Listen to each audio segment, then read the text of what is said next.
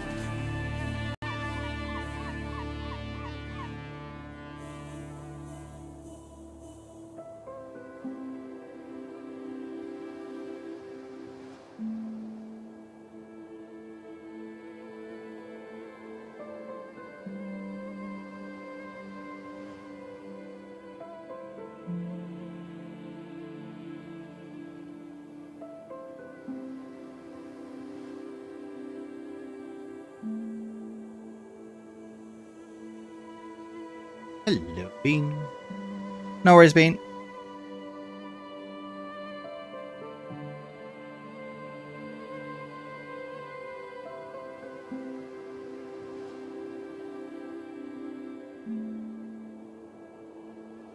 Right, let's see what this game's about, shall we? Hello, everybody. So, I've been looking forward to this for quite some time, but considering it's apparently DM/GM day, I figured let's play some Esoteric Ebb. Let's make ourselves a cleric, shall we? Where is my keyboard? There it is. Right! Now, I have no idea what to expect from this game. All I know is that if I liked Disco Elysium, which I did, I very much enjoyed, I'm going to really enjoy this, probably, if it's a similar vibe, so we'll see. And also, you know me already, I'm a DM. I've been playing Dungeons & Dragons for about 25 years, since I was about 13 years old. And now, you know, a lot of video games think it's popular, so we'll see how well it gets, and see how it goes. I genuinely don't know what to expect from this. I can only imagine the character creation is going to be hilarious, though. Alright, so, I mean, we've got to randomize. Every shepherd knows the song. It bellows up the river. Earth lives in that sliver of land. Torrent's lament. Torna's lament. Folk prayer. Strength. Measures your natural bodily prowess alongside a testosterone fueled mindset of it. As a man, it is only proper for you to hone your figure and its capabilities. But why? The search for meaning is as vital as the struggle towards competency. Why am I struggling to read? Luckily, you already know your cause. To protect the innocent, to lead the weak, to sacrifice until your bones hit the pavement. To literally die! I mean, this is a man stat, right? Let's be honest, it's a man stat. This is clearly what this is pointing out. So I wonder if it's going to have the same bullshit, like, if anyone played Disco Elysium, the stats kind of talk to you. So I wonder if that's going to be in a very similar vibe as Strength, Dexterity, Constitution, Intelligence, Wisdom, and Charisma. Now, I think for my character, instead of going through all of this, as much as I would love to, I can already know, because I played enough Dungeons & Dragons to know how stats technically work. Hello, Skeets, my friend. How are we doing? Strength seems to be, you put on a big image, right? Proper intimidation check should be Strength, not Charisma. 5e, I'm looking at you. It is imperative to simply explain to these people they have the right to choose. Belief in oneself is just wealth is built from within.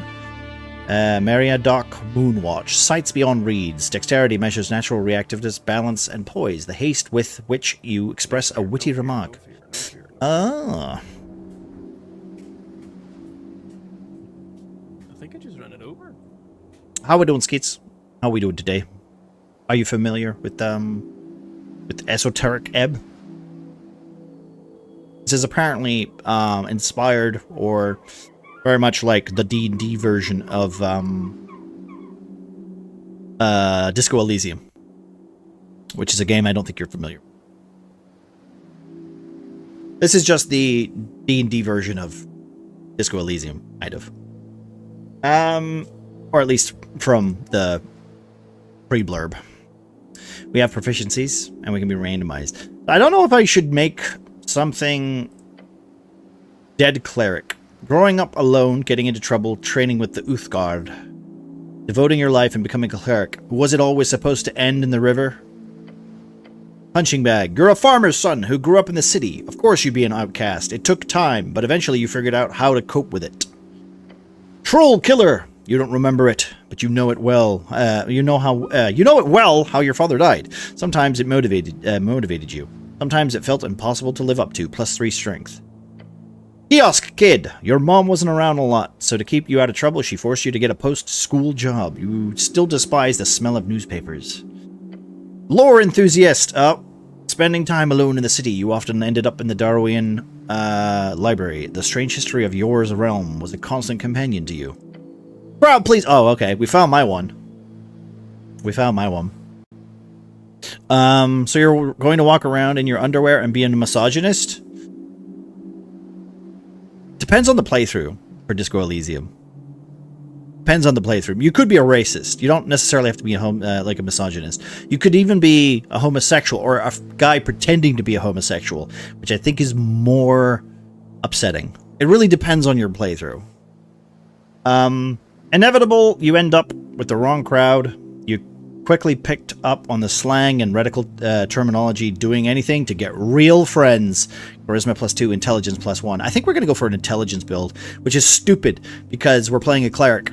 But we're already at a -2. Damn. Okay. What does this do? A glorious design. Let those who learn lead through merit of an ability and nothing else. Lord Phileas Prax. Autobiography Prax. Intelligence measures your ability to recall and store and process information. It is your logical receptacle and calculator. It is only proper for you to hone this pulsating mass within your skull. But why? Pure unadulterated. Wait, what the fuck do you mean? Fuck you, video game. Calling me out on that shit. Knowledge rules the world, so too shall you one day lead the weak. Bring your genius to the masses. If they do not bow, they do not deserve you. You know everything about the past. Therefore, it is only rational that you will truly know the future as well. Enlighten the ignorant masses. Can we be a shit? Can we be like a full-on zealot? We be a full-on zealot? How many points have I got? Holy shit. Wait, how many? 16 is top. Alright, fair enough. Okay, you know what? Let's go 14, right? I wanted to try the demo for this, but never got to it. Ah, that's a shame, Nana. How you doing, Nana? Ow, I've got a big scratch down my hat. Alright, you know what? I think we're gonna go for let's just make me, right? Put my charisma all the way up here. That's good, right? 17, yeah? No, okay, well. Strength is -6. Can we go like full? Because that's already intelligence, all right? Okay, well, you know what? Like, can we make 10? And we got some points, so we can put. Okay, we'll put really weak because Snow is never gonna let me live down. I have to be really weak, so we're gonna have a Constitution of 6. Okay, we'll put my strength to about maybe 10. No, that should be really weak too. We'll keep that 6. Can we put dexterity all the way up to 15 then? You just followed. Dirky, hello, welcome in, my friend. Weaker! Am I weak? If I keep it 6? I can't be weaker than that, babe. I'll keep that 6, right? We'll keep that 6 and my Constitution 6. How about that? Is that good? -6. I can't go any further. I can't go any further. My charisma is super high, though, right? And my intelligence and my wisdom is basic bitch, right? I'm not very dexterous, though. We'll put some more wisdom up. I could be a little smarter. Minus 100. Ah, hello, Rebel. How you doing? What's this? Minus 100. Okay. Wait, why do you want him to be weak, Snow? No, this is just me making myself. I am weak. Very weak. Oh my god, it's a pleb. Hello, pleb. Can't help it. No, I can't. I genuinely can't. I tried my strongest. I try my best to be strong, but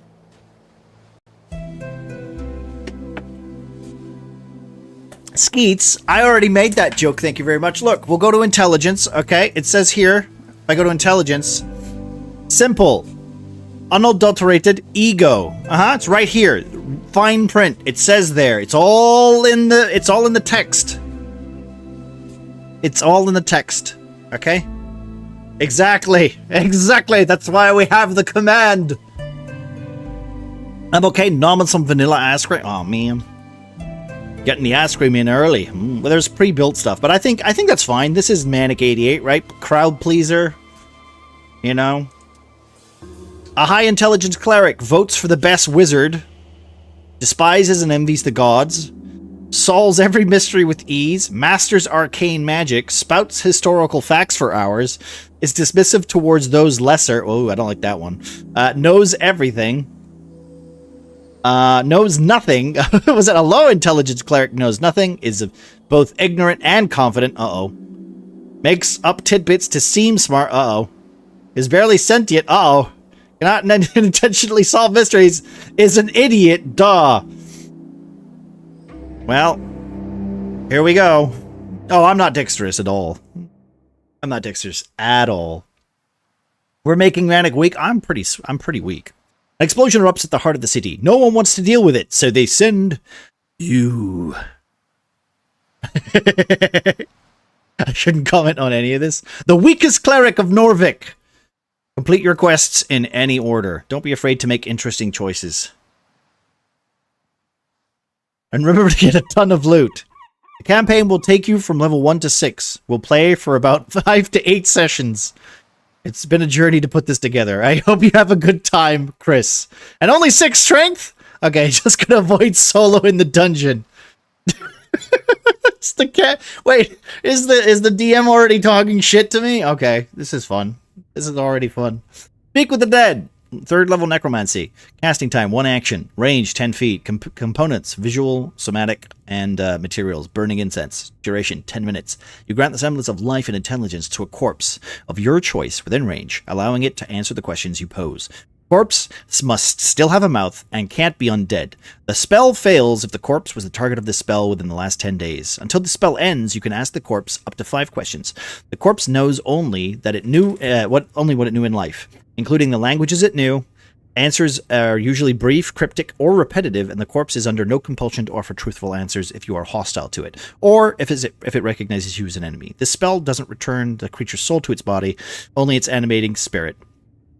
Thus, the corpse can't learn new information, doesn't comprehend anything that happened since it died, and can't speculate about future results. Am I going to be dead at the beginning of this game, and this is literally just me talking shit? Why would that be the first spell component? Okay, I'm already intrigued. And by the way, Disco Elysium's intro is like fucking, it's like 10 out of 10 banger, so if this is already like this, I'm kind of excited.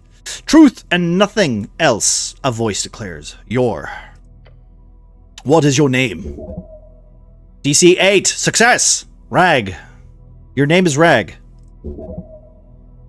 And in your statement of citizenry, Rag Hemlin. Rag Hemlin. Success. Rag, is that you? Don't think you're called that very often. DC 10, success. No, you are not. I love how my fucking my stats are having a conversation. That's hilarious. Which is quite embarrassing when you think about it. Rag Hemlin. Factually correct. Oh god, I'm gonna hate intelligence. You answer another question from the darkness. What is your occupation? DC 13, success. What is this, an interrogation? Charisma is literally not having a go at this. Look around.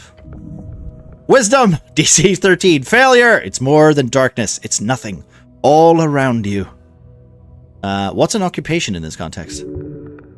Wisdom, work, getting paid for labor. DC 12. Success!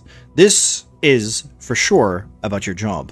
Why is dexterity the stat that is answering this? You know, the job. Constitution, DC 6. Success! Your class. Tell the voices about your class. Class? What class am I? Constitution. Failure. I'm upper class. You are a great spellcaster who will rule the world one day. Not sure any answer is good here. I love how charisma's keeping me balanced. Just go with whatever works in the moment. You're a high-class scoundrel, the best of the best. And awful at everything. Fuck you, Constitution. I'm a goddamn wizard. I'm a sneaky little rogue. I'm awful at everything. Okay, I'll pick this one, shall I? Success! Oh, fuck you, Charisma. Probably shouldn't say that out loud. Putting yourself down is not a great way to get people to love you. Hey, this game is actually quite intelligent. Goddamn. Unless you're very manipulative about it. Oh my god, this game is really good.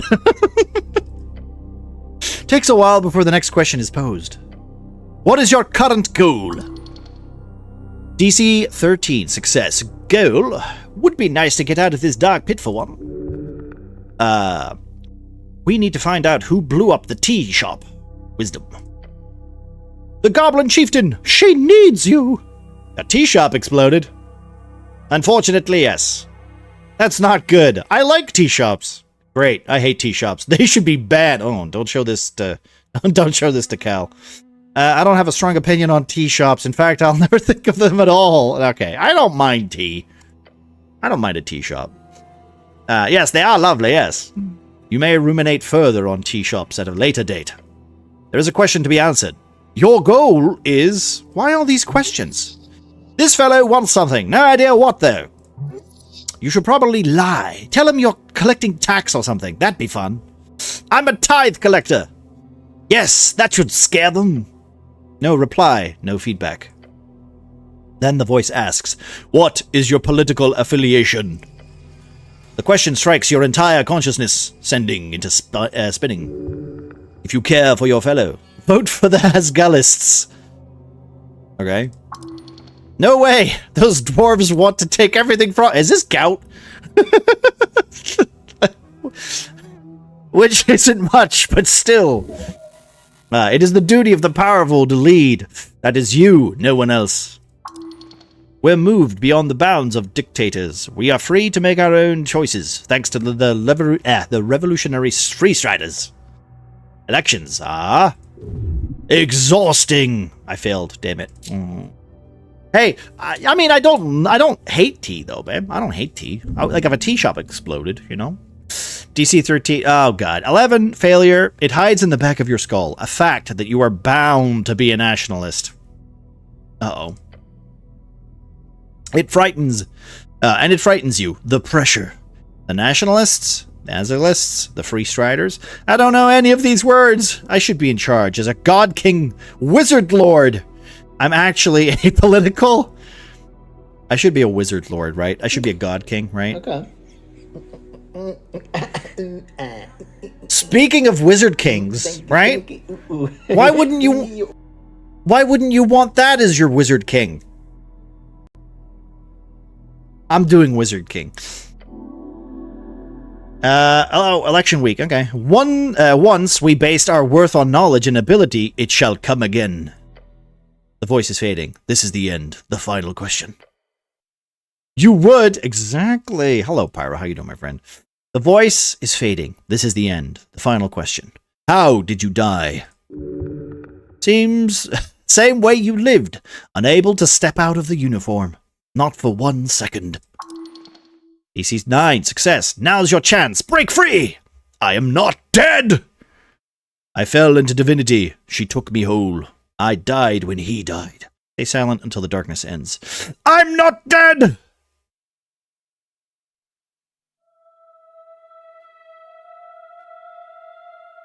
I walk again.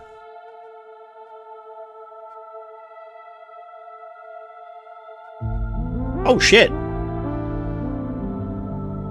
There I am.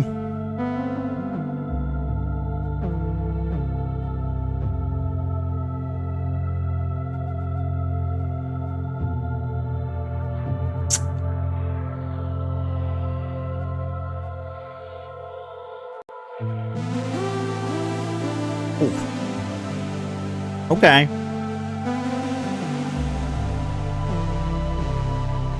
I like the soundtrack so far.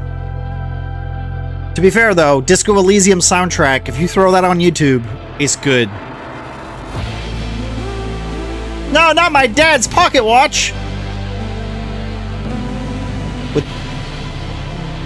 I'm going to assume it's my dad's pocket watch.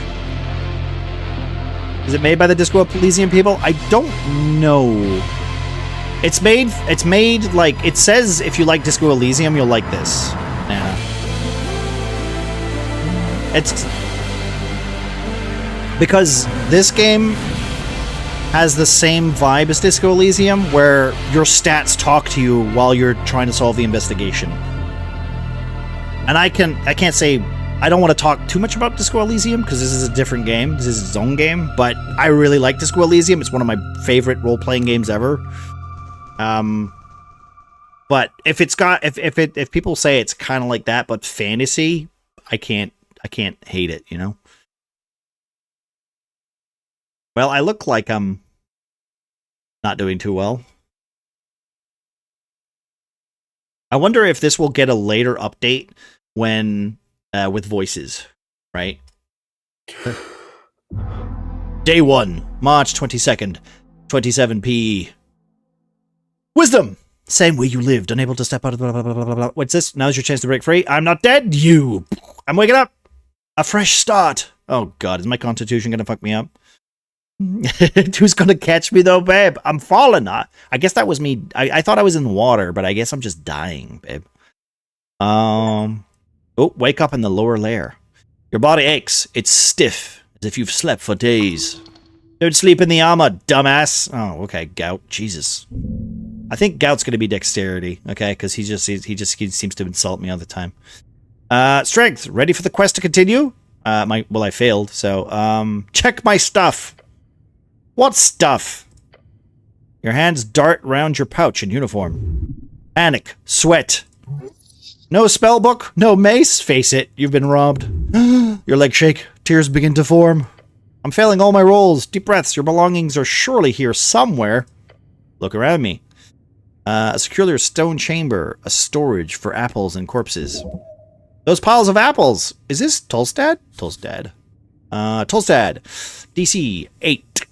Success. A sprawling island fortress and one of 5 districts in the city. It sits in the middle of River Tornia, home of the Yours Pillar, a sprawling tunnel network, and water lane. The greatest trade hub in Askani.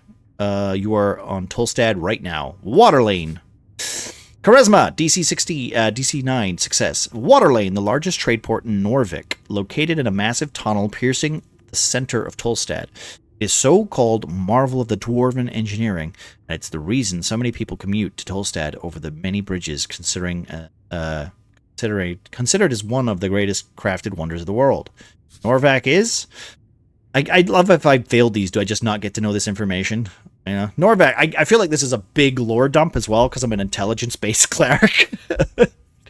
Norvak, the central city of Askian, the last bastion of humanity. It was founded upon the end of the Reconquest in 468 AE, exactly 70 years ago. I see apples and corpses. Nice one. Thank you, Dexterity. Get the fuck out of here now. Oh my god. There's... God damn it. Wait, what's this about a quest? I got a hit point. Oh, thank god. I have 6 hit points, guys. Oh my lord.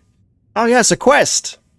Do I remember everything? Yes, everything is off, but your memory is intact. Your quest was given yesterday. Remember? The tea shop? The tea shop? Yep, the tea shop that blew up. Easy job. You'll be done in a day or two. Wait a minute. This isn't Resident Evil 9, the only game that is legally allowed to be streamed on Twitch? Well, hello, Riddy. And yes, that's true. We were going to finish our Insanity playthrough, but we're going to probably continue that next week. I hope you're enjoying the game yourself, my friend. Only way I keep my apples with corpses?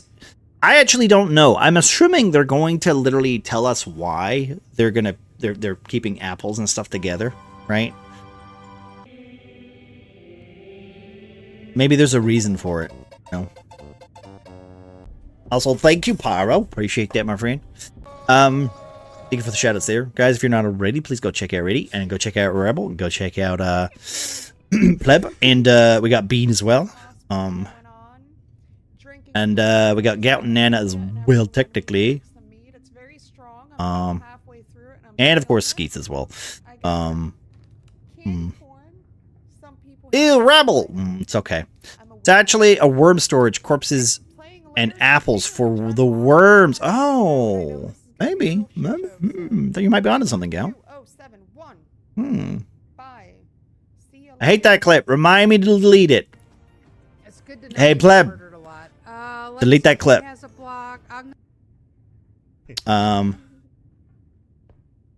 see.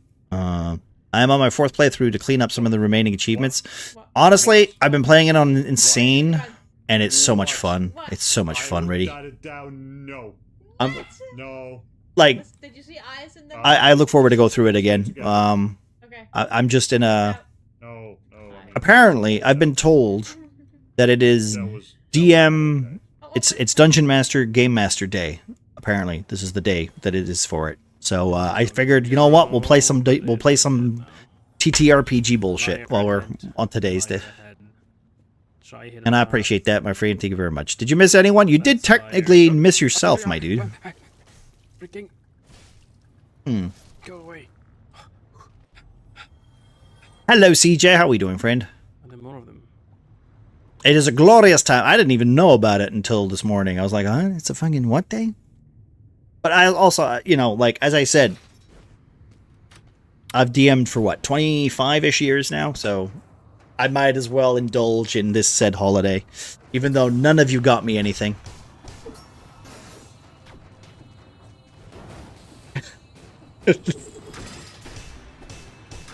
And of course we got CJ as well, who's been recently... What was the other game you were playing? You were telling me to play, CJ? Was that Blasphemous, or was it the other one? There was another game you were trying to tell me to play, right?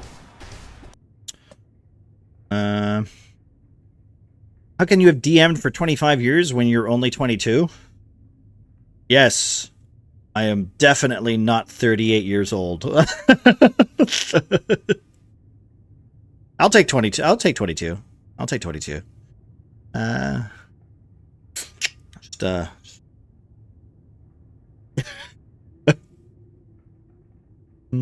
got you something. Get right. Oh, thank you. Thanks, Pyro. Wait, sorry, I hadn't zoomed in. You see these wrinkles? Yeah, okay, you get it now. All right. Easy job. You'll be done in a day or two. Just a job. Ah, so I've done this before. A quest. I like those. Wait, how much time do I have? So, to be clear, I need to figure out who blew up some random tea shop. Oh, well then. Just a job. Ah, wait, I gained 5 experience for asking a question? Okay. Dexterity says, hey, well, maybe not this particular type of job. Your previous experience lies more in some basic Uthgard militia service, as well as a few years at the Towers. What's the Towers? The Towers, the home base of the Order of Arcane Clerics of Novrek, also known as the OACN. OACN, alright, okay. Rogue sorcery was not your main subject, but yes, you've read a lot about these types of Fury incidents, or Fury events, sorry. They are not too common these days. However, this incident does not appear overly complex. I like quests. Someone at work said I looked 24. Well, that's, you know, babe.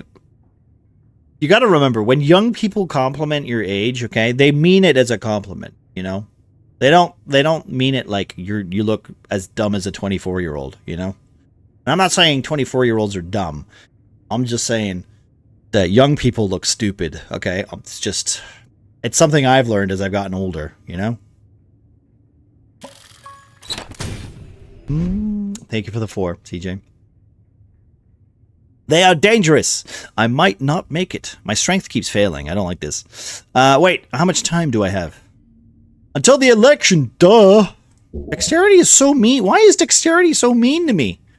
Which is in 5 days. I have 5 days, okay. Time only advances when you make new choices in dialogues. Okay, that's a tip for me, I guess. But to be clear, I need to figure out who blew up the random tea shop. More or less. But you've got like 5 days to do it, so no stress. There's also some bullshit politics involved here. You'll love it! Can I think about this first? Time is limited. Okay, it's just a lot to... You feel dizzy. Minus 2 HP! Oh, fuck, I took a D4 damage! The weight of the Uthgard uniform. A dull pain takes hold. Your body aches. Its contents rotten. You must consume an apple now. If your stats are high or low enough, chimes will appear in your mind. They will suggest, inform, and offer unique paths. Trust them at your own risk. I'm very confused. Thank you, Poppet. Hello! Am I dexterity? No, I don't think so. I don't think so. How we doing, Pops? How are you today? I shall bid adieu. Ah, no worries, CJ. No worries, my friend.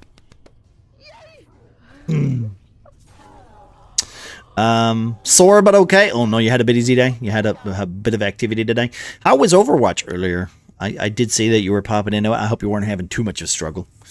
Okay, DC. I'm so very confused. That's usually the case. Your mind is ungodly powerful. Get yourself together. Success! Just go to work, you know, get shit done. One step at a time. Alright, we're gonna get going. I need an apple. Consume the apple. Wait. Behold! An apple looks better than the ones in the pile. Can I not eat it? Oh, there we go. Wait. Behold! This isn't yours, is it? Can I trifle with it?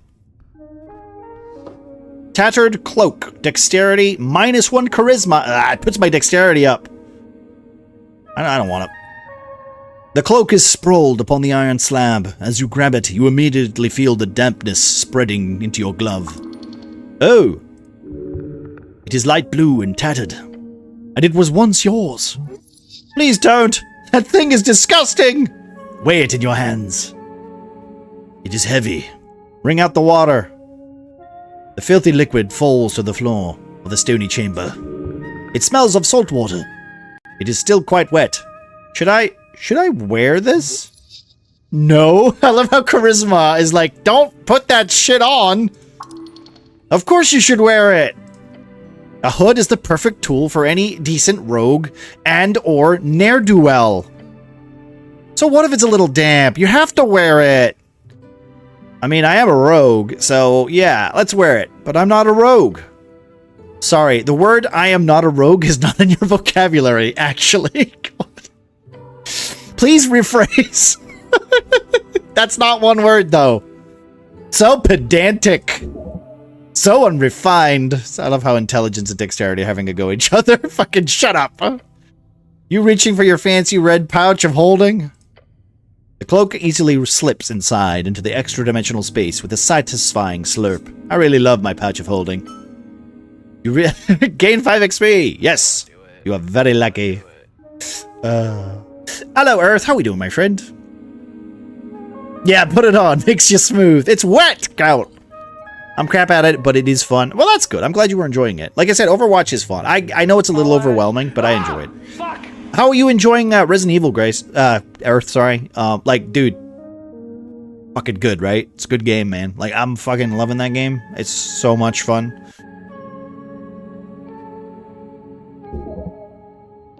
You're loving it? I feel like I haven't met someone who hasn't fully enjoyed it.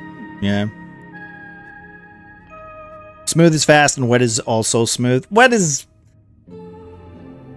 Listen, I'm an intelligence... I'm an intelligence charisma-based guy, alright? I'm gonna put on stuff that boosts my charisma and boosts my intelligence, alright? That's what we're going for. Me. It's stupid, but I can't say why, because spoilers, but it's stupid. Hey, it's still stupid fun, Pyro. Things could be stupid and fun. It takes the best things from both versions of the game. Yeah. And I'm calling the cops. That's fine. You can slip them Them thoughts. All wet like. Come on, it's one cloak. You know what? Maybe we'll put it on. Maybe we'll put it on. This kind of magic item can go upwards of 10,000 crown. Ooh, I can sell it? Then, charisma, success. Crowns, the Norvikian crown, the main coinage in Novrik. Okay, so this is our, we need NCs. So NC is our moolah, our gold. The official currency of the Novrik, or of Norvik, suffered heavy inflation during the years after Earth's passing. A meal is somewhere between 5 to 20 crowns. A cheap month's rent is 100 crowns. A spellbook is 50 crowns. An average salary outside of the city is up to 300. Average salary inside of the city is up to 500. Earth's passing. Earth's passing is the day your god died. Novrik used to celebrate this with fervor.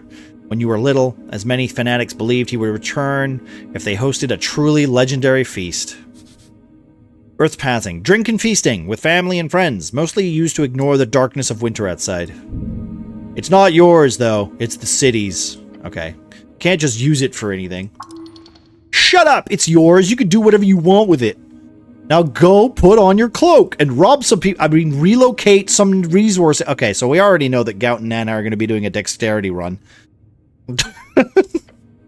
Equipping items temporarily alters your ability scores.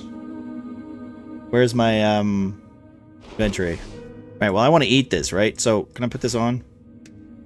Oh, okay, it's got, oh, and it updates the thing too. All right, we put it on. We put it on. My charisma's down a point though. Yes, but wow. Yeah, okay. Yeah. It takes the best things from both versions of the game. I wasn't planning on passing. But here we sit. But magic! Well, you could be a rogue, cleric, or wizard. So I guess you're everything. So I guess you could technically be a dexterity wizard. Who knows? Who knows? We'll see. We'll see. We'll see as we go, right? We have some feat slots, which makes me a little worried there. A deep storage. Uh-oh. I think this is a butt pocket. I'm not entirely sure. Can I put that in here? Uh-oh. Turn pouch inside out. This will empty all stored items into your inventory. One item found at the bottom of your pouch. Did I just break the game already? Oh, maybe that's where if I pick up too many items, they all go in here so that I don't lose items. Can I eat the apple? It said to eat the apple. Oh, consume. Okay. An apple grown on Tulstad. The colors ripple across the surface. Consuming it will save your soul. Gained a point. Also, thank you again, guys, for the shout out there. If you're not already, go check out Earthgracer. They were playing some Resident Evil recently, and as we all know, Resident Evil 9, best game, literally my game of the year. Even on the insanity difficulty, it's still a treat, and it's a completely different game as well. It's so much fun. What spells do we have? Cure wounds. Okay, I have one level spell. Okay. Spell DC 14. Do I have a cantrip? I have no cantrips. I think that might be because I'm not a wizard. And I have no prepared spells, right? Damn it. Hello, Yo-Yo. How you doing, my friend? Alright, well. What's this? A divine shrine covered in apples. There's a cloak. There's a thing there. What's it say? The runes fill your senses as you approach. Shrine of Earth. Earth, your god. Okay. The color is faded. This monument is hollow and void of all life and divinity. And worse, it's covered in rotten apples. A sacred shrine left in this state? It's an insult to Earth and all of his people. Do I really care? Am I going to be a god guy? I guess I want to be god. I am god. That's my point. I am god, right? We're playing a cleric who clearly thinks that he is god. Can I pray here? Are these rare? Are these old things still around, huh? A remnant of blindness and decay. Hard to let go of old national pride. Oh, that's dexterity for you. Uh-oh. But progress will always lead the way. Are these rare? No, you will find shrines like this all over the Norvik. Can I pray here? Can you pray here? To what exactly? There are many gods listening to our prayers, always. Just remember that they might not respond so clearly. So I can pray to some random god? You may pray as you wish. There's an internal element to it that is underappreciated. A sacred shrine. Okay, yeah, let's see. Indeed. Oh, strength doesn't like that. Okay, so we know that strength is literally... Like, strength is a nationalist, right? Strength is a nationalist. Is this D&D Disco Elysium? Basically, yo-yo. Basically. I made spinach, mushroom, garlic pasta for the missus last night. Whoa, that sounds good. That sounds good. I'm pretty sure he said I am God. See? Earth's paying attention. You are very much aware that this is not the worst you'll see. Okay. You'll have to fight hard to keep Earth's dream afloat. I'm not really an Earth supporter if strength is there. The city is lost, but it is not lost yet. How poetic. You're also aware the city is very much in need of change. Change from what? An honorable lifestyle? A peaceful city for humans to prosper in? Humans. Humans, tall and beautiful like yourself. Known as the pest of the coast by those who live less inclined to reproduce like rabbits. Coast. The coast, also known as Yorn's Realm. It is a strip of land divided into 8 bands. The further inland you go, the closer you get to the infinite wastes. It is theorized to be a ring or a half sphere due to the bend of the horizon. Band. An esoteric divide splits the secular coast of Yor into 8 geographic areas, commonly known as bands. Each band has unique esoteric and natural traits, and stretches from the coast to the infinite wastes. Esoteric. Esoteric. The magic of Yor and his strings. The coast is infused with it. Change from stagnation and a mire of decay. Earth's crusade brought triumph. The corruption brought after this fall is due to exactly that kind of filthy rhetoric. You're certainly allowed to be wrong in your opinion there. Stop complaining, it won't solve anything. This is giving me a headache. Remove the apples. I'll remove the apples. It does not take long for you to move some of the nasty apples away from the front of the shrine. A small improvement, but big in the heart. Kneel. The shrine towers over you. To cast spells, you must first prepare them at the shrine. Prepared spells can be cast within the cleric, when the cleric has no reason to do so, either in or out of dialogue. Each cast expends 1 spell slot of the corresponding level. What other gods are there? Earth, the father of Novrik. We already know this one. You devoted your life to follow in his footsteps. I gained 5 experience for that, okay. Tokig, the gambler. Okay. A trickster, the type of god only famous for his ridiculous ploys. Tokeg, the gambler, is often seen as a silly goblin. Anyone surprised? Goblin, short and green, got claws and fangs, little monsters. They've got 3 tribes in Novrik and are considered somewhat civilized. Lies! There's no such thing as a civilized goblin. In truth, there are few goblins who still worship him after the conquest. The conquest. The correct way of referring to the historical event in which humans founded Novrik. Most humans, however, refer to it as the Reconquest. Okay, we might have a little bit of a civil war situation going on there. That's okay. Praying to Tovik would, if you... Wait, praying to Tokig would, if you for some reason would get a response, only result in the exact opposite of whatever you wanted. Okay, Lady Fair. Lady Fair, the halfling deity of Asklan. But she only had the divine spark for a few days before being slain. So she's not... Wait, Lady Fair. I was going to say, if she was Lady Luck, she'd probably get murdered, right? It said that she led 5,000 halflings through the snowy hills, filled with foul fauge. Never once were they spotted. I'm afraid you're not too familiar with the Fordnips goddess, nor how to pray to her. These are not actually gods, are there? No, not gods, technically. It is complicated. There are common divine avatars known to the various folks of Norvik. Long ago, the true outsider gods invaded Yor's realm. When the gates shut, their divine essence awakened walking gods along the coast. The gods you know are but a spiritual vessel of the true gods beyond our realm. That's literally what it is for me in my Dungeons & Dragons game. It's like, hey, they technically exist, but when they want to go to the plane, they have to basically elect an avatar. And then that human becomes like like a essence, like a font of their power. And that's how you get demigods, basically. Or at least that's how it works in my lore, in my stupid canon lore. In short, gods weren't allowed in Yor's turf, so they sent subserviaries, anyway. Something like that, yes. Gained experience. 5. I'm getting experience from just learning shit. Okay. A ruse played by powers of the beyond. Ridiculous. I'm done. Prepare my spells. What spells we got? Is this it? I literally only have one spell. I will learn the spell.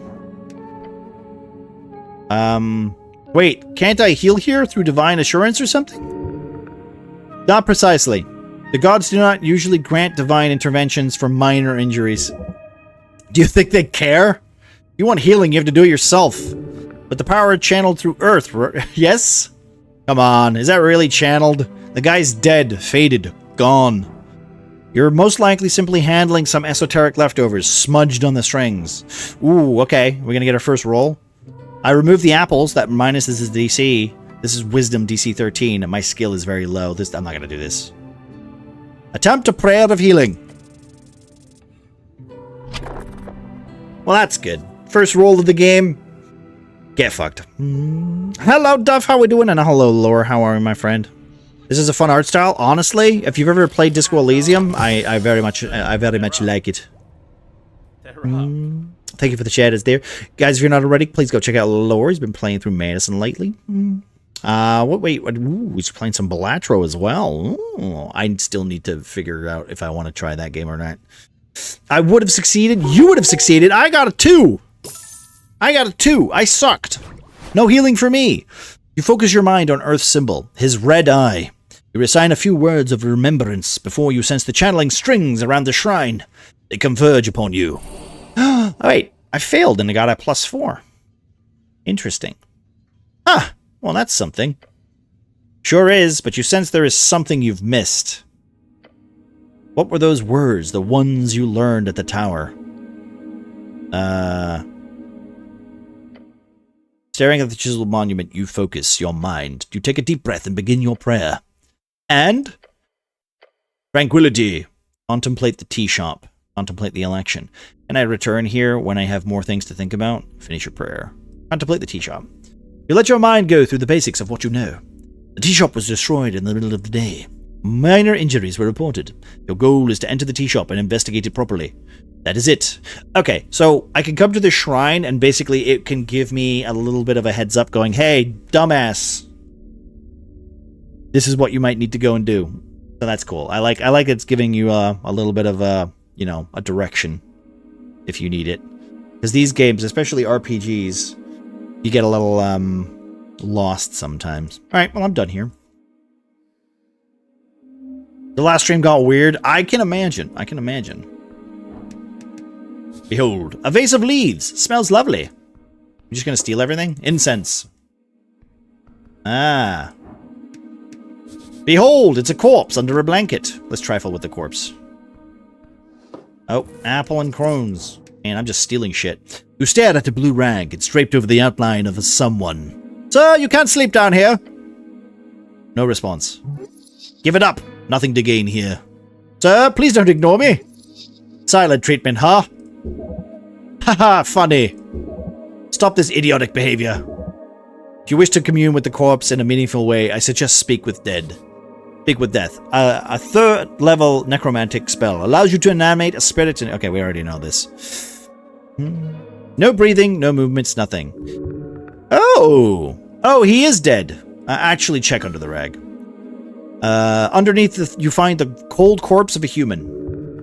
Thinning blonde hair, unkempt facial hair, mid-40s, factory worker, Askanian blood. Askan, one of the 8 bands along the coast. It is a cold, mountainous realm. It is your home, also referred to as Askanian, interchangeably. Okay. His complexion shows nearly no decay, most likely under the effect of a preserving spell. Yeah, this guy looks fresh, like he could just sit up and talk to you. The DC, a dice choice, is determined by how challenging that roll will be for you. You select a dice choice, you then roll a 20-sided dice, and you get the same or higher than the DC, then you succeed on that roll. I mean, I'm a DM, I know, right? Examine him closer! Let's do it! That's my second 3! What the fuck? Oh my god, I'm so bad at these rolls. There's something strange. We must look closer. Lean in closer. Harsh scars cover the skin. Another 16 yo-yo. Fucking get... Oh, what, do you want to play the game? Jesus. Getting my ass kicked by chat.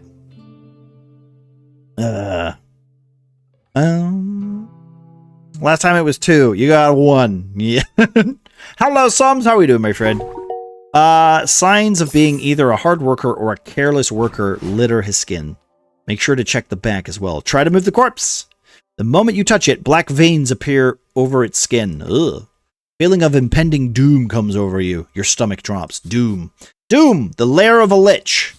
Lich, an undead spellcaster of immense power, created and sustained by consuming the souls of mortals. They are capable of eternal life and a terrifying esoteric might. Oh, shit! Did I just die? I died! I just failed a death saving throw! Ah!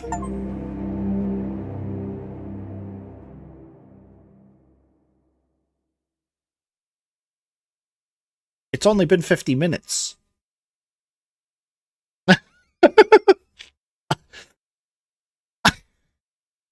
Okay. Alright. So don't touch... Okay, I've learned to not touch dark magic. Jesus Christ.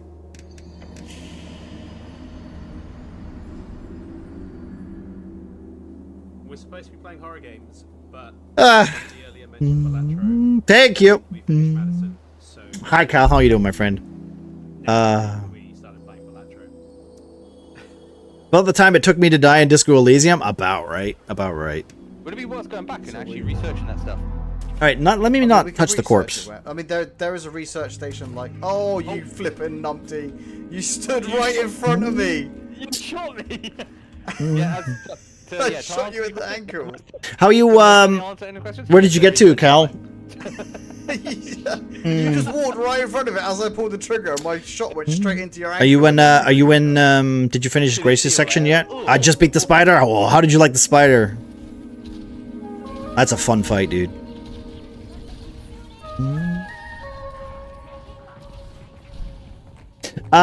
Yeah, guys, if you're not already, go check out Calcons, and if you would like to, of course, check out Lore. Very cool dude.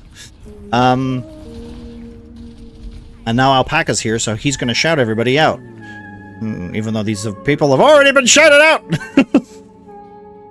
I appreciate that, though, Alpaca. Alpaca! You should play this game. You would actually really like it. Cookie takes it back.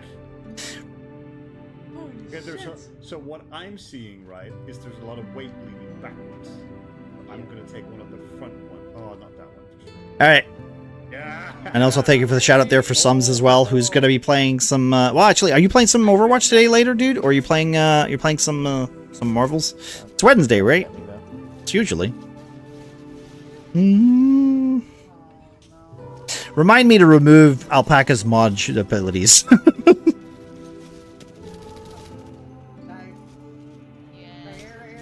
I try to get you. Come on. So Wednesdays, my dude. Hello, Panda. How you doing, my friend? Let's go. Shoot.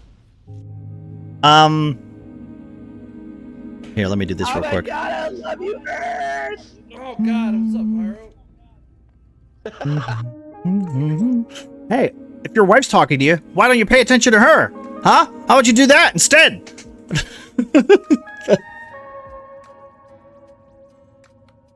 Pain in my head.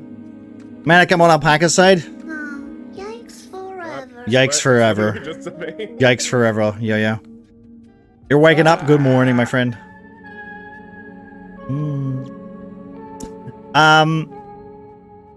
Are we done? We done now? We good?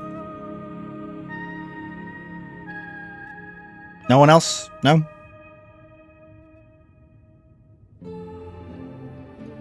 Okay.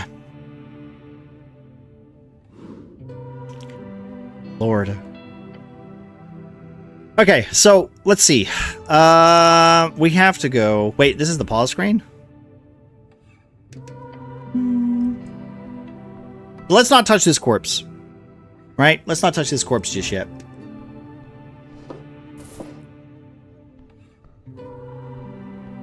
There's a ghoul over there or something. Oh, voting card. -1 intelligence. Can we read this? Alright, what does incense do? Easily burned spices and herbs can be used to recover first level spell slots. Oh, okay, that's pretty useful. A scuffing voting card made out to Ragnar Hemlin. It's from a dwarven office for some reason, and someone has checked in all 5 parties of the list. You need to bring this to a polling place on an election day if your voice is to be heard. -1 intelligence. I don't want to whip that. That puts my intelligence down. There's no point in doing it. Why? Okay, so basically if I vote, I'm an idiot. Okay. You pick up this surprisingly thick piece of paper with a shaking hand. 5 experience. The card is slightly torn and has clearly been drenched at some point. At the top, it says Rostcourt in big, bold lettering. Rostcourt. Rostcourt means voting card in fancy ASCII dwarves. 5 days remaining. So we have 5 days to stop an election. Interesting. How are you finding this game? I'm enjoying it so far, honestly. Like I said, it's literally just Disco Elysium, but with a bit of D&D vibes attached to it. So, how does this thing work? Oh, right, there is an election. It was nice to not think about it once. Okay, you're prepared all your life for this. It's time for change, baby. Of course, dexterity would fucking be into this. Useless. We've never had one of those before. Neat. We're very neat. Finally, your voice will be heard. Wisdom. Okay. Wisdom's a bit of a kiss-ass, I think. Along with every other idiot in Norvik. How does this thing work? After you pick it up at the district office, you only need to check that box, the box of one of the 5 parties. Then you deliver it to an election day, to a polling place. Although in your case, you'd need to write the name of the party you want in the corner along with the signature. Since you filled out every box like an idiot. Did intelligence just call me an idiot? This is your one vote. You should indeed take care of it. If you really believe in democracy, you should make sure not to lose it. Nationalist! Party of Norvik. Freestrider. Revolutionary. Oh, okay. That makes sense. Asgalist. Workers' Party. Rural Party. What is this? Constitution must be Farmers Unite. Arcanist! Party of Magic. Party of Magic sounds like a hoot, says Charisma. And finally, the last box doesn't say anything. This is where you input whatever you want and just leave it empty. For a null vote. The box next to each party is filled with a smudged checkmark, including the last empty one. Smart move. No one can get mad if you vote for every party. Are these all the parties? Great! I know what to vote for already. Of course you do. I love how all my feelings are literally just hurting my shit. I played the demo last year or the year before. There was a demo for this? I wasn't familiar with that one.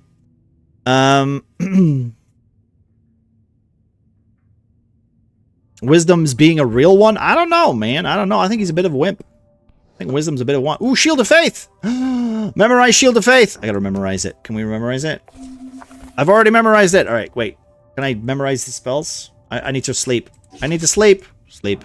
Memorize the spell. Engage. Prepare my spells. Can I only have one? Oh, no, I can have both. I can have both. Can I? Finish. I know both spells now. A great mountain of apples. Can I pick up more apples? A pile of apples. Engage. Central apple pile. You stand at the pile of apples. These apples are not in pristine condition. Could I eat my apple, my way through these pile of apples? You could certainly try. Wisdom is being a real... Okay, but maybe Wisdom is being a real guy.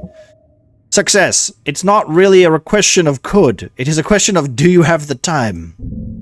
You are not capable of carrying such a tremendous burden. Strength is keeping me humble, huh? It would lead to death. Yeah, don't waste your time here. Okay, fair enough. At the very least, don't eat the less fresh ones. Ability checks. Roll a d20. Remove the bad apples first. That's a lot of apples. Okay. Your hands swipe over the surface of apples, carefully plucking away any signs of spoilage. Okay, it lowered the DC by 5. That's not bad. Start. Let's go! Come on, roll higher than a 5. Fuck you, video game! What is this? I haven't rolled higher than a 5! Oh, I'm gonna shit the bed and die. You look upon this challenge with fear in your stomach. This will be your end. Oh, I got a hit point back. Digging in the first apple goes down. Going smooth so far. Maybe this will be easy. Another one. Number 2 goes well at first. Then you feel something rumbling. Oh, I took a damage. Eat a third. A rotten core. And something hard. Oh, I'm dying. That was a mistake. Keep going. Oh, God. Your stomach fights against your hands as you bite down on the apple. This is impossible. One more should be fine. I will surely be rewarded for this one.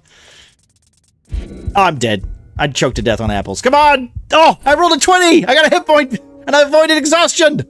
This is the limit. As you chow down on one final apple, you feel your jaw ache. Your hands shake. Apple overdose. Dangerous stuff. Gain 5 experience. No such thing. Come on. You glance at the pile, realizing that you've just scratched the surface of this rotten apple haven. Rotten apple juice dripping down the inside of your helmet. Wait, how are you eating these? Are you just shoving them in from below? A fine way to die. Your thoughts are interrupted by the sound of something light and hard hitting the ground. A small, sharp rock. A shiny stone? That's decent loot. Let's take it. This must have fallen into the pile of apples at some point. It is a highly esoteric object. Pick up the strange rock. As you weigh it in on your hand, a tingle shoots up your arm. Gained a shard of yore. Okay. A shard! It is connected with a string. These rare shards of yore can be consumed to unlock failed ability checks. Normally, checks are only unlocked upon the completion of a short or a long rest. Okay. Well, that's good, because I already got this one, right? Oh, wait. I've already done this. Oh, wait. To do it again? Spend the shard to unlock. Oh, wait. Because I failed it? So I can redo this whole check to succeed this time, or at least get a second roll at it. Okay, so if I get a prompt for something that I want, I could come back and do it again. That's not bad.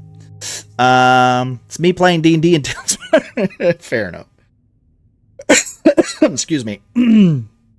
Dies from cyanide poisoning. There's actually there is such thing. Intelligence is dumb. Well, I mean that is true. To be fair, having a high intelligence stat is, does kind of technically make you dumb, right?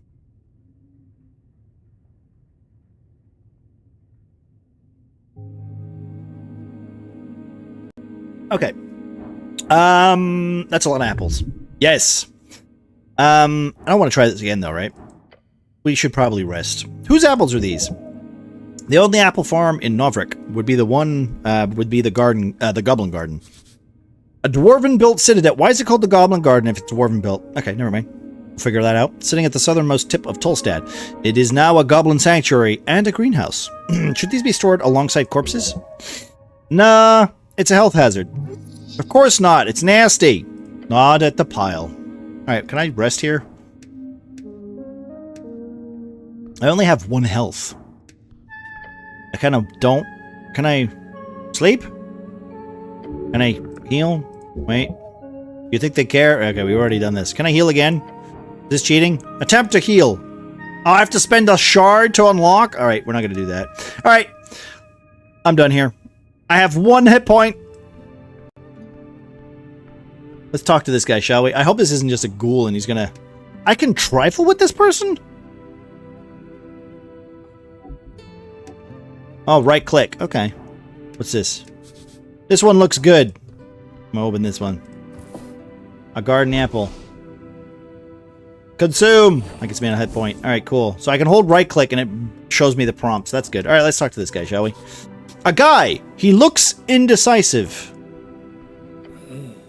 Oh my god, it's a zombie! Okay. You approach a shambling man by the apple pile. And then you do a cool scissor kick and rip his head in half. He does not acknowledge your presence. Greetings, citizen! Glancing under his hood, you catch a blank expression spread upon a dried face. This is a dead guy. Damn. Try not to get bit. What is your name, sir? He does not even turn to look at you. Identify yourself, citizen! This is a reanimated corpse. Probably a work zombie, although it has been illegal to employ undead since the Bone Purge of 11. Sir, Are you a member of the undead? He does not respond. Not even a groan? How disappointing. Attack the zombie! Should I defeat the zombie? That'd be pretty scary. You should probably speak with the owner first. Guy's not harming anyone. Honestly, he's probably a more productive member of society than you. No offense. What's he doing? The zombie is attempting to clear a path through the apple pile. He's probably been at it for a while. Hard worker. Respect. I found this voting card over there. Is this yours? Zombie does not even grunt in your direction. He just keeps working slowly. You grip the voting card firmly in your gloved hand. It is indeed yours. Keep it safe. You're very rude. Did you know that? I'm thinking of voting for the Nationalists. They've got a good plan for the future of the city. The Free-Strider Revolution will be good for this city, I think, don't you? We need to establish an agalist government. It's the only way for us average peasants to not fall back into the oppression of feudalism. Or worse, magocracy? I'm not even sure what that is. Everything surrounding this so-called democratic process is madness. Everyone should just vote for me to be their god wizard king. That way, I can solve all their problems through magical dictatorship. I'm doing this one. Mageocracy? Yeah, that's what I thought. Hello, Mel. How you doing? What's this? Mel, have you ever played Disco Elysium? It's basically D&D Disco Elysium. But I don't want to take it away from... You know, Disco Elysium is a very good game. I recommend it if you like a role-playing game where you play a drunk. This is very similar in that kind of vibe. How you doing, Mel? It's good to see you. I hope your day's going well so far. I mean, charisma does seem to be having a point. It's keeping me humble. Charisma's keeping me humble a little bit. It is a naive thought, but in all honesty, there is no other good way forward. You have become an anarchist. For choosing this political stance twice, your genius will enlighten the masses. It simply must be. I'm becoming a believer. The Magocrats who ruled pre-Coast War human civilization in Old Dimenor, also a very minor political party in Novrek. The zombie does not object to your campaign speech. In fact, the zombie does not react at all. Am I boring you? The zombie carefully places another apple on top of the pile. He does not have an opinion of any kind. Attack the zombie! Alright, we're not going to attack the zombie. We're going to go away. We only have 2 hit points. Magocracy. A society ruled by magical peeps. Exactly, Mel. Exactly. Yeah. How are you doing now? I can't get past him, I don't think. I think I need to get the zombie out of the way. This guy, he just won't move. Alright, well, we'll leave. We'll go upstairs.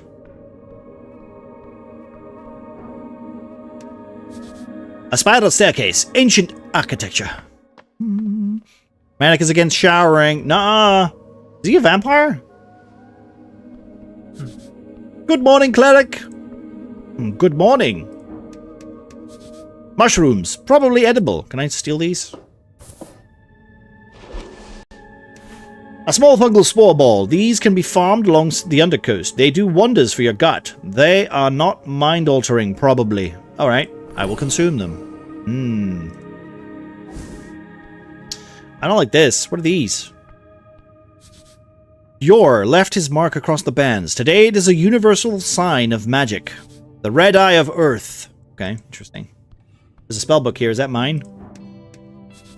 Wait, is that? It is my spellbook. Ruined prayer book. -3 intelligence. I can't wear this. Guys, I can't put it on. I can't put it on. It's taking away my intelligence.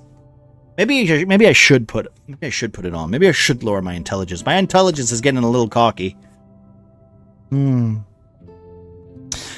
wanting to take the dog for a walk, but it started to rain. Oh, that's not good. That's never fun. Rain walks are bad for doggos because they make such a mess. You're an anarchist. You have to be against showering. Who fucking decided that? You can shower. There's a bath or a river. You can go in there.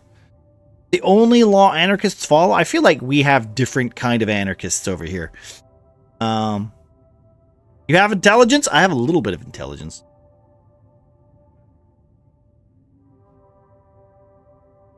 The anarchists decided that? I don't believe you.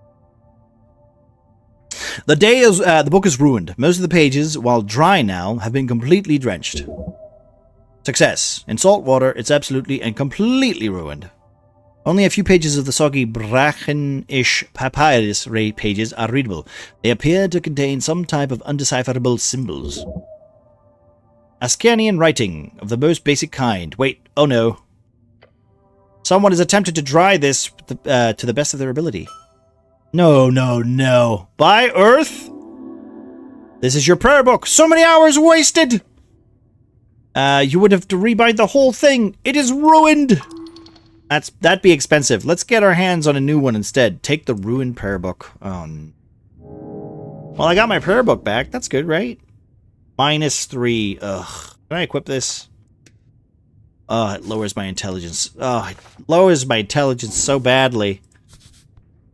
The stone slabs are designed to slide along the iron beams. Interesting. An open manual for esoteric geometry. You know this already. Take the book. Oh, insets. It says, a thick tome lies upon the iron slab. Can I talk to this book? Ancient tome. You flip the tome open. There are fine and handwritten letters scattered across the pages. As soon as I equip the book, the first thing that fails is my goddamn intelligence check. That's obnoxious. I had intelligence once. Ah! Hello, Sneaky. Welcome in, my friend. Damn, they flexing on us. Federal Bureau, that's where I think they said the intelligence came from. That makes a lot of sense, Panda. Sense. How we doing though, Sneaky? Good to see you, my friend. How are we today? Have you played Disco Elysium? I feel like a lot of people haven't played Disco Elysium. This is D&D Disco Elysium. De Verbis Draconum Ars Occulta. The author's name appears to be Callum. Demur, the arcane era name for reeds, often referred to as the Old Deminer. The name was changed by Free Strider revolutionaries to mark the end of the old magocracies. Can I try to read it? No. Right, I need to get my hands on a comprehend languages. Success, you do! It's highly annoying that you seem to have lost your memorization. Find a spell scroll. Maybe you could buy it somewhere. It's fairly common. Okay. A tray of old insets. Some are still usable. I will take this. Wonder if I can cast... I do have Cure Wounds, so at least I will be able to cast more spells. Ooh, there's a coin here. See that? Wait, you see it? There's a coin there. There it is. Stupid coin. See it? Oh, no, I'm just clicking on it because I'm stupid. Alright. There's a corpse over here. I don't want to touch corpses because every time I touch a corpse, I die. Your fate one day. Well, let's see who this guy is. I wonder if it's going to have voice acting or if it, or am I going to have to do the talking? Is this my watch? A pocket watch. Yours? Can I have my watch? Human no... Wait. Human no... Is that a kobold? I didn't even see this guy just hitting around here. Intelligence, advantage, and esoteric events. Yes! Give it to me! Hello, Kitsune. How you doing, my friend? Thank you for the lurk. Intelligence. Can I put this on? Yeah! Okay. +1 to intelligence. The silver-lined timepiece never shows the correct time of day. It is always at least 10 hours out of alignment, no matter how anyone tries to correct it. As a touch, you can feel the faint magic pulsating within it. The wielder grants a permanent perception of esoteric happenings and occurrences within 200 feet. Now let's talk to this guy. Viskin, local mortician. I can't read any of this. Intelligence, behold! Behold, at DC 8. I have seen a pale man handles corpses in the basement. A typical self-employed contractor. That's it! That's all I learned from the goddamn check! Intelligence sucks. Intelligence sucks! Obliterated chat message, so I'm Canada is watching and Twitch doesn't erase me from the viewing statistics. Well, I appreciate that, my friend. The game gave me that vibe. Ah, good, good, good. I too had to knock. My intelligence was too low to use the bell. Well, my intelligence is high, but I can't roll higher than a 10. I can trifle with him? I'm gonna go trifle with him. See what happens. Oh my god, I can literally just nick stuff from him? That's good. Memorize charm. Did I just take that from him? My dexterity's not high enough. I'm not stealing that from him. Viskin, local mortician. The pale man sits hunched over a stack of forms, busy at work, his pencil slowly filling out lines after lines. On the top paper, you see an icon of a serpentine drake. A great perch. These are official documents of the city. Up and about, are we? Wait, can I do a voices? Shall I just do a voice? Up and about, are we? Wonderful. I am Viskin, local entrepreneur and proprietor of this lich house. It appears you don't really belong here, but if there is anything I can do, cleric, just let me know. Cleric, a servant of God, deeply devoted and spiritually connected, typically a divine spellcaster given power through the deity. He smiles at you. Bow before this creature. Did you save my life? He puts down his pen. Your life is your own. You owe me nothing. However, I'm afraid to say you've been through quite the turmoil, cleric. Tell me everything. Of course, it must be confusing. To tell you the truth, some fishermen brought you here last night. They'd caught you in their net, took you for a corpse. Not that I blame them, you weren't exactly in prime condition. Prime condition? You're always in your prime condition. Wisdom fair. You quite literally live in this filthy uniform. No wonder they thought you were dead. How did I end up at the river? I'm afraid I don't have much to tell. Perhaps you fell off one of the bridges to Tolstead. There are 7 bridges over River Torna connecting Tolstead and the city, and the rest of the city. Sounds like the start of a great drinking story. The I woke up in a lich house tale. Okay, a lich house is a mortuary. God damn it. You don't have a lot of those, so that's good. I would never fall. It must have been an assassination attempt. I must have slipped. Happens all the time. All the time. I can confirm. Who are the fishermen? Morris, hello! Hey, listen, sometimes reading is hard. Sometimes reading is hard. Also, thank you, Pyro, for the shout-outs there for Mel and I, Morris. Oh my god. Yeah, and you're sleeping in the same bed as her. Yep. How are you doing, Morris? How's the week been for you? Because I know you've had a pretty much busy week this week, so I'm hoping all's good on your end. If you guys are not already, go check out Mel, who's been playing some Resident Evil 9 lately. She's doing pretty well on her run through it. And of course, we got a Morris who's been playing some, what was it? I think it was Overwatch you were playing last, right? Thank you. That's not funny. I had my Hey, I hope you and Sums had some good games. I know last time, I think it was Friday. Was it Friday? You guys were having some yes and no games. I don't know what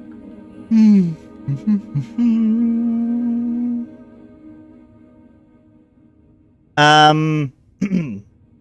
Good. New job is really fun. People are nice. That's good. That's always nice. It's always nice to have like people who are actually, you know, palpable. Having one person at a work who is a literal drain to your psyche could be upsetting. River Guilders. I believe they do not look like poachers, so my guess would be that. Where can I find these fishermen? I haven't met everyone yet. Well, let's cross our fingers that there isn't anyone like that. He ponders your question. I did not ask for names, I'm sorry to say. Perhaps Water Lane, that's just a guess. Good guess. Lots of boaters to hang out there. Either that or the local tavern. I hope you find them. So, I am in fact alive. The pale man stops for a moment. He looks you up and down. Yes, I believe you are.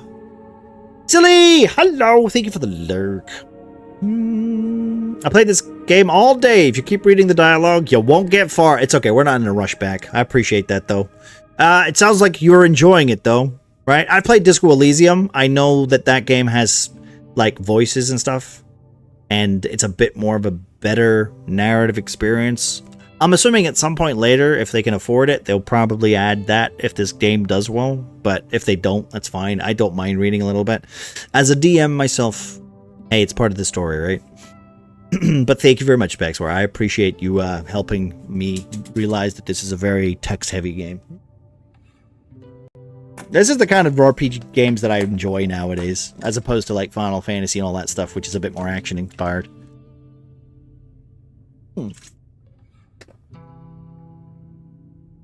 Ow! Okay, I have some questions. Move on. Do you now? I require assistance with some things. There's a zombie in your basement. Ah, how great. No, an undead abomination right below. I understand.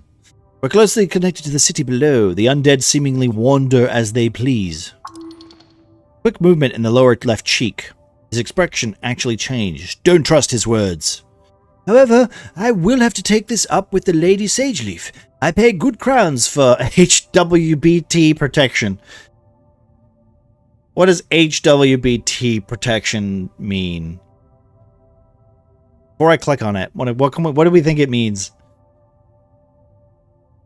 Holy wandering biter something? It's gonna be something stupid, isn't it?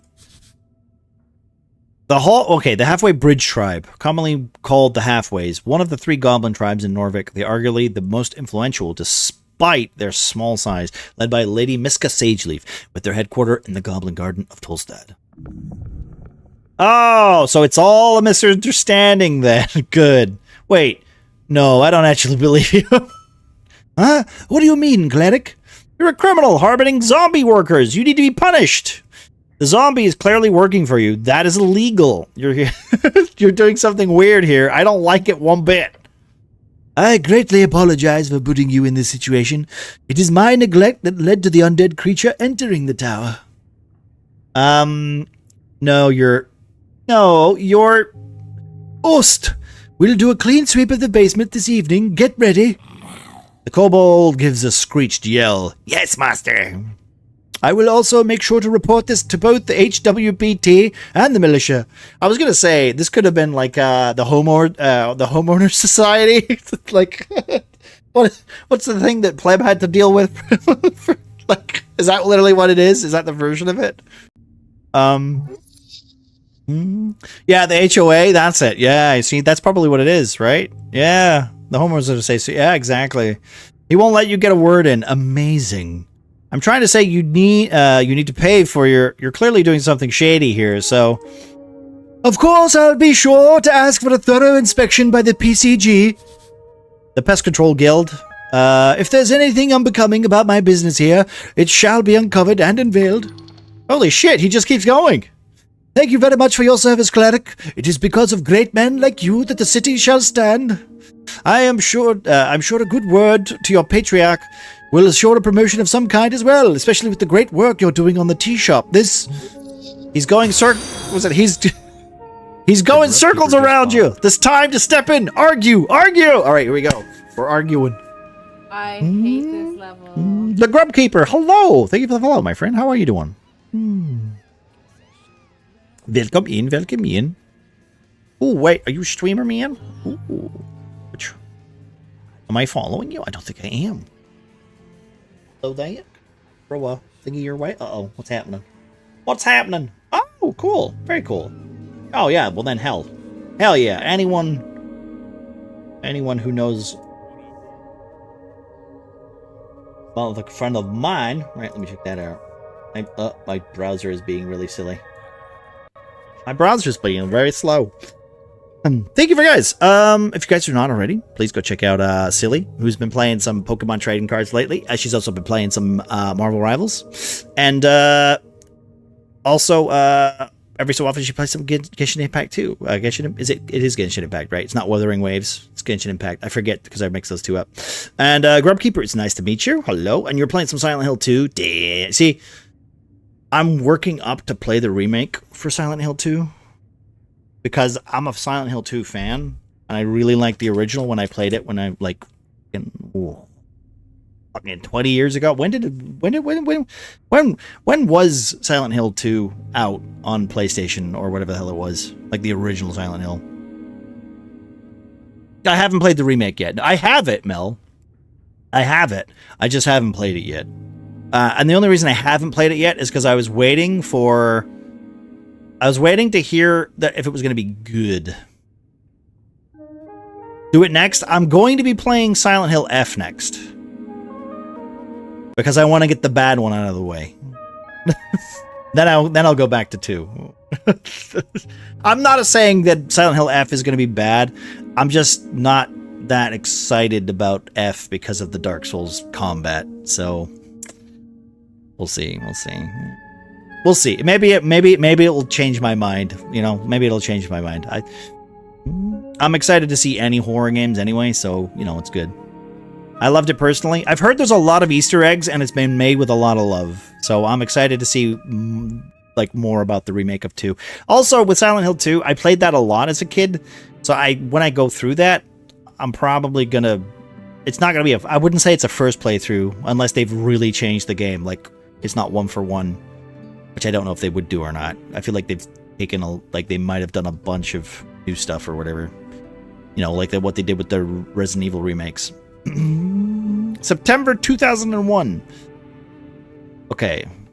2002.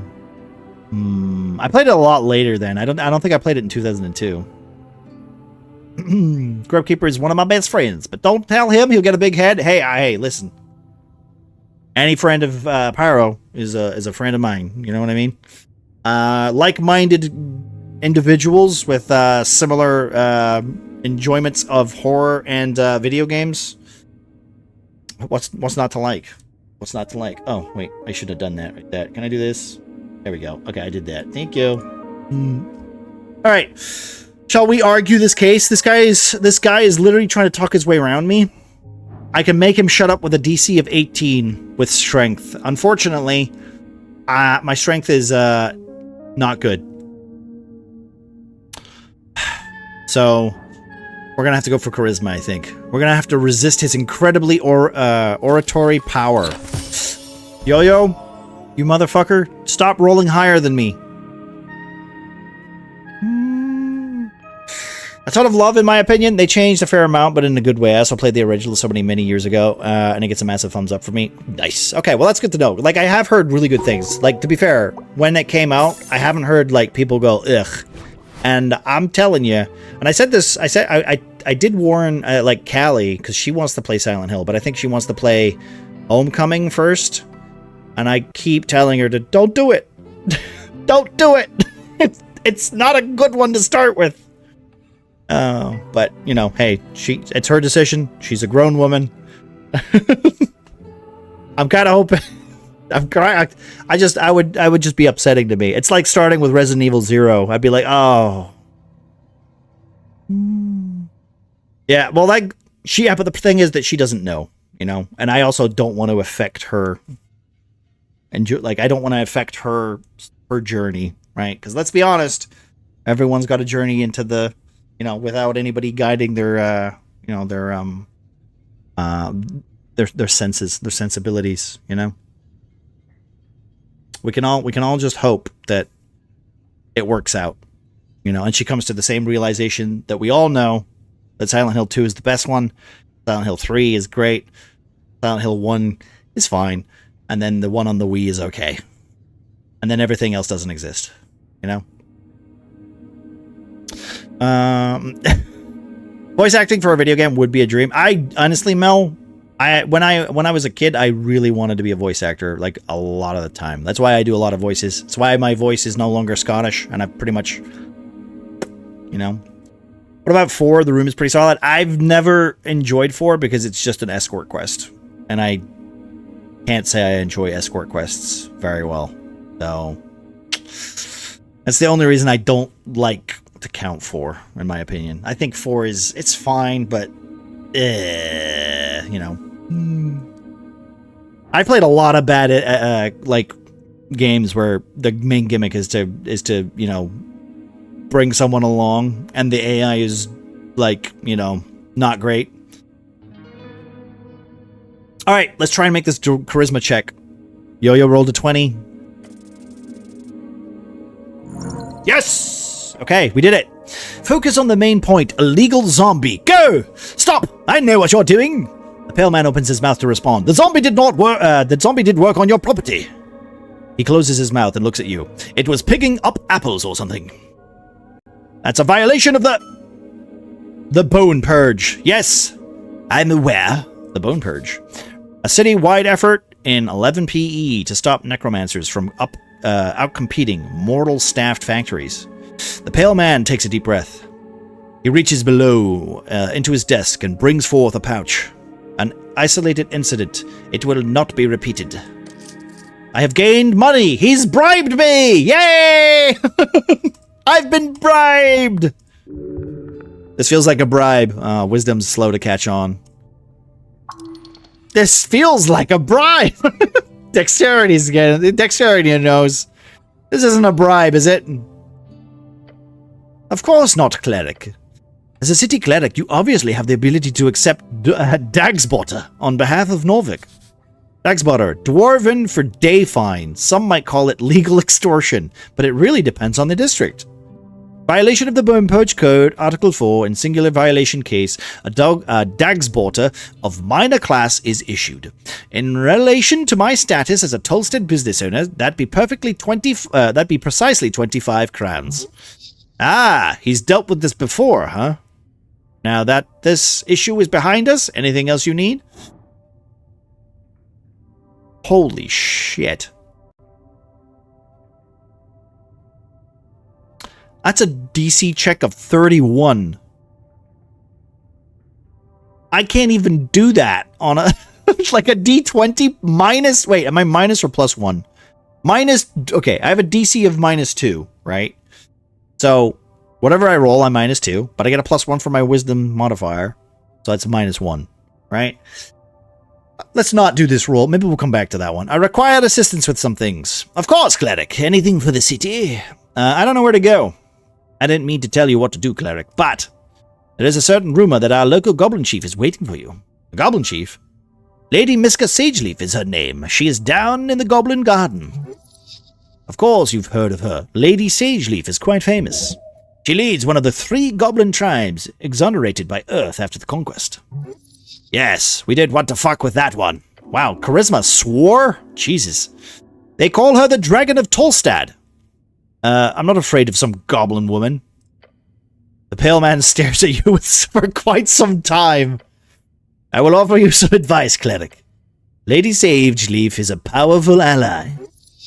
Translation, watch yourself or she'll fuck you up. Charisma has got a nasty tongue. What the fuck? I would even go so far as to call her de facto lawkeeper here on this island's fortress. Wait, this is part of the job. Talking with some petty goblin queen? You may find her at the southern tip of Tolstad, the pale man says, and keeps scribbling on his papers in front of you. He does not value your time. So, what do we know about spellcasting? Quite a bit. My prayer book is ruined. Yes, I noticed. You should speak with Shen, down by the water lane view, a bookbinder. It'll cost you, but he could fix it up right. As a cleric, you obviously only need your faith to cast spells, but I'm sure a spellbook wouldn't hurt in the long run. You teach me some magic? A slight smirk creeps upon his face. I sadly don't have the time for a proper lecture at this moment. After the election, I could make some time if you're interested. Great knowledge awaits. Until then, you are free to browse my collection, he says, glancing at the many books along the western wall. And of course, you've already gotten your hands on my copy of Charm Person. Okay, so he did notice I stole from him. I'm sure it will be of use of you, cleric. A truly diabolical spell. The towers teach it only to higher tier spellcasters, usually, despite its first level. It's a great shortcut to charming people, although you gotta be careful with the fallout if you care about such things. I wonder if I can cast it on this guy. Can I cast a spell literally on him? Can you explain the very basics of spellcasting? I mean, of course. Embarrassing. He wonders if your head is still filled with water. As a wizard, you memorize your spells before casting them. A wizard is a book-learned arcane spellcaster, typically plays your strings by memorizing and executing esoteric rituals and chants. As an arcane cleric, you must memorize your spells during prayer at a shrine. There's one downstairs by the apples. Where can I find more shrines? There's a Temple of Earth, of course. It's just up the stairs past the pillar. You've heard of the Tolstead Temple will act as the polling place for the district on election day. There's also one on Waterlane View, I believe, past the trade post. You'll find more hidden around every corner, I can promise you that. Okay, well that's all I really need to know. 5 experience. We are so under-leveled, guys. If you want to practice, feel free to cast anything non-lethal on my servant Oast. Wow, that's evil. Sounds like good practice. Maybe I will. He nods slowly. That's, you called me cleric, makes air quotes. I did, yes. I am the cleric. Good for you.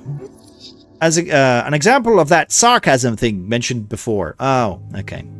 Charisma. Though I'd love to ask, what type of cleric are you? Yes, if you were a clergyman, you might run a congregation for a local religion or deity. Then there are clerics of the bureaucratic variety, city officials speaking for the religious state. Rules are meant to be broken. You're not some stiff council man. You, however, must be an arcane cleric. No, I am a boring bureaucrat, yes. No, I am the chosen one. Yes, I am the chosen one. The pale man stops and ponders your response. Chosen for what? To save the world. An eyebrow raised, almost like he takes your statement seriously. What a good person you are, cleric.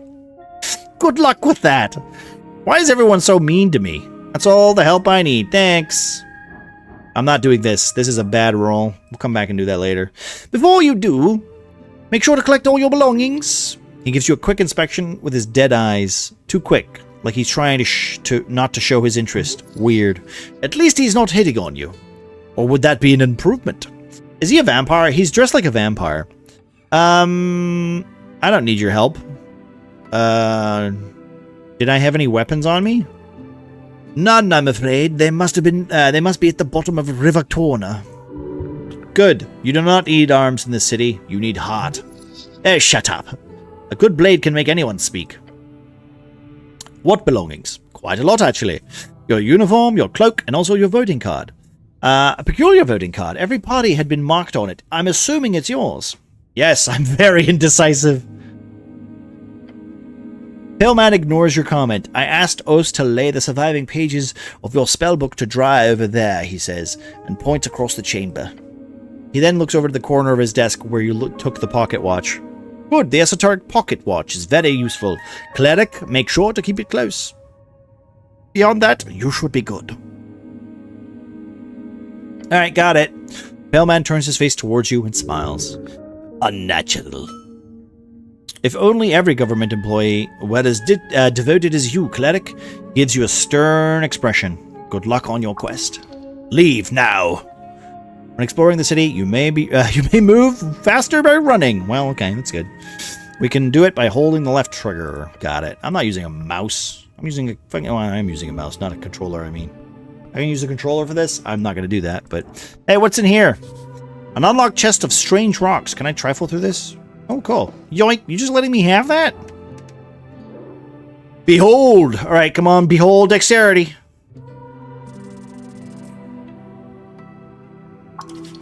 I'm very bad at these DC rolls. This one is quite hostile. Stay on your feet. And his name... Okay, he's Ost, Chief of Security. Alright. 12. Stop rolling higher than me. You're making this very difficult for me. I'm actually going to take my watch off because it's actually biting me. Alright. Let's see. I don't want to steal from him, do I? Oh, I could take his +1 dexterity, +1 wisdom. Pickpocket, dexterity 15. There's no way that's going to happen. Alright, let's talk to him. He is so mellow on you, actually stealing his shit. Well, I didn't steal his shit. I just took the thing that didn't make me do a check. Right? So... wiggling his little clawed feet, the kobold follows your every move with cold, unflinching yellow eyes. After say you behave. You don't tell me what to do. I did, just now. Fair enough. Yes. You're adorable. The kobold glares at you. Complete and utter annihilation. The aura of a conqueror, a killer. Your soul shudders. A battle of wills. Do not give in. Glare back. Avert your pathetic human gaze. We're gonna glare back. Your eyes meet each other, still, ever vigilant. Keep glaring. The kobold does not move. Glare some more. Yes, yep. You're staring at each other. Okay. Glare. Eyes meet eyes. Glare, glare. You are looking at the kobold's yellow eyes, stare in an angry or fierce way. Looking harder. Charisma. You should probably stop this. Lean in close to the kobold's stern face.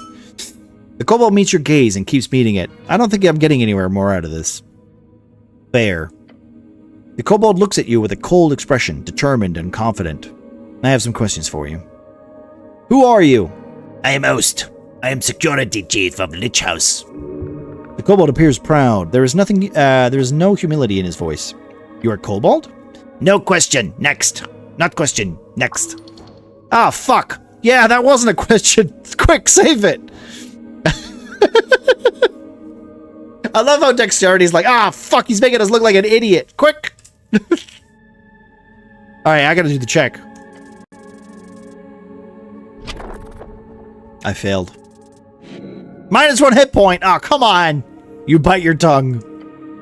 The taste of blood fills your mouth. The pain changes your brain chemistry for a moment, leaving your mind in shambles.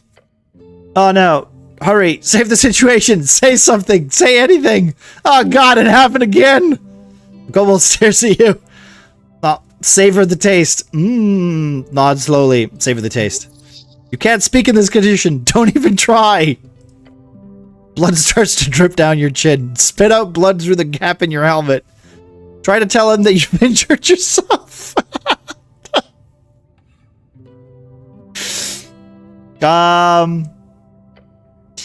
As you open your mouth, a stream of fresh blood comes pouring down the bottom of your helmet. Cleric is... What is... The kobold mutters. He is baffled. Your actions have truly made a mark upon his dark soul. You somehow managed to make the stoic kobold speechless. Congratulations. Smile. Your inexplicably perceivable bloody smile is sure to cause havoc. The kobold stares at you. You wipe the remaining blood off. There's a limited supply of that, just so you know. How'd you get this gig? Not gig. What is it then? I am devoted servant for master. You're angering the kobold. So you're a slave! So let's not do that. That's going to lead to a bad thing. He gives you an expression that could be described as a frown. That is, if it looked in any way different from his regular stony expression. You wouldn't actually shoot me, would you? No promise. It's hard to take you seriously when you're so cute. Do you have a license for that crossbow? My crossbow, not yours. Yeglin's Accord, a signed agreement between districts in Novrek allowing the free use of arms and magic below a reasonable amount. It would allow a freelance mercenary to access a crossbow, for example. What does reasonable amount mean? The crossbow is yours. I apologize. I can't legally take your crossbow. Yeah, I can. Legally. Also, logically. He's got a point. He has a point. Can I borrow your crossbow? Human is kidding. Not funny. You would make greater use of it than this puny creature. You would make greater use of it than this puny creature. Just take it. The kobold snorts. Go away. Just take the crossbow. Don't take the crossbow, please. No. Try to convince the kobold. The kobold stares at you. Hello, pleb. Welcome back. Uh-oh. How do we do this? Appeal to your better nature. I don't fucking know. Find a reasonable argument. Probably with a lie. All right, let's try it. Oh! We did it! Okay, cool. Nice. Oh, you know exactly what to say. There's only one thing that could possibly convince this kobold that you should get the crossbow. And that is, of course, Biskin asked me to get your crossbow. Master did. The kobold glances over to his master. Yep, he said I needed it more than you. What? Why? The kobold seems to believe you somehow. Why don't you ask your master? Gesture towards the pale man. He said you were so strong that you don't need it anymore. The kobold squints. He leans back and smirks, then nods. Here we go. The kobold reluctantly and slowly hands over his crossbow. Master's always right. The fact that he handed it over without even asking the pale man first, love it. If the crossbow with the crossbow safely in your grasp, the kobold scoffs. Weak human. Of course you need crossbow. Yeah! Boom! We already got our first item. We got our first weapon. Boop! Can I carry this? Boop! Alright. And we got... What is this? What's the stat we got attached to it? +1 wisdom, plus... Wait. Yeah! And dexterity. That's pretty good. That's pretty good. So far, so good, guys. So far, so good. I wonder if I can cast, like... Wiggling his little clawed feet, the kobold follows your every move with cold, unflinching eyes. Master... Say, you behave.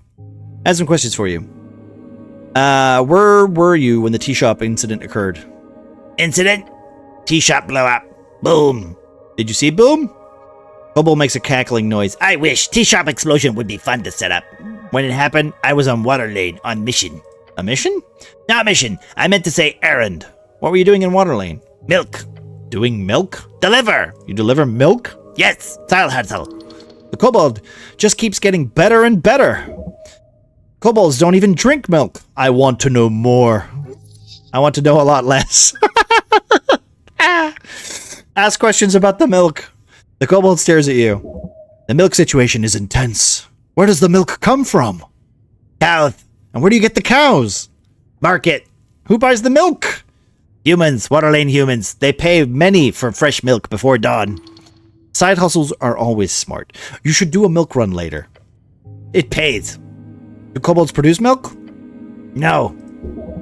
They are draconic in nature. They lay eggs. Do you like milk? No. I also don't like milk. Oh, we're going to use charisma? Okay, let's do it. Come on. 18! Why do I roll high on not liking milk? What is this? This game is dumb. You smirk, a confident laugh escaping your lips. You then turn towards the ceiling, smiling. I also don't like milk. Your comment has made a dent upon the world. Charisma is fucking mean. Success. This is why you should all... Wait, this is why they should all follow you. You are a worthy leader. Okay, intelligence is clearly just full of it.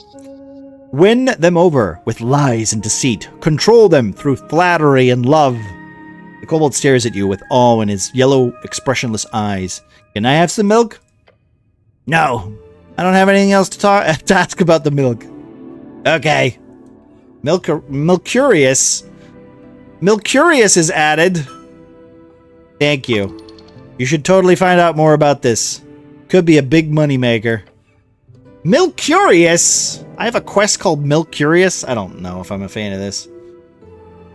Okay, what's this?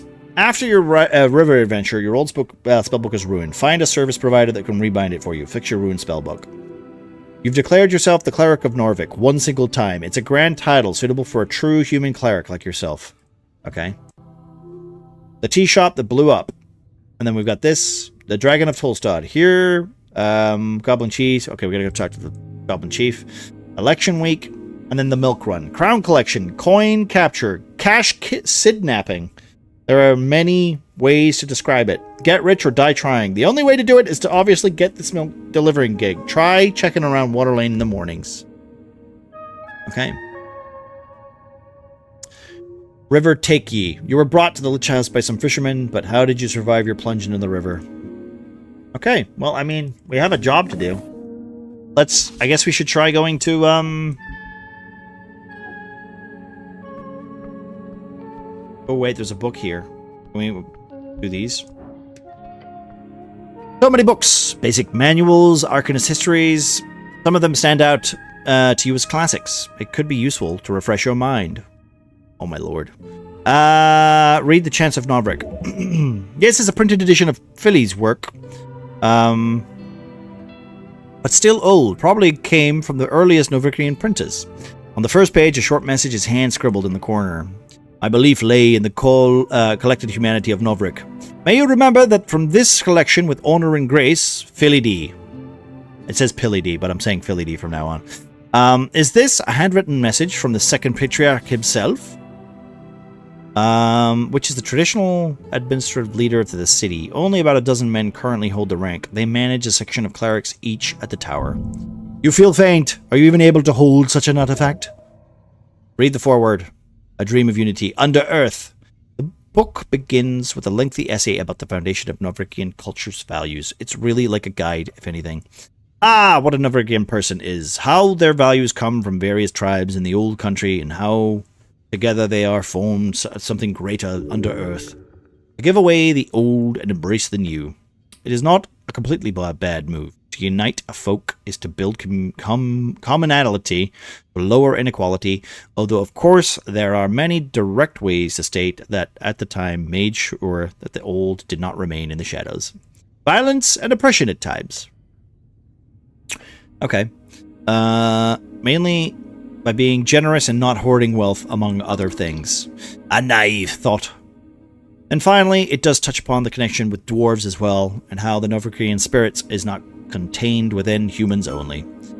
It is not just blood, it is sweat and tears as well. Those folk who unite with us will not be seen as another. No, they too are Earth's folk. They too are Earth's god. That's a long-ass foreword. Yeah, it's like 5 pages. Read Tormund's Lament. I went with you to foreign shores, my lord, my god.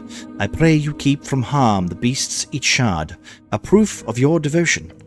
Thus I give myself to your folks. I give my life for a home at the river in that sliver of land, to vanquish the beasts who roam, the evil who lair, and the fires that breathe, to build a life along the river. Every shepherd knows the song. It bellows upon the river. Earth lives in that sliver of land. It is your favorite. I don't think it is, but you shut it, looking upon the title once more. Collected the Chants of Novrik. This is a really good book. It is. It fits nicely back into its slot. This book does not deserve your toxic presence. Oh, Jesus. If you were stronger, more capable, then perhaps you should have carried that weight. You really want that book. One day it could be yours. This is very confusing. I'm just putting it back. I'm putting the book back. Alright, there's some issues with stealing going on here. Just ignore it. Let us forget this for now. The book stares at you from the shelf. Alright, let's leave the books alone for now. I like the idea if I was a nationalist. That would be my book, right? You gain experience by completing quests, starting encounters. Uh-oh. Okay. What does this do? It says Viskin's Lich House, but then the dentistry is scratched out. Oh, he used to be a dentist? Oh my lord. Okay. Can I talk to you people? Something's inside these old vases. More incense, please. The orc absorbs you with great interest. Oh, geez. Agent Vera. All right, behold strength. Oh, natural 20. Boom, let's go. She's neutral evil. That's not good. She's a level 4 fighter. She's a traveler. She is not settled here. Her belief is weak. She does not use it. Her religion is power. Is she evil? No. Perhaps an arbitrary arm of an institution, but no mere puppet. Nothing you can say will sway her. She will play you until the end. On the edge of the ruinous amphitheater, you see an orc sitting on one of the many loosened stone blocks. It looks like she's waiting for something, or someone. And exuding an air of authority around her, the large woman gives you a wry smile. Her tusks are gleaming. Charisma success. Not just physically imposing, this orc knows how to exert power in other ways. You spot the merchant's mark on her jacket sleeve, a heart with the initials of the Novrikian Freestrider Regiment. What's this? Not often we get Uthgard coming around here. You sure walk around like a damn advertisement in this drab uniform. She presents her palm to you. Vera is my name. I am second in command, Guild Agent of Tolstad. Nice to meet you. Be nice to her. She's a free strider. Do not grab her hand. That's not what that is. Grab her hand. I'm the cleric, actually. Apologies, not Uthgard, cleric. I assumed the term was interchangeably. You lean a little further into being a cleric. Gained 10 XP for choosing this class twice. But I suppose you're not all. Waving towards your outfit, esoterically attuned. She accepts your annoying correction with a smile. Probably means she sees you as no threat at all, a mere puppy. She shoots you another smile, waiting patiently for you to say anything. What's the deal with the dwarves?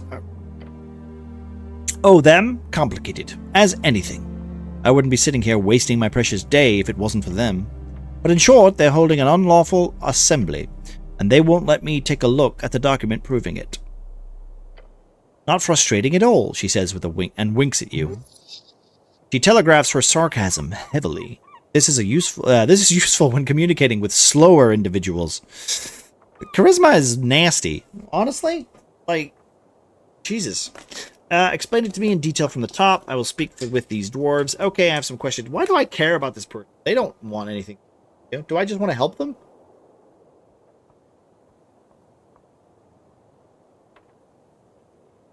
She telegraphs her sarcasm heavily. Okay. Oh, well, good luck. You know what they say about dwarves. They're so reasonable and pliable. You catch her smirking at her own joke. She means the opposite. Yes, wisdom. Yes, we're aware. Obviously. Yeah. I'm here on important business. Nod your heads and leave. All right, we can talk to the dwarves. Is that an egg? A tucked away bird's egg. Wait, can I get this? You see a bird's nest nestled on the edge of the protruding stone tile. Ah, got some eggs in it! And you spot something shiny below as well. It appears unguarded. Maybe a gull's nest. Scary beasts, those gulls, but whoever made this nest isn't around. So, could you imagine the goodies? Could it be worth a climb out? With the cantrip Mage Hand, you could easily grab the contents from their nest from a comfortable distance. Where could I get Mage Hand? I'd really like to climb out there and give it a shot. No! Constitution's like, no! Come on, just a little thrill. Push it despite your groaning stomach. No! You'll die! I fell into the river once. Why not twice? Your gut twists at the thought of tumbling down those red rocks. Stop this. You have nothing to gain. Nothing? Now that's not true. Your job is self-preservation. This is not it. Self-preservation becomes a lot easier with coin. Gotta risk a little more to get a lean. Okay. Nothing here to gain except another death. Boring. So very boring. But could be worth a reward. Yeah, it really could be. Then go for it. You know you can do it. You're as nimble as an Algerian cat. As fast as a tumbling Virginia screamer. You can do this. Oh no. Doing it. You begin the climb. Hands gripped around the ancient stone. Feet slipping. Eyes searching. Can you reach? Of course you can. You can reach anything you set your mind to. Dexterity! Ta-da! Continue. Obsidian amulet. You barely reach it. You feel the shiny object in your palm. Climb back up. It lies in your hand, teeming with energy. You return your solid feeting. Hells yeah! What did I get? What is it? A polished stone that is... a weird stone that's been polished into a fist. It's grappled with a tentacle. Who made this, and for what nefarious purpose? 1 to Constitution, and 1 to Charisma. Now that's good. That's what I want, you see? That's plus stats. I don't need negative stats. Putting this book off. No, I will not. Oh man, I can't take my helmet off. Okay. Well, we got a nice shiny trinket there. That's fun. Sometimes you gotta risk it for a biscuit, you know? Simi and the boys. Behold, charisma! That's not gonna be high enough, is it? Behold a 9. A devoted Asgal gives everything he has to support the cause. Okay. Well, I guess I have to give him a look later. The older dwarf puffs out his chest as you approach. Dwarf. Stout, short, hairy. Loves to dig and build. You know the drill.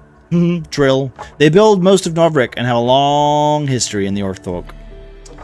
Fancy helmet, city man. He speaks in a short and quiet manner, as if he's scared of the words actually being heard. The dwarf behind him laughs. Don't engage, just leave. Thanks, my mom got it for me. Oh. Don't say something like that. It makes you look pathetic. Oh, it's a lovely helmet. She's got good taste. You made him feel bad for making fun of it. This is not an evil person. I love this game already. I could tell it's a good time. Interesting. Brutal honesty might actually win conversations sometimes. Good to know. Brute, Virginian slang for brother. Specifically the dialect grown out of a coastal slang, a mix between gnome tongue and underclass migrant workers and the old Mago colonies. Stare at the dwarf. He looks around. Stare at the dwarf harder. The dwarf glances at his boss. You here for talking then? Stare at him while slowly leaning your head to the side. You should, He stutters and points towards the stout dwarf on the stage. You talk to him. Nod and leave. Alsvoff. B.E. Behold Constitution. I have a really bad score for this. He stands by his ideals with gut and little else. This feels like an insight check rather than like a stat check, but okay, that's fair enough. This is a video game. Around the amphitheater's scene, you see a number of dwarves hard at work. They're constructing a banner of some kind, carrying a bright green flag. The banner of Asgol, the Fool. One of the dwarves stands in front of you, a furrowed brow. He appears to be in a stirring contest with the orc on the other side of the theater. Oi, city man, he calls out to you as you approach. We've made it clear already, we're not moving, not one bit. He shoots you a shit-eating grin. That's no way to greet the cleric of Novrik. Oh, is that so? Guessing I'm supposed to grovel. I feel like you're not going to. I feel like you're not going to. The path of the cleric is becoming even more familiar. Gain 15 experience for choosing this class 3 times. No need to, you see. You hear the other dwarves laughing behind him. Nothing illegal's going on here. Nothing at all. He's only saying that because he's had to defend himself quite a lot lately. Great. I was worried there was for a second. Nothing illegal, huh? I don't care. I'm on a hire mission. We have the papers. Nothing illegal. Nothing at all. A half-truth. This might be one of those kind of illegals, but also not sort of situations. One of the older dwarves spits on the ground next to him. You even know who you're talking to, child. This is Alsvoff of the Barhelmers, a foreman in the Asgaleth's movement of Novrik. He's done more good than all of you Uthgard combined. A true speaker of Asgul. Okay. You're a celebrity? Simi exaggerates. He gives the older dwarf the stink eye. I'm also not in the way of my proud heritage. Nobility is just a poisonous hierarchy. Typical talking points. He grins. Just wanted to make that clear. Don't mention the whole noble thing. It'll just piss him off. Unless you want that. About this Asgal. What about him? Asgal Ashmak is a very controversial figure in dwarf myth, as well as history. If you want to piss off this dwarf, then just pretend to not know who Asgal is. I like him. He seems cool. Like, he's Asgal, the great, the kind, our liberator.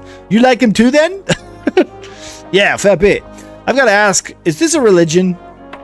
Most certainly not, he scoffs in his general direction. Is it a cult? I don't know who you've been talking to, Mr. Cityman, but let me assure you, Asgol is no god, or demigod, or anything related to that. He was a simple man with a dream of a fair and just society. Nothing more. I got 5 experience for that. Ouch, that's a sore spot. Okay.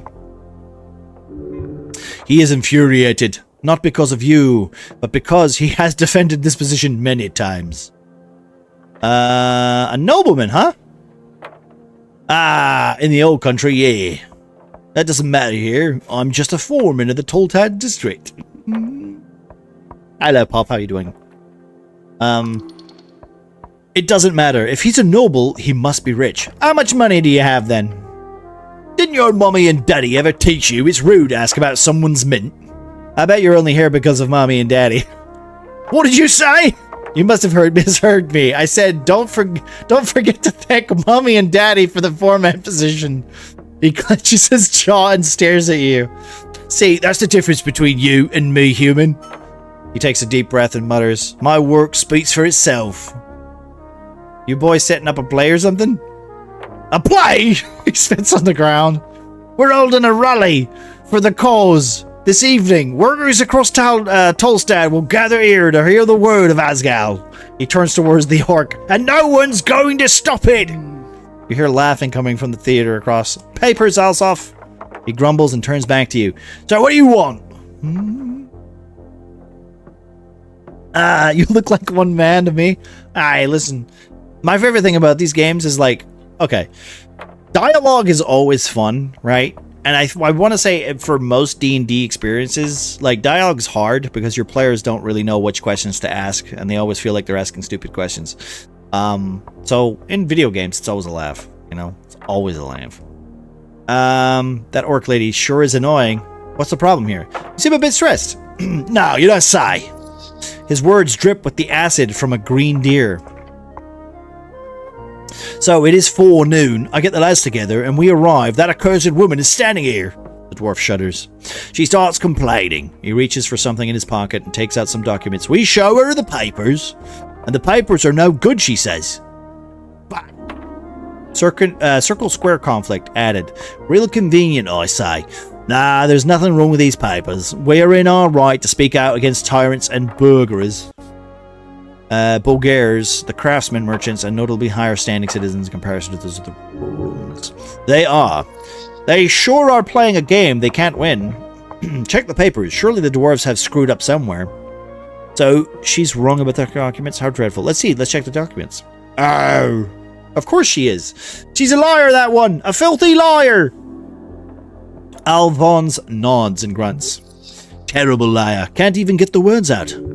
He knows she's right about the documents, but doesn't want to admit it. Isn't that a bit of macabre to hold a rally on top of a morgue? So what's the rally about? Can I see the papers? He gives his companions a glance. Why? Construct an argument as to why you would see the papers. Boom! We did it. Nice. 13. You tell them you're an expert and that you're on their side. I'm an expert. Are you now? Yep. Also, I'm on your side. He repeats like, are you now? I'm the best shot you're getting. Now hit him with, I'm your best shot of getting out of this. The dwarf grumbles. His eyes go from you to the orc behind you. Fine. The dwarf sighs and grabs something in his pocket. PBG documents. He hands over the scroll. I trust you with these documents, city man. Oh boy, if you hand those to the orc, this could all be over right now. Tell us we're in the wrong, I dare you. Because we're not, the older dwarf joins in. Take a step back and check it out. Let's see what's actually going on here. You can examine certain items in your inventory to access unique dialogue. I'll take a closer look. I mean, I'm a cleric that is trying to, you know, be God. That's my whole point. This is the way we're going to play this game. I want to be God. So we'll see. -1 intelligence and -1 wisdom. Jesus. A formal permission of public gathering. It contains a lot of legal nonsense, making it difficult to parse. It's quite light. Some kind of magazine paper. Unrolling it reveals a short statement about the political rally in the circle square. Permission of public gathering accepted. It says in big letters at the bottom, followed by a signature, Tolstad Magistrate Nicholas Darrow. The actual text uses archaic and typically bureaucratic writing styles. Intelligence! Examine it in detail. Boom! DC 4. You scan the text again, checking for spelling, phrasing, and terminology. It is perfect, not a single error. Except the date. It says their rally is supposed to be held on the 16th. The document is perfectly legal, but it's expired. Have I seen this kind of document before? Yes, often. In your scribing duties, you've signed these a number of times. Look at the dates. Yeah, it's expired. It is a cool document. It is not. I don't like it. Oh, how come? Because it's a legal document. Duh. Seems off. Fascinating. Hello, Kelly. How you doing? Thank you for the lurk. Hope you're doing well.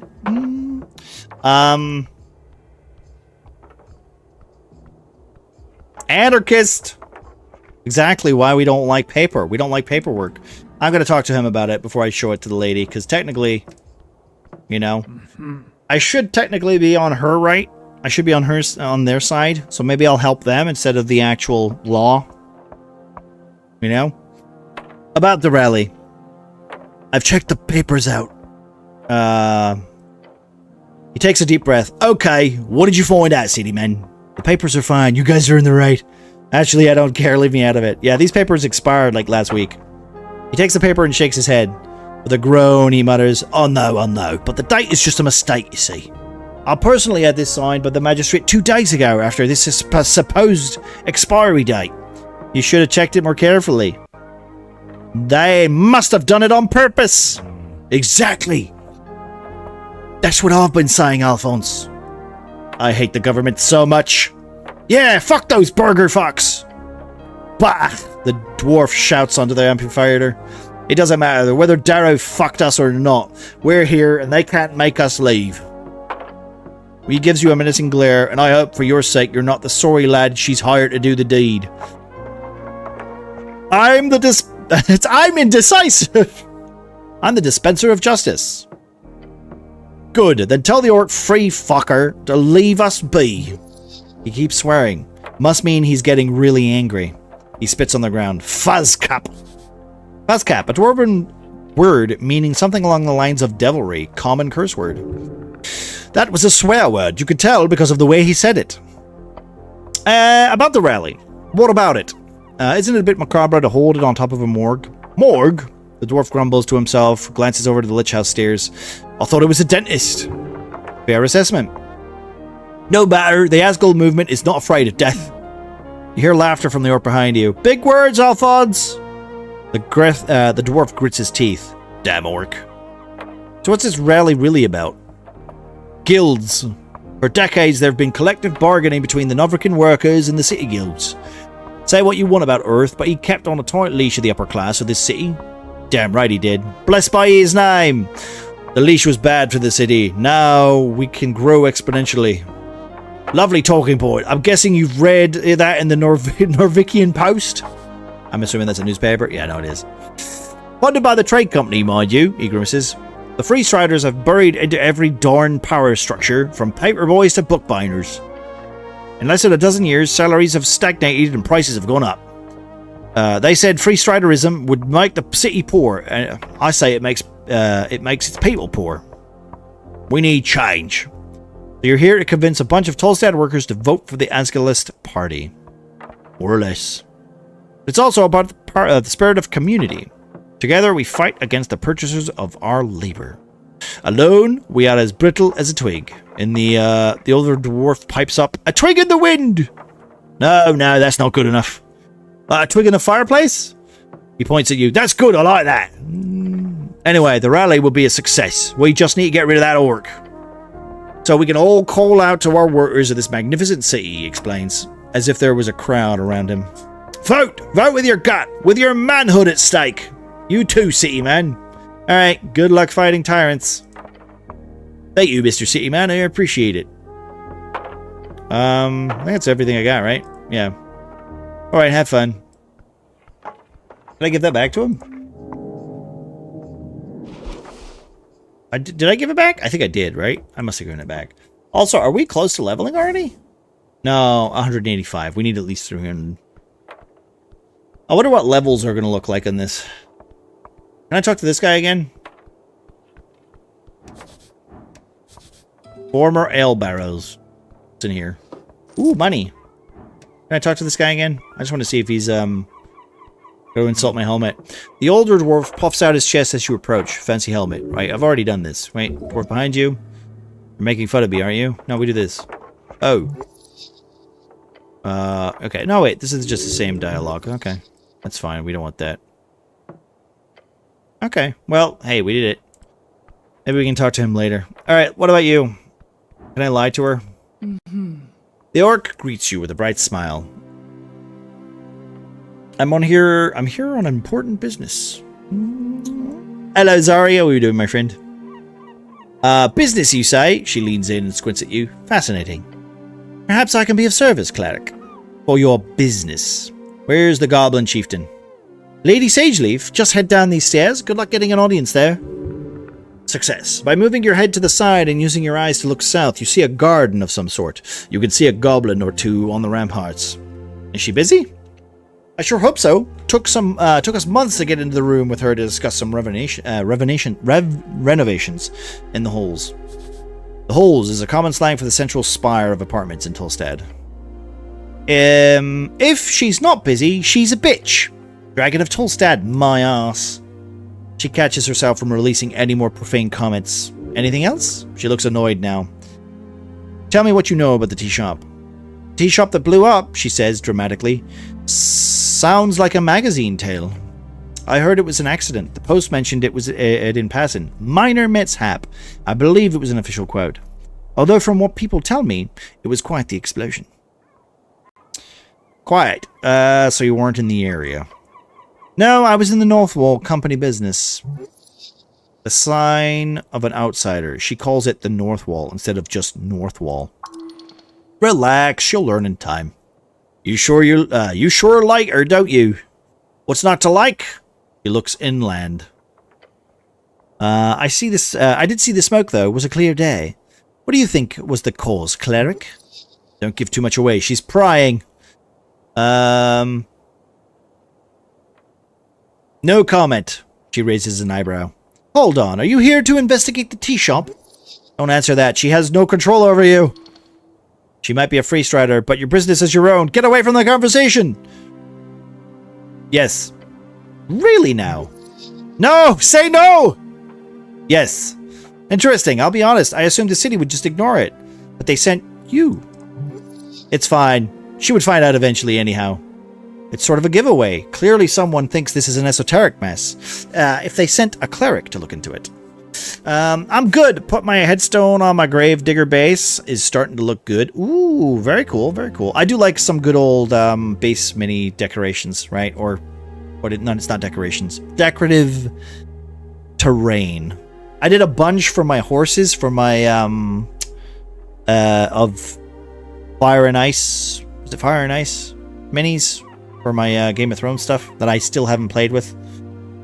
Very fun, very fun. I do enjoy my my miniatures. It's been a while since I've done them myself, though. Why would the city avoid sending a representative? What exactly have you heard? It blew up. Fireplace incident. Bullshit, of course. Most likely a rogue spellcaster. Why would the city avoid sending a representative?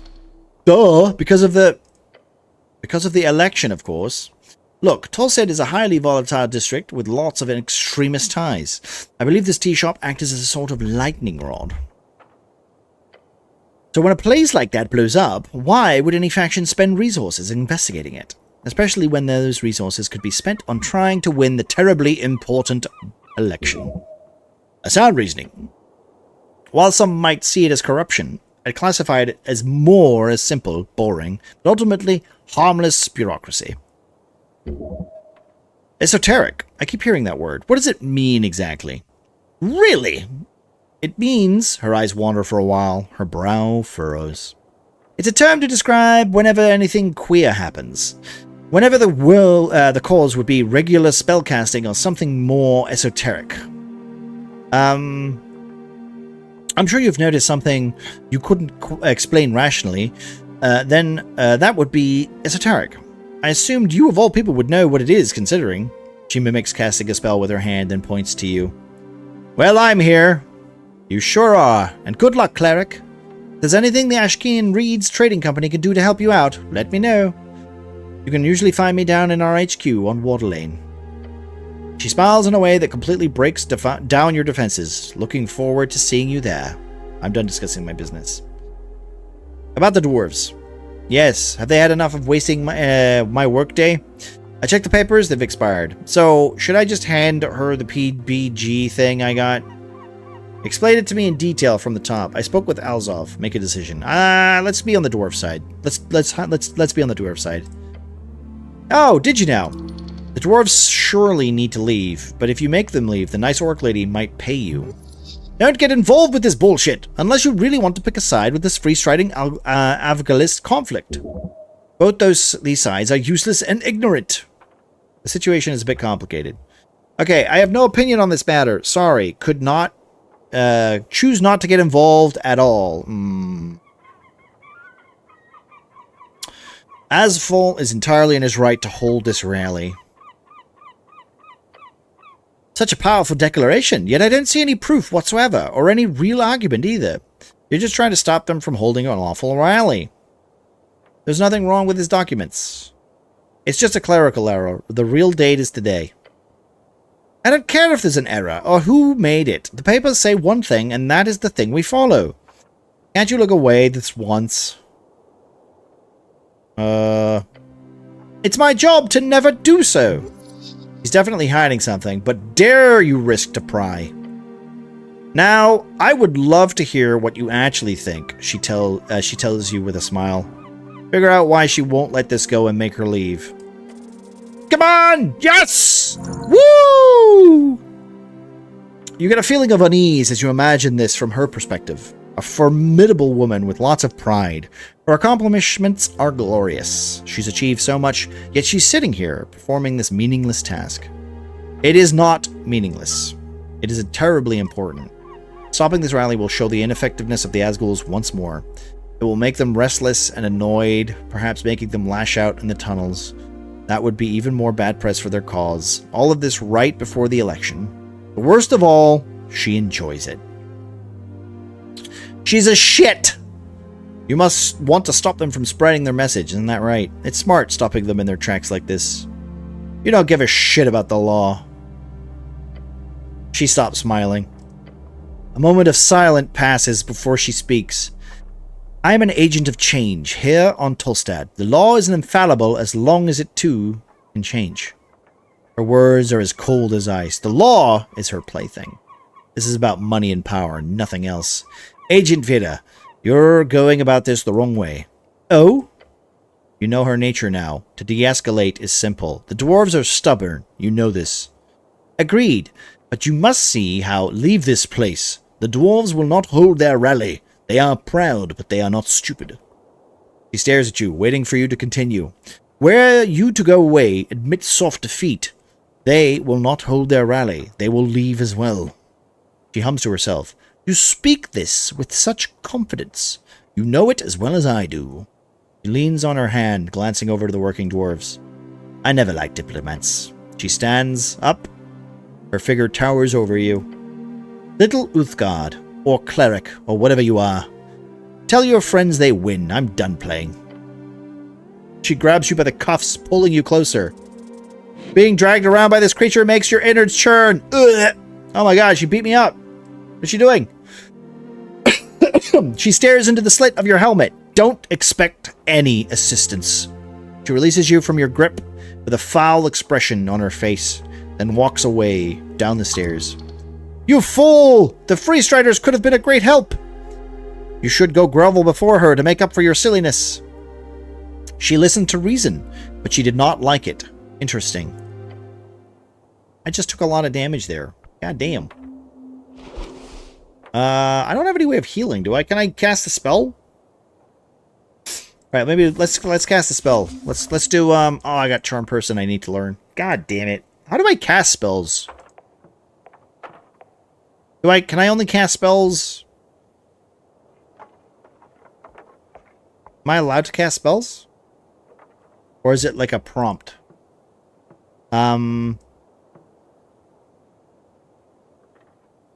Is this the healing one?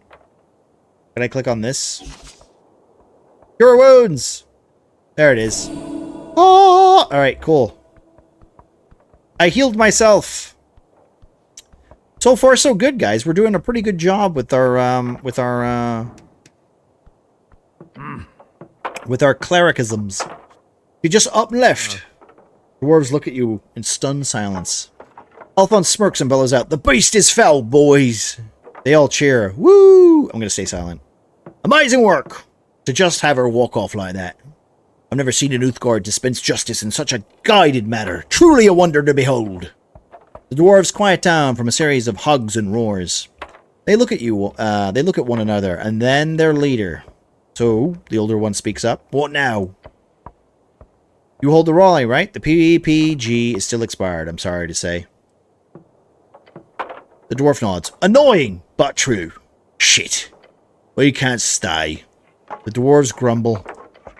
We can't stay. Pack it up, boys. We're had enough. Wise move, Alzov. Sure, not much choice when we're getting screwed from every side. But I'm not the type of fool to fight battles I cannot win. The dwarf turns to you and sticks a finger in your face. You're a strange lad, but I see some good in you. If you want to make some real change on Tolstad, then join us. Find us down on the crossing. Alsov and his band of dwarves pack up their stuff and head off. You've made friends with the Asgalists. This might prove useful, or not. Great, I've solved the conflict. We did it. Ooh, I got a little hammer. Hello, Miss Verse. How we doing? Thank you very much, Pyro. I appreciate that. Could you do one for Callie as well, please?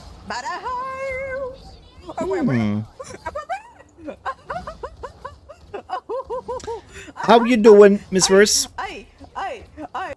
How was wait, you were playing some Overwatch. Was it Overwatch last night? Yeah, it was Overwatch last night, right? Or was it Marvels? I think it might have been Marvels, actually. Might have been Marvels last night. Your mama, how on my way home from work? Ooh, good. Fuck you! I hope all is well. I was in Rivals. I'm probably gonna play some Rivals tomorrow. That's my plan for Thursday. Also,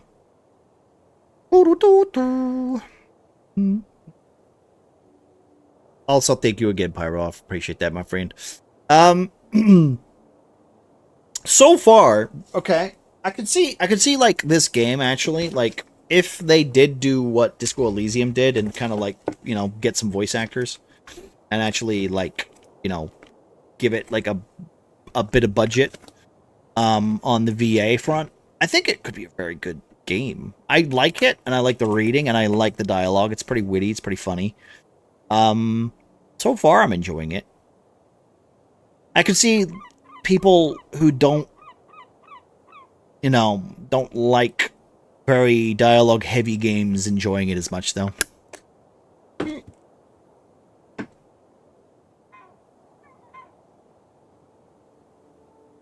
But if you're a TTRPGist or you know, somebody who enjoys like, you know, having a direct impact with characters and stuff, very much up your alley.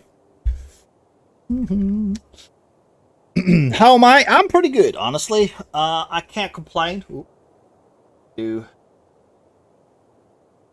me do that.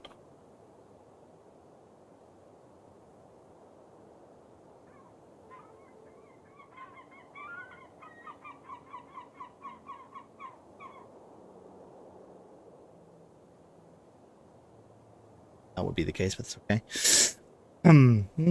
How's your dad, Mac? Oh, he's fine. He's good. He's good. We got a cover for his chair, so because he's basically just, what's the term? It's very difficult for him to lie down, and it's very difficult for him to stand up. But we got him a nice little reclining chair so that he can get up by himself, which gives him a bit more independence. Also means he's a bit more in control of getting up and down. So he's doing good. He's doing good.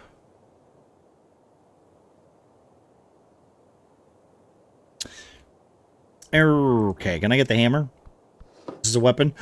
Simple hammer! +1 to Constitution. Advantage in some situations where you might need a hammer.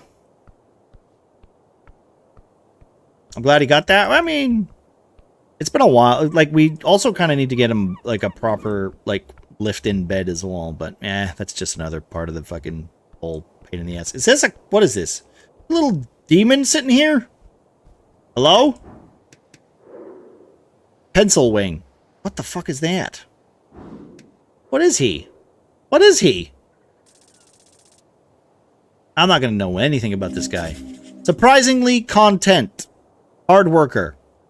Braxo. Pencil wing. Alright, well, let's just talk to him. He looks like a demon of some sort. Remind me never to give my work good ideas. I mean, I've said this several times, Panda. I've said, leave your work. Find other employment.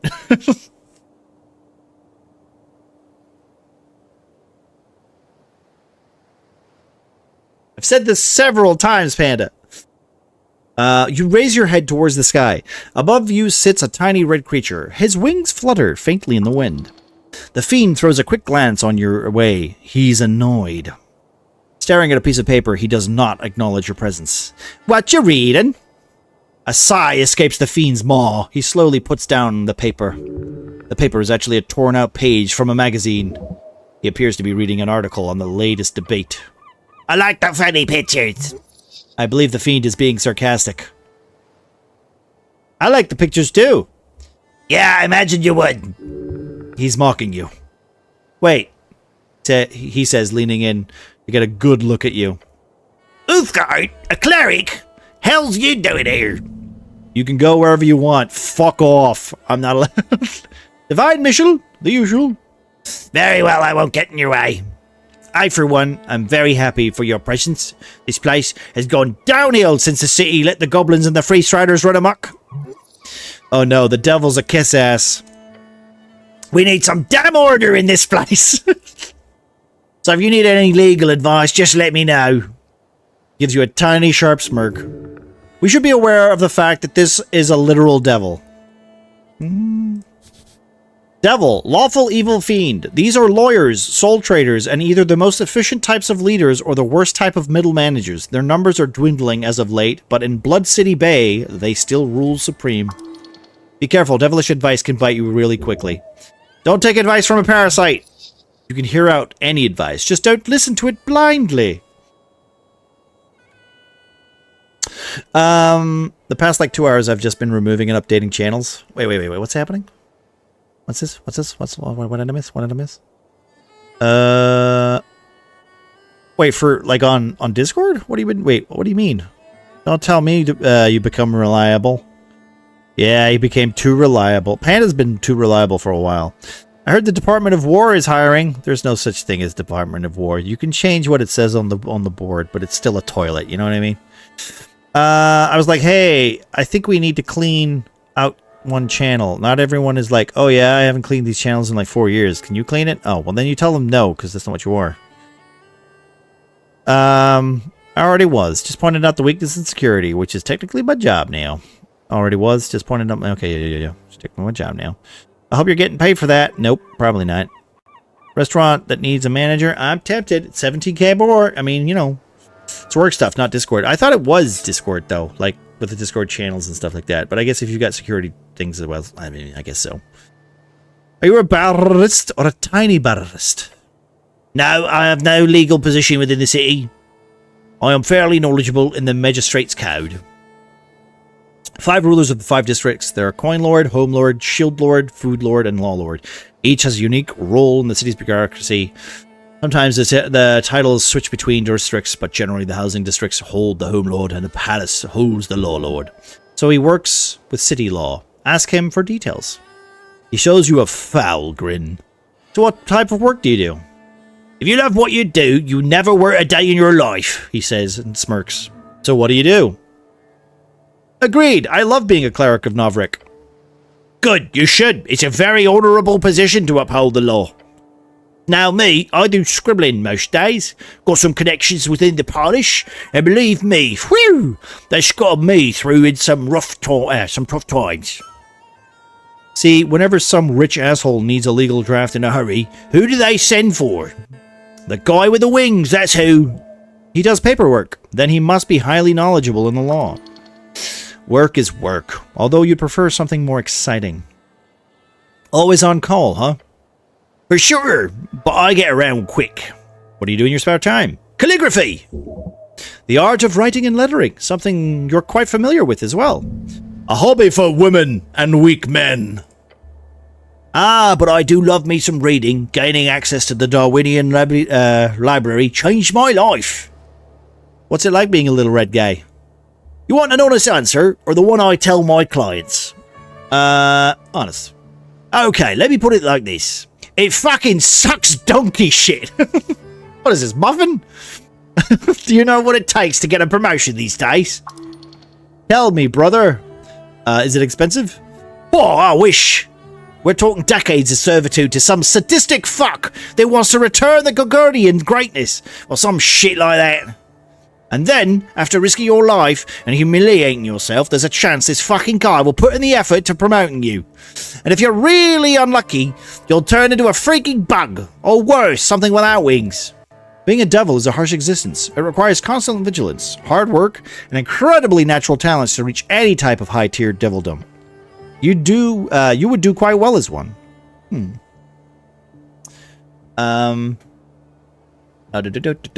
We use Slack, so like Discord, but no talking channels. Okay. Change its name back to the Department of War from the Department of Defense. A restaurant is that I'd eat all the food. Wait, that's not how you manage food. Sounds like a one to me. I hate restaurant work, though. Did 10 years of it and got out. Yeah, but like you're just doing it, but there's no food this time, Panda. You know what I mean? I have to sit on my ass at home with the job, so it's a big win. But something, but I do need to find something that is actually in this state. I mean, that would probably be helpful. Tell me about these promotions. Sorry, I forgot that everyone knows how Devilkin work. Let's put it like this. Devils have a ranking system. Some are lower and some are higher. Only way to get higher and metamorphosize into a more powerful creature is to be promoted by someone with a higher rank. But hey, could be worse, he says, cackling. Could be a demon. Demon, Kerak evil fiend. They are mostly bloodthirsty monsters and rage-crazed barbarians fallen out of the Ixi. Or High-X? High-Z? High? I don't know how to pronounce that. I can't. I wish I knew. But I know the X means like a different letter, right? So who knows? But some of their more civilized spawn do reign in the cities and realms surrounding the English Mall. Demons are horrible, chaotic creatures that live by the rule of complete meritocracy, which would be amazing if it wasn't for their complete ineptitude of civilization building. What are you voting for in the upcoming election? What am I voting for? Same as you, the little devil says with a laugh. The good guys. And that means? The city, duh. The elites are quite literally feeding my trove at this point. You think I'd vote for someone to topple them? You're being selfish in your voting? Yeah, who wouldn't be? You think those dwarves will be voting for some hippie Azaglist? Or if they were the ones with the palaces? I don't think so, not for a second. Anyway, you wanted something. I'm done asking everything I wanted to. He throws up his little arms in the air. It's over! By the gods! So dramatic. I love this little guy. Gotta go. Something gave up. Ah, no worries, Miss First. Thank you for hanging there. Appreciate you guys. If you're not already, go check out Miss First. I'm sure she'll probably be on a little bit later. Or if not, she might be on later on in the week, so give them a check out. No law preventing bartenders from drinking here. That seems a little silly and counterintuitive. You don't want to get caught being drunk.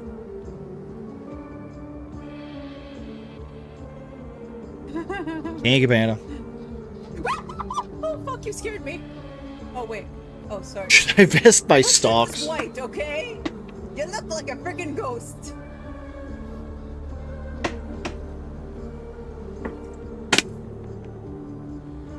I think this is the most talking I've done in this room. That's reading in quite some time. Okay. Should I give... can you give me free legal advice? Oh, yes. I'll gladly assist a member of the Earth Guard any day. Actually free? Well, in that case... just ask. Should I invest in stocks? Oh. Oh. I do not give, nor have ever given, investment advice. But... here we go. Yes, he looked you up and down. I should ask, have you ever bought shares before, cleric? I don't share with anyone, little red man. Okay, some basics then. Popularized by Light Divine era human adventurer companies, a share is essentially a percentage of ownership of a certain venture. Could be a guild, could be a company, or a specific adventure, something that is supposedly to grow over time. So you can increase the value of all securities in that venture. It's a risky way to increase your capital without actually doing any real work. Gods, this devil is good. Learn from him. Why is it risky? It sounds like free money. Good question. Imagine you invest in an adventuring party. They head into the Vendor Hills to dive into some Gate-era tomb or an esoteric area filled with talking cats. Something weird and dangerous, but with potential for a lot of cool treasure to be found and brought back. There's a major chance that those adventurers die out on their journey, and if they do, you lose all the money you invested. They could make it back, in which case you'd get a percentage of the treasure based on your share. But how often do adventurers come back with a bunch of treasures these days? So I should buy stocks? Look, there are rules in place. Norfolk has laws governing what one cannot suggest when it comes to financial agency. Your god made those laws to protect people of lower than average intelligence from being tricked by those with ill intent. Where can I buy stocks? You can buy shares directly from a venture trader. Basically, someone could give you a piece of paper that says I owe you with some legal information on it. Or you can go to the trade app. I don't think the Tolstead exchange is open until after the election, though. Have you ever bought stocks? Sure, I spend about 40% of my income at risky adventures. Sometimes I even get paid in securities, which is nice since I won't have to pay any middlemen. Could people buy stocks in me? The little red guy, the little red devil stares at you. If you were to set yourself up as a venture, then maybe, if you could convince someone to invest in you, without breaking any laws regarding investment advice, I'd be impressed, so why not? What about currency trading? That's something you've heard about too. Oh, that's just the art of switching between various currencies. So you've got a pouch full of old embers, that is, the old draconic coins. They're made of gold, so even though there's no governments these days who support it, you can always just sell them for the gold value. Great, that's the most basic form of it. But then, it comes to city-backed currencies, it gets more complicated. If you've got 10 Brimarks, then I'd say you want to convert them to Residian 10s. How many do you get? 10? No clue. The value of each currency fluctuates day to day, as does the exchange rate to each other currency, not to mention the location as well.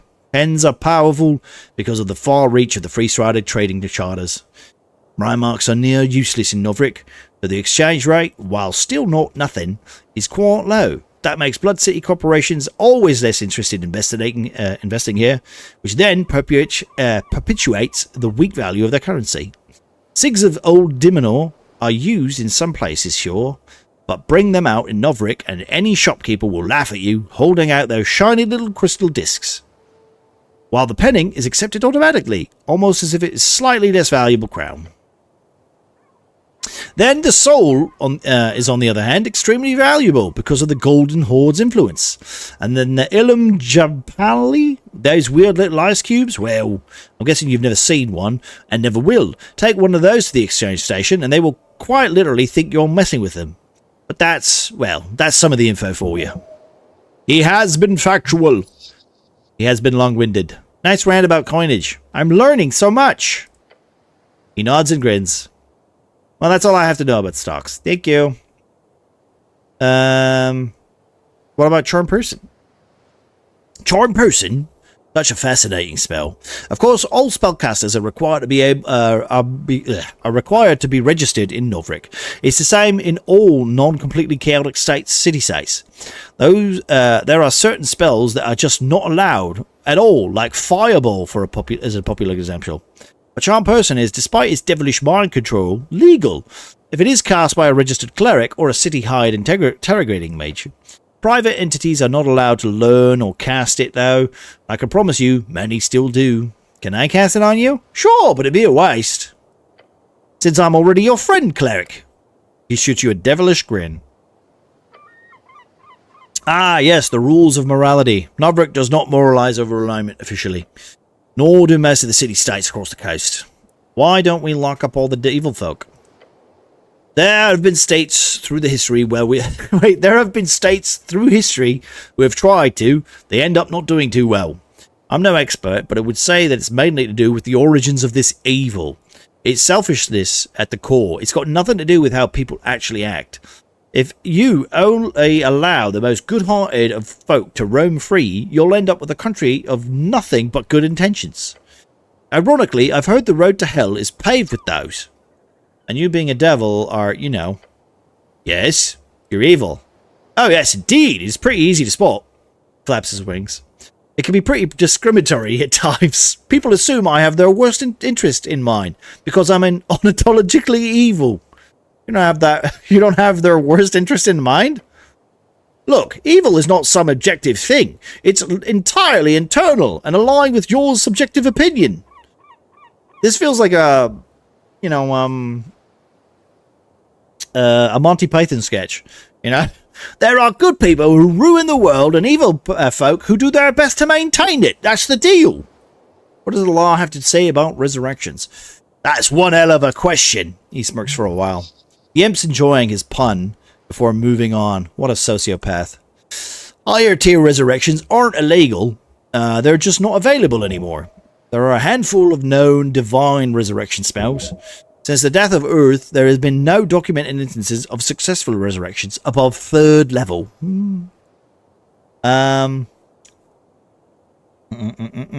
Because of one message, we need new policies and strategy plans that I need to make up.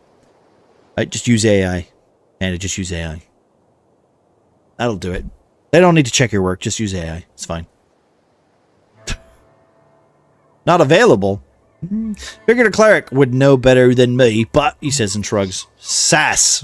Spells over 4th or 5th are rarely seen these days. You want to know why? Go pray. Your god grants you magic. In his wisdom, he only grants higher magic when needed. In your lifetime, it has not been needed a lot. After Earth died, it's been a bit hard for even the top-tier ranking clerics to manage higher-tier magic. At least if you believe the rumors at the towers, which you should. What about low-level resurrections? That's revivified, that is. Does a murder still count if the victim is resurrected? He thinks about the question for a bit. There's been cases. Heard of a man stabbed in a bar fight, bled out in time for a drunk cleric to arrive, cast Revivify, and the bloke lived. The stabber ended up being charged with a major transgression of personal well-being. And that's not murder per se. But I'd argue it had more to do with the fellow's barrister making it clear that the judiciaries there was no killing intent. So not an accident and not a murder, just a brawl gone too far. But that's hard to sell if the victim wasn't breathing. A complex scenario, something clerics often have to contend with. But in most cases, I'd say yes. So don't go around murdering folk and then revivifying them, cleric. It would be a waste of a spell slot, yes. And evil. But also a bit funny. Very funny. would be kind of funny, but you know, don't. Hello there. Hello, Dong. How are you doing, my friend? AI can rot in hell. What? But it makes so many funny jokes. Also, it's ruining the rainwater. Meaning, real quick. No worries, Panda. How we doing, Dong? Good to see you, my friend. How you been treating yourself?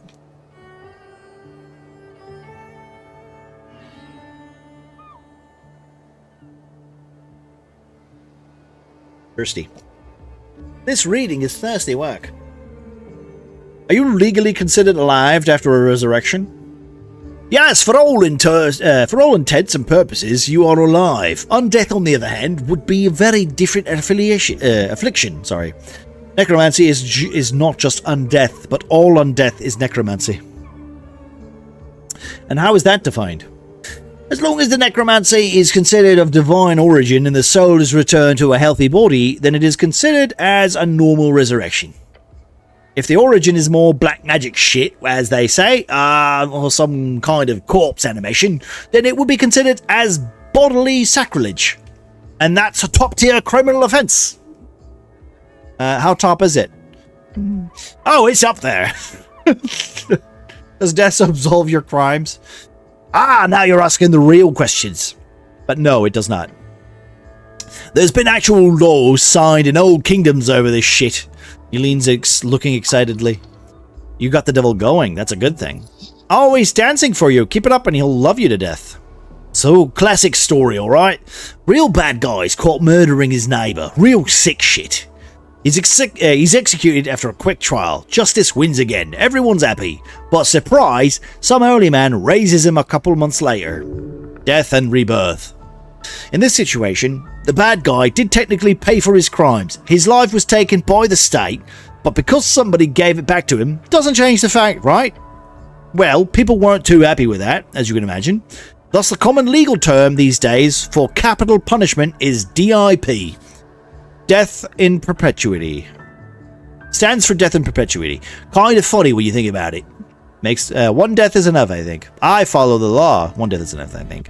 Really? Well, suppose humans would have a different outlook than a fiend like me. So to keep criminals DIP'd, most states tend to hide, lock up, or simply burn corpses or spread the ashes using non-resurrectable methods. So a properly DIP'd dead guy shouldn't be able to return without the use of some miraculous 9th level spell, which obviously these days isn't too likely. That's all the questions I have on resurrection. Good night, Morris. Have a good night. I just opened a bottle of wine, a mega pint. Oh my god. I have not drank wine in a very, very, very long time. I hope you're enjoying it.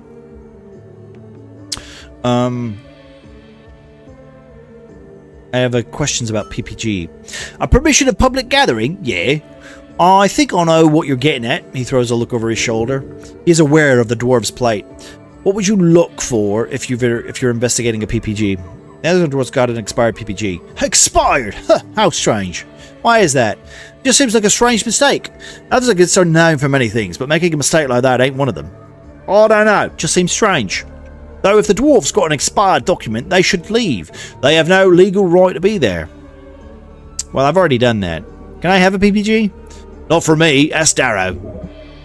Nicholas Darrow, chosen magistrate of the Tolstad, a man known for little else than being the great-grandson of Borgo Darrow, the legendary right man of Earth. Or maybe don't, unless you've got some really important message to deliver to the people. Alright, thank you. That's all I want. You heard about the tea shop? Let's ask him about the tea shop. Great game. Hopefully it gets voiceover like Disco Elysium. Honestly, I can see it getting it. If it gets enough attention, I would assume they would throw some more money at it, right? I'm so far I'm liking it. Hey all, lurking for a while. Hello, Prop. How you doing, my friend? Prop, I think you would really like this game, actually. Very much like this game. What's your take? It blew up. Not sure what else you would want to hear. Why do you think it blew up? Honestly, I haven't seen a blast zone like that since the Coast War. And you didn't hear this from me, but the little fellow trusts you. He is your friend. The scorch marks look like those from a fireball, but not the kind you get from a trigger-happy pit fiend. We're talking high-level wizard stuff. Pit fiends are known to cast 3rd-level fireballs at will. Be careful, cleric. Powerful forces are at work here. Thinking about it for a few more seconds makes it clear to me that it's all a big cover-up.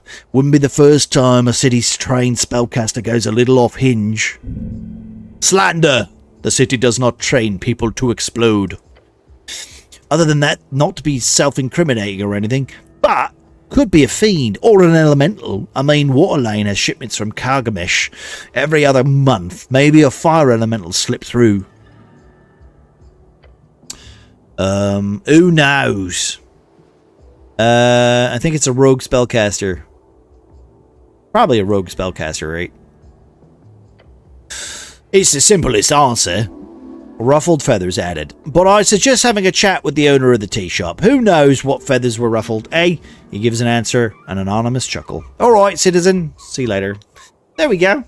I'm good, thanks. How are you? We're good, honestly. I'm quite happy. I'm quite, like I said, apparently it's DM, it's DM/GM day. So we're playing a little bit something different. We're playing some Dungeons and Dragons kind of focused video game today. That's a way to celebrate it, I guess, technically. I'm enjoying myself with this game. This is kind of fun. There's a cat. Let's go talk to the cat. It's just a little goblin lady. We'll talk to the cat first. It's an empty barrel. There's money in here. Cat! A black cat. On the ledge overlooking the garden, you spot a black cat. Calm as can be, it doesn't even care that you stomp up next to it. Dexterity. Behold the cat, a legendary trickster of Novrek. Hello! I am your local government. Greetings, who might you be? The cat eyes lift its head up. Its dark eyes squint at you for a second, sniffs in the air, and then ignores you once again. It knows more than it lets on. Wisdom comes from not knowing when to act and when to not. This cat does not care for you in the slightest. Pet it or something, I don't know. If you wish to hold a proper conversation with this magnificent creature, you need the spell. Speak with animals. I shall pet the cat. Gained experience. You have petted the cat. You reach towards the cat's head. It meets your palm and nuzzles up against it. What a sign! What a sense of divine validation! Such independence and arrogance. You should get a cat. Not doing anything, yet getting is so much love. Learn from this beast. His grace is unmatched. If you were a cat, you'd never have trouble again. It appears to have enjoyed the pet. Alright, we'll come back when we got talk to animals. I can't even talk to the little lady. Is this the shop? Let's see. The rough letters spell out old lady's apartment. Alright, we want to go see the can I run faster? I want the tea shop, right?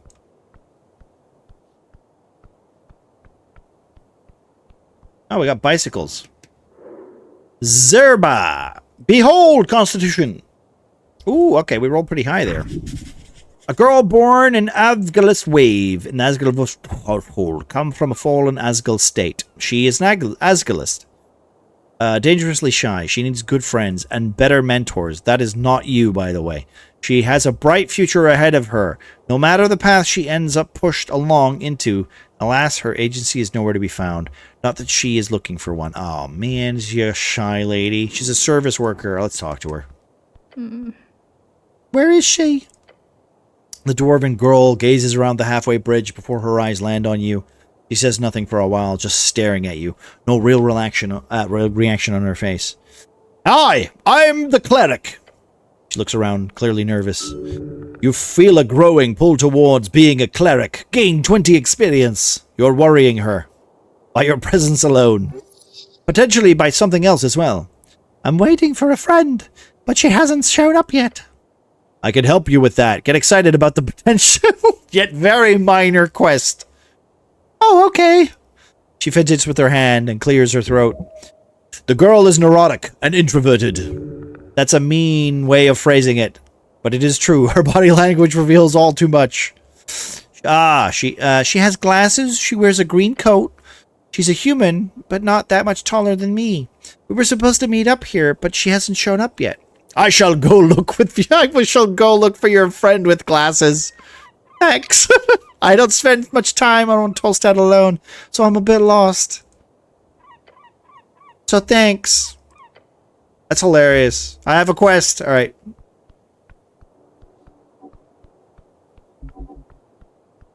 Can I steal one of these bikes?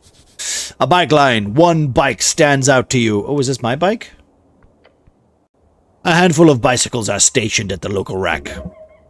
Bike racks are stationed in many places around the city, usually in locales with lots of stairs.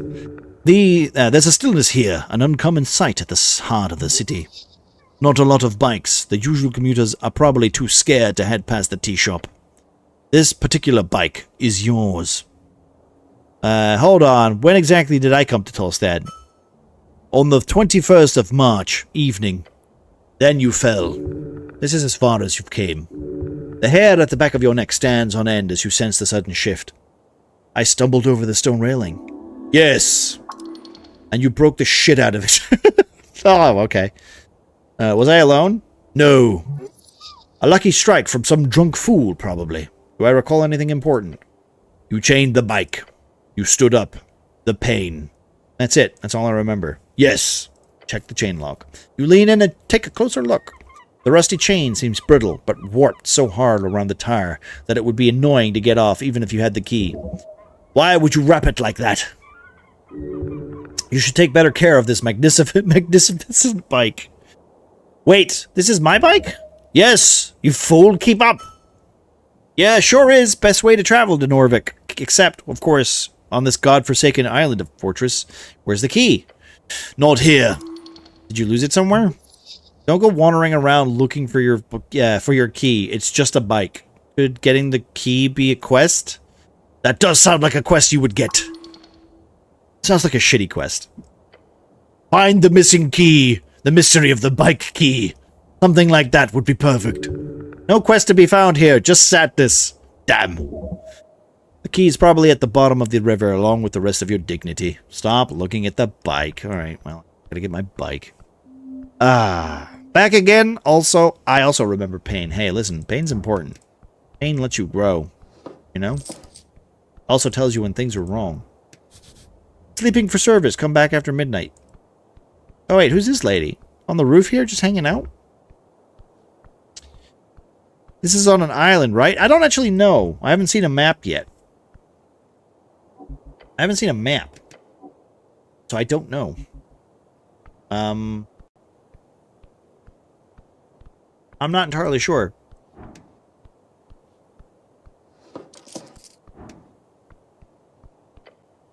The tea shop entrance. Mid scorch marks and cracked masonry, you approach a doorway. There are several planks blocking the passage. The tea shop. Take a peek inside. A powerful force left these marks. Fastened on several nails, you also see a paper. Atop it says, with bold lettering, City Notice, no trespassing. Does this include me? No, or else you would know you would have the password. Try touching the planks. As you do, subtle ripples of blue energy appear around your gloved hand. It is sealed. As you move away your hand, the faint aura shimmers in dark translucent blue and then fades away. This feels like trouble.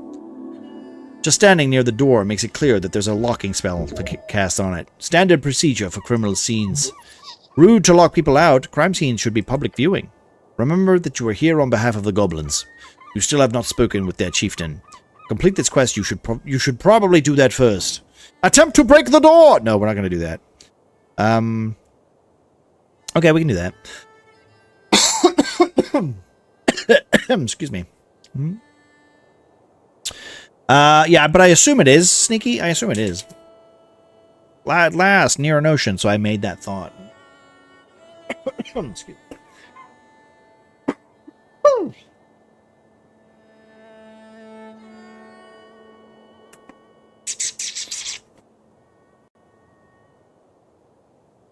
I'm going to try that to the next crime scene I come across.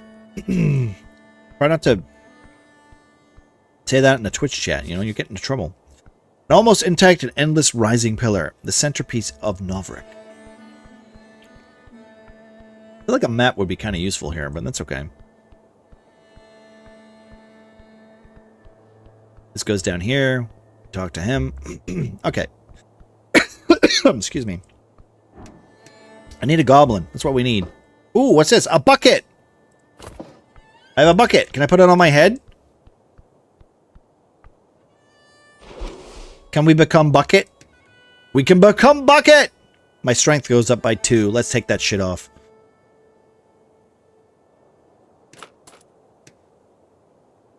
My wisdom goes down by 2. I don't know if I like that. I don't know if I like that because my wisdom's already quite low and my strength is fucking terrible. So making that 8 is not going to change anything. So, all right, let's talk to you. Arn, kiosk kid. Dexterity, behold! 19, not bad. Kid's working his ass off, getting that bread. He must be doing that optional weekend school. He'll go far in life with that attitude, but that fire under his ass must have been lit by something fierce. He's a jumpy fellow, a survivor, type of kid that's used to making it on his own. Can I steal from him? Oh, I can just steal a bunch of magazines from him. Jesus.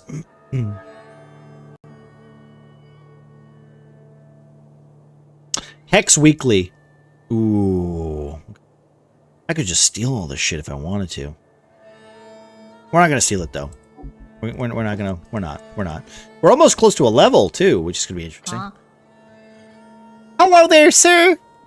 I could be there. Crime scenes should be public viewing. The agents that follow me know I'm full of hollow threats. Okay. Keep it for when you need to use strength. Or it doesn't work like that. Well, okay, Sneaky, have you played, like, Disco Elysium? Like, I guess I could technically, but my strength is 6, so I don't think I'm ever gonna get like the bonus to make the roll. So I don't know. Maybe I'll keep it. I will keep it, but like it just seems too weird to get out of the conversation, then put a helmet on, and then try the check. You know, we'll see though. We'll see. The kid behind the counter taps a pile of newspapers. Are you a postie? What the fuck did you just call me? So aggressive. What? Do you read that? I'm asking. You've scared the poor boy. Ah, the Post. Yes, that is a good magazine. Ah, the kid looks distraught. Never mind. Welcome to the Pillar Kiosk. How can I help you today? He looks around. Do you want to buy something? Yes, I want to buy something, and I also have questions. Questions about what? City questions. Oh, okay. He looks down the road. Not too much traffic lately, sure. If my boss shows up, you gotta buy something, though. Haggle, haggle, haggle, haggle. Okay, I can haggle. Okay. Can you just tell me the news? The boy stares at you. He's thinking of how to explain this to you. So here's the thing. We sell newspapers here? If I just tell you the news, we won't get any money. I'm in a rush. Just give it to me. The kid glances around the corner of the shop. He then shrugs. Fine, but don't tell anyone. The kid grabs the copy of the Post and starts reading. Sad. It would have been more fun if he grabbed the news of New York, of Norvik. That one's mostly rumors and sensational bullshit. It's great. Election week, 5 parties about exclusion limit. Polling shows the Nationalists ahead at 40%. The Free Striders and Avangalists being behind at 20 each. The Arcanists and Algerians are holding out just above the limit at around 5% each. These polls are mainly done in rich areas. You know, the human areas. Can't always trust polls. We'll see about that on election day. A party of Novrik still won't comment on the missing paladin. This Gorm Scadman fellow's been gone for months at this point, but here's the drama. He was last spotted heading down into the city below. Maybe he's stuck fighting undead or something. Or maybe he's dead, you know, after having fought some undead or whatever. A paladin? Sounds strange. What's a paladin? He's probably dead, yeah. He stares at the bottom of the page. Apparently the party of Novrik is going to hold the election without him on the official list of members. The Lord Patriarch Akasim cannot be reached for that comment, it says. And so, Food Lord Trollmord will now head the list. The Coin Lord Darrow will be number 2. I wonder how that'll go. Too bad for Lord Grum, unless he's found before the actual election day, of course. And if you're heading down into the city below, you should look for him. This place is dangerous. I can't go down there. Yes, I should. I will find this legendary paladin. Nice. Anyway, Avalis rally held over the city. There's an op-ed about the chant and it's being printed illegally and needs to be stopped. If anyone knows the location of the printer used in producing the chant, please inform your nearest Free Strider for office immediately. They can't do that. It's illegal to print things without a license. It is, huh? Didn't know that. He turns the page. The Agarian party has lost almost the entire working class vote. Over half the city guilds are giving official support to the Green cause. Good, they were useless. Yeah, the Agarian party seem to be out of the race, more or less, along with the Arcane Circle and the conservational lobby. So now it's a 3-way tie from what I can see. The latest poll shows 36% to the party of Novrik. 20% to the Revolutionary Freestriders Party, 24% to the Asgil Workers Party. Very interesting, although I'm not involved in any of this, of course. Oh, you aren't? No, because I'm apolitical. Nah, too tiring. Nah, I'm way too uninteresting to even think about politics. No, you see, I'm simply not smart enough to engage in such an important topic. Yeah, that's how I feel too. Most of the time, so much to keep track of. The kid flips through the rest of the magazine. Right, that's it, I guess, too, huh? Interesting. What? No, I just realised there's no mention of the tea shop yet. Guess they're keeping that out of the news cycles. Speaking of the tea shop, what do you know about it? Except that it exploded. That part's pretty obvious, so yes. Oh, I was here, you know, saw it with my own 2 eyes. Look over your shoulder toward the tea shop. Oh, I heard it too, definitely heard it. How low was it? Super loud. And shaky too, I almost fell over. Walk me through it. Oh, okay. I set up the kiosk at dawn. By noon, the morning rush had calmed down, and I remember the bike rack was full. Water lane workers mostly commute on the new bridge in Flotilla, but the halfway bridge does see a fair share of bikers every day and night. But by noon, it was pretty dead, which is great. Less work for me. Go on then. I heard in the back. Thought it was attack. He's implying political motivation. Did you see anyone suspicious? Not really. Just the normal types. A goblin was arguing with a human by the temple. Just some mild shouting about some business thing. You're otherwise pretty dead around noon here, usually. Anything else you notice? Yeah, sure I did. Mr. Drummer. He's the owner of the tea shop. Former tea shop. Usually the tea shop opens in the afternoon on work days. So it's not weird to see him walking about all day. Chatty fellow, buys a lot of newspapers. Where was he going? I don't know. Saw him leaving the tea shop before noon. Right before noon? Yeah. Right before the massive explosion occurred? The kid clicks his tongue when you put it like that. Look, I don't know where Mr. Drummer is or where he went.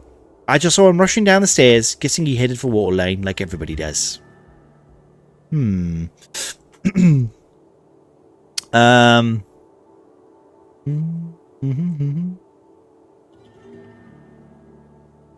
can be here, Crown Seeds. Of agents that follow me, I know are just full of hollow threats. Keep it for when you need the strength, but it doesn't work like that. I have seen the gameplay. Well, hey, listen. Maybe, okay, if I buy all those magazines, I can use them for whenever I need them to. But I'll be honest, that's a lot of money. What could you tell me about the owner of the tea shop? Mr. Drummer is a customer. Seems nice. Seems nice enough for bird folk. A passively racist comment. Maybe we should do that more often. Like point it out. Passively racist comment. I've heard he hangs out with the Sphinx a lot, and that he's got connections with all sorts of folk. All sorts of folk. Politically, Asgal used the tea shop a lot. I've got some buddies involved in that scene. What about the fire? I felt the heat, even all the way over here. It was like, kid gestures a large sphere for you. A really weird fire, then. Shrinking the size of his imagined sphere. Weird. Gone in an instant. A weird fire? Yeah, it was like... Oh, look, it's going to sound really weird. Just lean in and say, I like weird. Ah, it was blue. Blue fire indicates extreme temperatures. Only for a split second. When I looked again, the whole building was on fire. But it was normal looking fire. So I might have just imagined it. Did the fire speak to you? He stares at you. Like a conversation. Yeah, like right now. No. I don't know. What would it be like? Did anyone else enter or leave the tea shop? No, Mr. Drummond, he says confidently in his voice. It was a boring day. I was pretty much just people watching all morning. Mr. Drummond was the only one I saw leave the tea shop all day until the explosion. Did you see him enter? No, actually. I never saw him entering that building, so I guess he must have just slept there or entered before dawn. So no one else entered all morning. Not a soul. Usually not too many people there in the morning or forenoon. Really? Forenoon? That's a good word. I like it. People should say that more often. Feel very Norwegian. Yeah. I saw it in the Asgold newspaper once. They like using dwarvish words like that. Though my brother doesn't want me reading those copper papers. A newspaper printed on the magical copper sheets. Quality suffering in this production, but its popularity has skyrocketed in the indie papers around the coast. Yeah. Keep reading Asgold content, kid. Don't listen to your brother. He's probably a fascist. Don't read that slop. Read city-approved articles only. If it teaches you fancy words like that, then it's probably good to avoid it. Don't want to sound like a snob. The kid nods along. Anyway, about the tea shop owner. Oh yeah, he's kind of okay for an elf. Ugh. Elves. Did Drummer actually act strange when he left? Just in a hurry maybe. Saw him shuffle towards the stairs to Circle Square, probably heading down a water lane. Why water lane? It's the only place to go. Either that or the Goblin Garden or the city below. I don't think Mr. Drummer is a city below type of bird. Are you sure you saw him? Absolutely, no doubt, he trails off, muttering to himself. He went downstairs to Pillar Cross, that's all I saw. He is trying his best to remember. I've been going over it in my head. Pretty, shocking stuff. He is just a kid, shouldn't have to deal with such terrible things. Ask about the owner of the kiosk. My boss, Thanalos, he's a pretty nice merman. What do you need to know? Your boss is a merman? Yeah. He's in the river a lot, likes fishing. What does he do around here? He stocks the stalls, usually really early in the morning. Beyond that, I think he just does other stuff. He owns a bunch of properties around the city, so he's pretty busy. Can I speak with him? I guess he's not. He's not very talkative, but he usually fishes behind the kiosk in the afternoons. That's his only break from work, I think. But don't tell him I told you that. What does he pay you? I get about 5 crowns an hour. It's a really good salary for someone my age. That's an awful pay. You are clearly being exploited. Ah, other kiosk kids get like half of that. That is pretty generous. At least that's what my brother says. Your brother is wise. Trust in him. Your brother is a fool. You need to rebel and fight against your oppressive exploiter. I disagree. I don't really want to rebel. Then you are weak and you will fall along with the rest of them. Actually, that's good. We should avoid bloodshed if we can. If you do, just remember to stand up when the time comes. I don't really follow, but okay. He's trying to avoid the subject to not cause you to become more aggressive. What do you know about the tea shop? Except that it exploded. Stare at the boy. I was here. Okay, no, we already done this one. We already done this one. Okay, get out of here. I don't want anything right now. Hold on. Yes? Can I ask you a favor? Anything, young man. You are the future of the city. How much you paying? It squints. 3 crowns? I'm joking. Keep your money. Oh, okay. There's, I heard there's trouble down in Waterlane tonight. Please go and make sure that nothing happens. Why do you care if there's trouble, tells Dad? I'll do if I can. Please? You give him a quick nod. Ooh, join back into some classic incitement of violence. Exactly, Lore. Exactly. That's what you need in a D&D campaign. Oh, I've leveled. Have I leveled? Level advancement! I have leveled. 1 ability score, 5 hit points, 1 hit dice, another spell slot, and a 2nd level spell slot. Alright, where am I putting my points?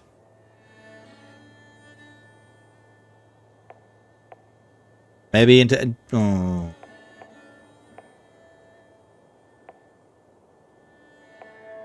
None of these help.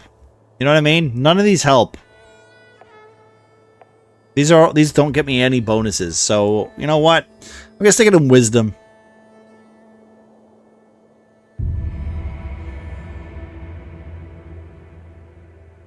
A D&D rite of passage right there. The emancipation of the villagers. Well, it depends on the campaign, but I see your point. I see your point. I found a pastry in here. You reach into the bin and pull out a somewhat intact cardamom treat. Please. You did not. Just you, it. Let me get this clear. You find yourself out on Pillar Road. You see a cardamom treat in the bin. It's been out there for God knows how long, and you think to yourself, what the hells? I'll just eat some trash. Calm down, it's not trash. Rationalize eating trash. Was it in the trash? Yes.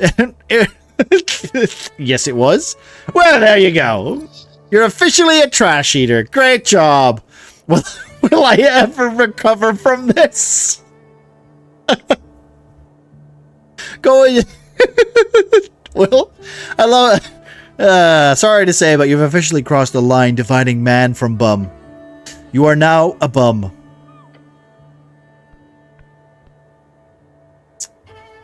So this is D&D Disco Elysium? Yes, this is basically D&D Disco Elysium. I kind of don't want to say that because I want to give this credit for what itself, but it is kind of using the same kind of elements. So, I would say yes. The closest thing to it would be another fun Disco Elysium experience.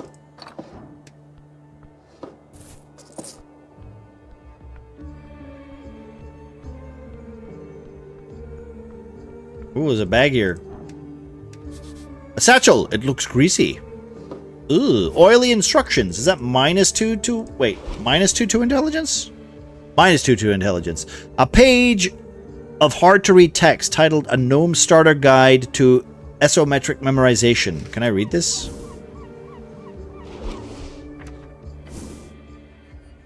You hold up the paper, finding it to... I was going to say that's a big fucking seagull, but I think it's just perspective. The name of the margin suggests the book is called A Gnome Starter Guide to Esoteric Memorization. Read it. It's quite lengthy. I'm a big fan of the internal monologues. Honestly, Disco Elysium is like so good. And the fact that it's voiced makes it a little easier to digest as well. So I can see why, like, maybe, like, not a lot of people would be as full in on this one, because it's a lot of reading. I mean, I've been reading for, like, what, 3.5 hours? The first step to understanding esoteric memorization is understanding the underlying powers at play. Jaw strings stretch across this coast, invisible to the eye, yet connected to all things living and dead. A spell is simply a set of rules you must follow in order to manipulate those strings in an esoteric effect. Yet those rules are themselves esoteric in nature. As such, most wizards will find it impossible to remember more than a handful of spells at a time. Keep reading. This is the big divide between cantrips and actual spells, as cantrips are both easy to remember and will not consume a spell slot. Spell slots are the common representation of how many spells of each spell level of... This is like the boring shit that nobody... Like, see when I say, hey, listen, do you want to play D&D? This is the stuff that I don't tell players, because it literally puts them off. As a gnome, you are naturally gifted in the art of illusional magic. Other schools will be more difficult to memorize.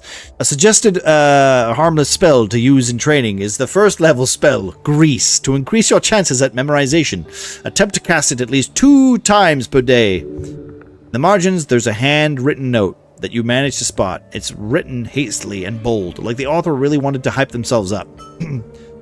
It says, every evening and every lunch break at work, remember, you can do it.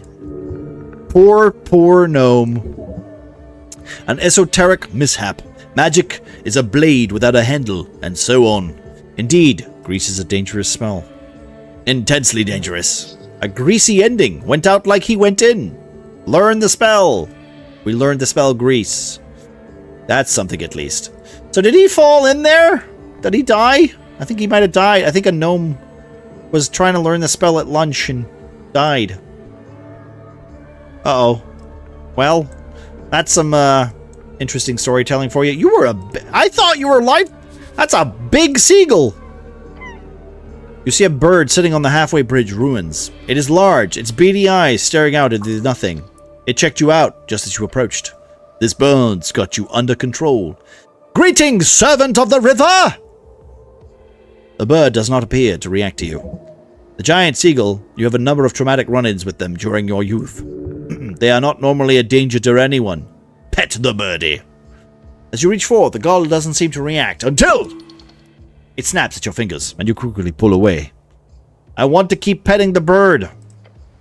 As you reach forward, the gull doesn't seem to react until it snaps at your fingers and you quickly pull away. I want to keep petting the bird. Yeah, why not? Not like it'll be able to hurt you. Do not anger the beast. It's calm, just sitting there. It has done nothing to you, and clearly wants to be left alone. Why do you deal with creatures like this? This is below you. Nod and leave. Alright, fair enough. Oh, there's a thingy here. Get it? Get it?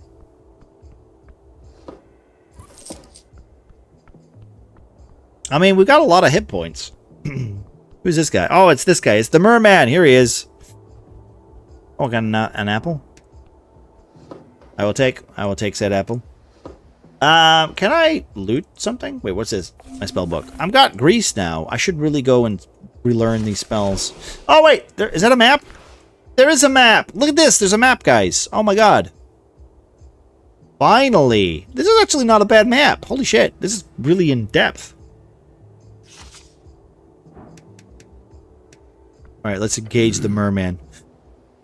A large merman sits by the sea.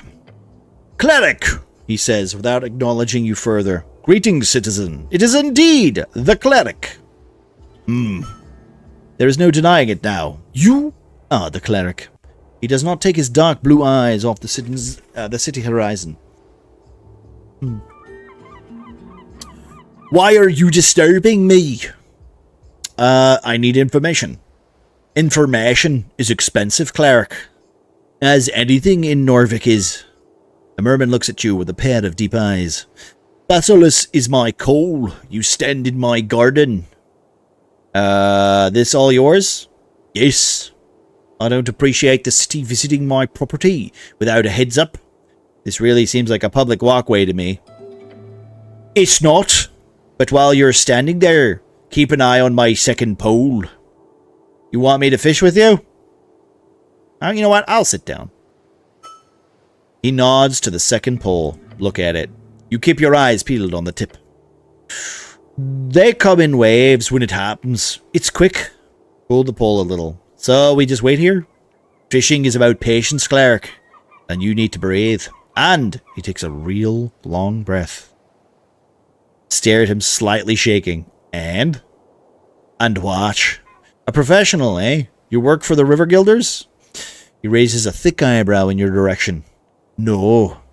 So what do you do then? I operate facilities, apartment complexes, mostly. He appears uncomfortable. Hold on. Hold on.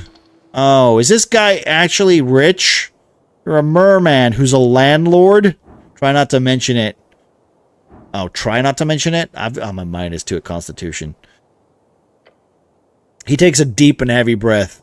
A merman landlord? You are not the first to comment on it. Have a laugh. I know I'm pretty witty. It's pretty funny, you'd have to admit. Haha. The merman clenches his jaw. His facial muscles twitch. He grumbles through his teeth. Very funny.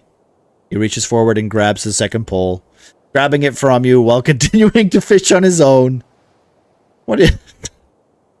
I have some personal questions for you. No. No, I do, really. He projects a forceful grunt. No personal questions. You can't just say no. That's not allowed. Yes, I can, and I will. No, you see, I'm the cleric. You have to answer me when I ask stuff. He does not respond to you. What do you know about the tea shop? It burned up. I know that part. The merman stays silent for a while, then mutters to you. You need to find out what happened. If it was an esoteric error with a fireplace, if it happens to more units in the area, it could be. I could be affected. I will personally hold Magistrate Darrow responsible if it does. I'm sure Darrow cares a lot about your units. I don't think the magistrate gives a shit. You can't talk like that about the city official. I don't think it was an esoteric error. Yeah, there we go. Find out for sure. Do your job. I've spoken with Mishka on the topic. We both agreed you must figure out what happened, cleric. Make sure it does not happen again. Yes, sir. He grunts. Do you have a quest for me? No. Nothing at all? I do not have anything like that, no. Not even a delivery or something like a fetch quest? No. What about the last rents? Do you have some late rents? I can handle that myself. No secret temples that need exploring, like a merman dungeon? No. Come on, you gotta have something. Everybody's got something. Merman says nothing for a few seconds, as if fading a think. Then he says, no. So nothing. Nothing. He's patient. Very much so. Except... Smirk. My tenants have reported a strange light around Pillar Road. With the tea shop, I do not want to take any chances. Take a look for me. A strange light? The merman grumbles something. If it has anything to do with the tea shop, or if it's just ghosts, or an esoteric event. It was reported to be spotted in the late hours, sometime after midnight on the road down in the field on Pillar Road. I have no resources to pay, but if you wish to do your duty, make sure my tenants are not disturbed by such nonsense again. Quest accepted. It's not a quest. No? Quests require payment. This is, if you do it, entirely pro bono. The merman grumbles again. You wouldn't happen to know anyone in the fishing guild, would you? He glares at you. No. It's just I was fished up from the river by them and brought them to Lich House, so I thought I would check up with the whole business. They did not bring you to Visken. I did. What? He stops looking at you. Wait, really? He says nothing. Oh, he nods. So you fished me up. Yes. You were dead. Dead? Yes. So I brought you to the morgue, as one should. And then you come here alive.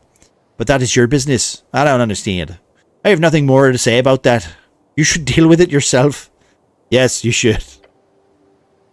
This means there was a resurrection. Now you need to learn why. Wow, you must have gotten stuck. You must have gotten stuck in something really wacky here.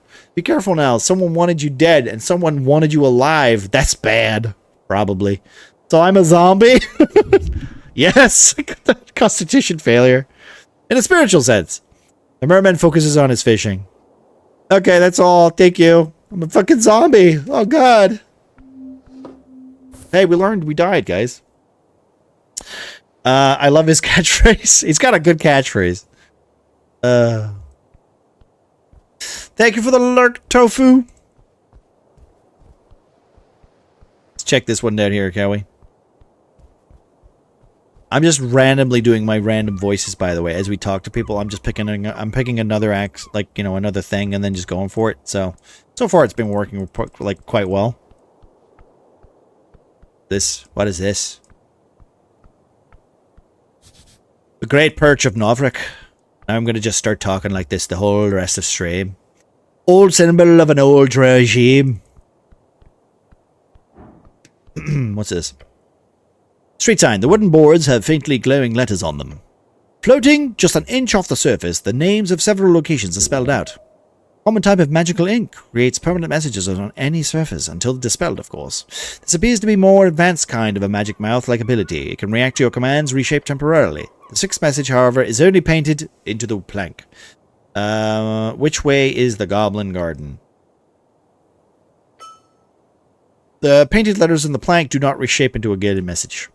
If it had magical properties as well, it would say downstairs, over grass, onto tunnel, glory of sage leaf. Okay, well, that's good. That's where I want to go, basically. Downstairs? I said downstairs, right? Did you get Smarty yet? Yes, babe. I'm wearing... Wait, can I put on my equipment? Look at this. I've got a crossbow.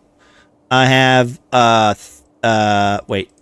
I have a pocket watch that's increased my intelligence. This reduces my intelligence because I'm stupid. I got apples and a croissant. I found a croissant. I have a croissant that I got from the bin. So I've been eating bin food. I have a bucket, but I'm not putting that on. I have a hammer, which I should really put on my hand. This is one constitution, and this is dexterity and wisdom. That's probably better. I don't want to put... Yeah, the weapon won't go there. We're not going to do that. I think we got a lot of equipment. Got a lot of equipment. I'm gonna step away. Gotta get the shower in and get ready for dinner and church. Love you, bud. See you later, Pyro. Thank you very much, my dude. I hope you have a lovely rest of your day, my dude. As always, it's been a treat. Enjoy your the rest of the evening, man. Guys, if you're not already, be sure to go check out Pyro. Give him a follow. He'll be on late. Well, I don't know if you're on later today. It's Wednesday, right? Tuesdays? I know you were on yesterday. You were on Monday as well. I don't actually know your schedule right now, because it's... I know, technically, I think you were on yesterday. I'll give you a shout out in a minute, my friend. I'm trying to figure out where to go. I want to go down, like here? Oh my god! Well, at least you're using the door. Hello, Skates. How we doing, my friend? Skates has come to raid my pantry. I don't have a pantry. How was the Psychonaut? Was it Psychonauts you were playing, my friend? Let me just do that real quick. Boop. Skates is doing great. Good, good. I'm glad to hear that, my friend. I will survive. Hey. It's amazing. How are you enjoying that? I've heard good things. Too late. I was like, no, that's a boulder in the air. Was that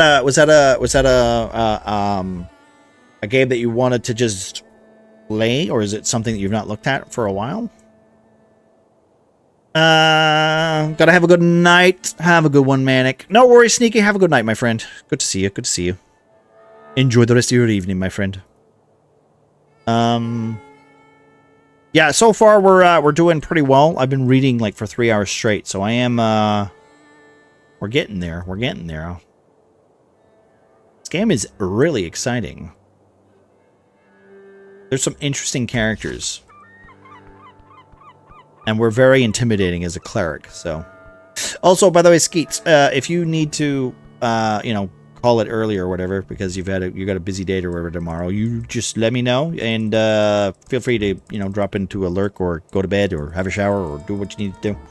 I appreciate you, my friend. I appreciate the raid. Guys, if you're not already, please go check out Skeets. Lovely dude. Played some Psychonauts right now. Also been playing a bunch of Heist. What's it called? Something Heist? Something Heist. I can't remember the name. Something Heist. Perfect Heist. That's the one. Perfect Heist. I think you'll be doing that again this Saturday as well, right? No. Next Saturday? Next Saturday? Next Saturday. Yeah. Psychonauts is something that was recommended to me by Doug, Lime's husband, some years ago, but it's been full price, though, for the longest time. I found a website that gave it to me for only €6 instead. I will admit, every time I've seen that game, I know like a lot of people, like, is it the soundtrack that people like brag up? Because it is one of those games that's like, I don't want to minimalize it, but it is like a collect-a-thon, right? Like a platformer, right? With special abilities and stuff, kind of like a Ratchet and Clank kind of thing. So far, I've been rolling pretty terribly. It's a platformer? Okay, yeah, I figured, because that's the one I remember. I know you get, like, special attacks or whatever. You get, like, mind powers or whatever. But, it sounds like you're enjoying it, though. Or, is it what you expected from that kind of game? I'm going to make a wisdom roll with advantage because of the Skeets raid. Here we go. We learned everything. Okay, not everything. We learned almost everything. Human, reed folk, rider. A girl on a mission. She's out to fight for the green, no matter the battle. Her brash exterior is not fakery. It is her heart worn on each of her sleeves.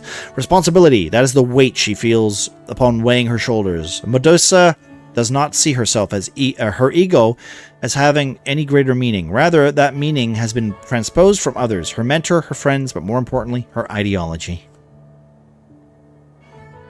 Hello, Callie.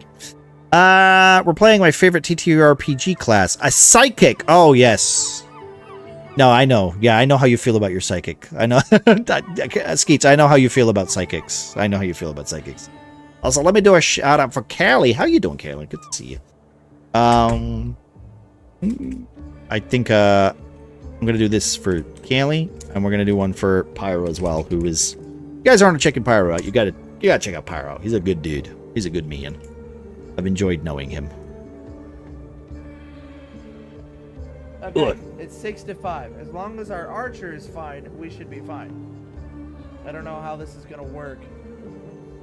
The idle music for this game is also pretty chill. Angel! Angel! Yes, no worries, Skeets. You got you get away, my dude. You get him away. I appreciate the raid, my friend. Hey, listen. Just know that when you're sleeping, there's no such thing as psychics, so you'll be fine. You know, they can't hurt you in the real world. I'm still taking damage even though I'm jumping. So what's going on here, bro? Oh, what's that? What game is that? What game is that? Like what? What am I supposed to be doing, bro? You need to go down immediately, expeditiously. Oh, no. Is that Remnant? Is that Remnant 2?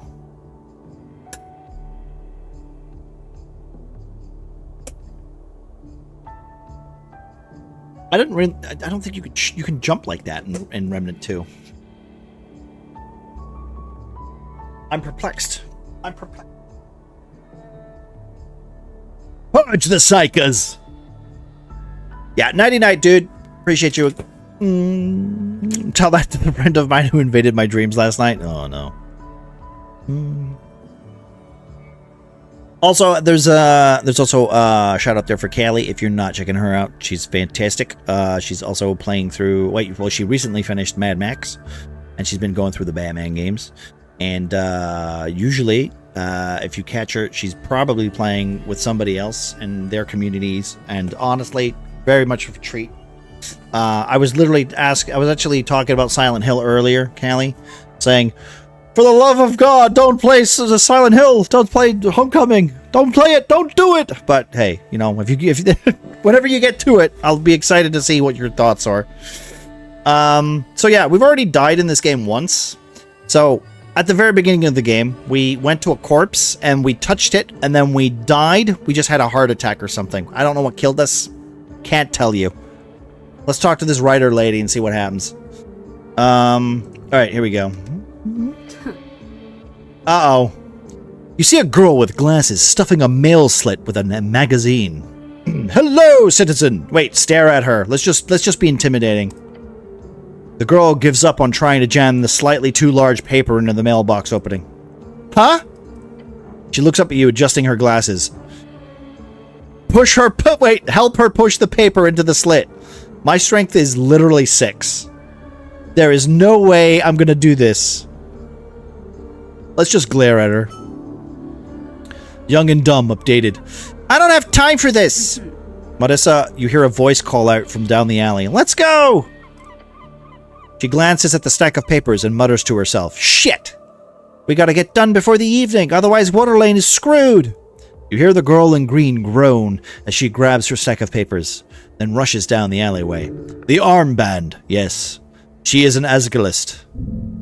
She's just some girl. No need to care. I'm done here. Okay. What's this sign? What was she putting it in? Tolls Route, North Darrow House. Alright. Can I get in here?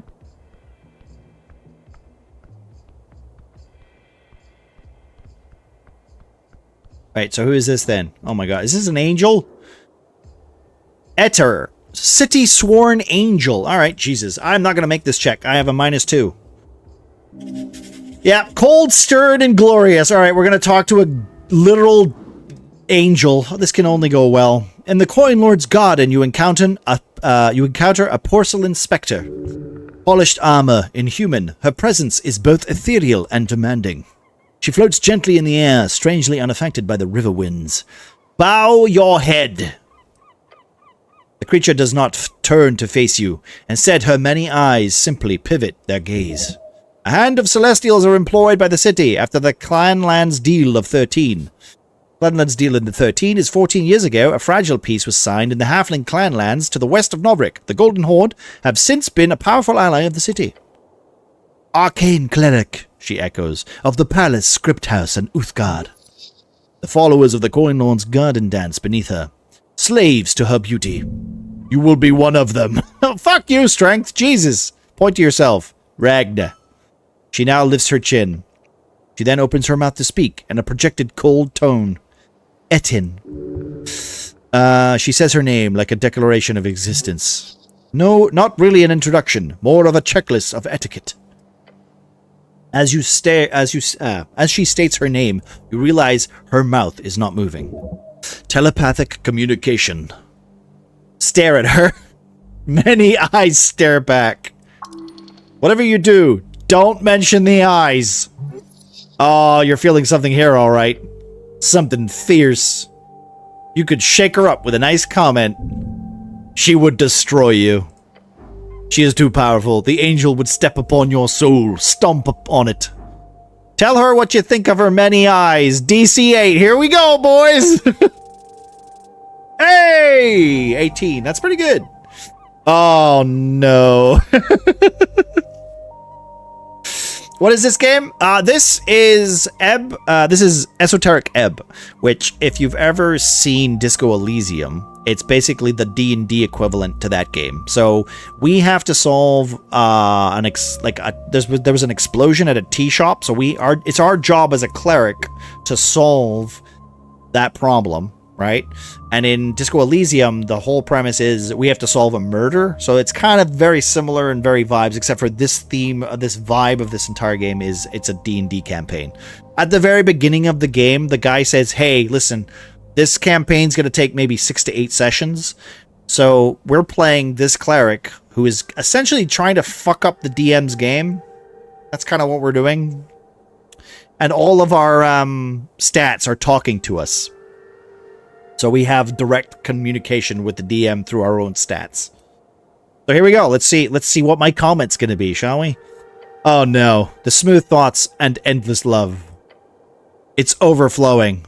Pray tell thou celestial. Oh God, look at this. Oh, this is going to be cringe. It's going to be cringe. Pray tell thy celestial harbinger of such splendid beauty and gleaming countenance, if the light might truly be of your making. For thine ethereal and glorious nature behold within that halo of eyes. It is my duality which foreverly plagues my being and soul. The sun, I say, the sun is nothing compared to you. Point at her and whimper. As you finish your ramblings, there is a silence sweeping over the magistrate's yard. Foreverly is not a word. Intelligence is having none of this shit. Now it is. Charisma says. Charisma's on our side here. Bow down before her. As your helm touches the ground of the magistrate's garden, you feel the urge. The overwhelming and excruciating final urge to tell this angel one more thing. Earth be blessed by your presence. You consecrate the very earth, my lady. The words escape your lips like smooth. Honey? Yes, honey. I'm sure she loves that. She looks down on you with many eyes. No response at first, but then she raises her head. Thank you, she says. A dry reply. At least she's not pissed. Take that as a win. You get up. Be careful now. Cut to the chase. She clearly has no interest in small talk. Nice weather we're having. Avoid eye contact. I'm here to investigate the tea shop. The eyes just stare at you. They spin gently around her. Great. Nice. We got that cleared up. It's like talking to a brick wall. She's not very vocal. We're getting nowhere with this. Be direct with her. That would make things easier. Just don't be too rude, okay? I don't have time for this. Just stare at her. She stares back 100-fold. Great. So, the eyes stop spinning. She can sense your impatience. This creature is dread itself. Enunciate slowly. I need to speak with Darrow. Stop being so off-putting. Speak normally, damn it. I'll be honest. I find you very attractive. Let's just do this. Your comment causes the angel to turn her face towards you for the first time. Walk away. Walk away. Walk away. Malutki premosoletwil. Celestial tongue. A common derogatory saying among the horde. It means something along the lines of, the little one speaks. She is mocking you for sure. You can sense she does not see you as worthy. Is that alright with you? Perhaps you should stand up for yourself. Take a step forward. Don't disrespect me, angel. Yeah, Maludi Shenmudi, you too.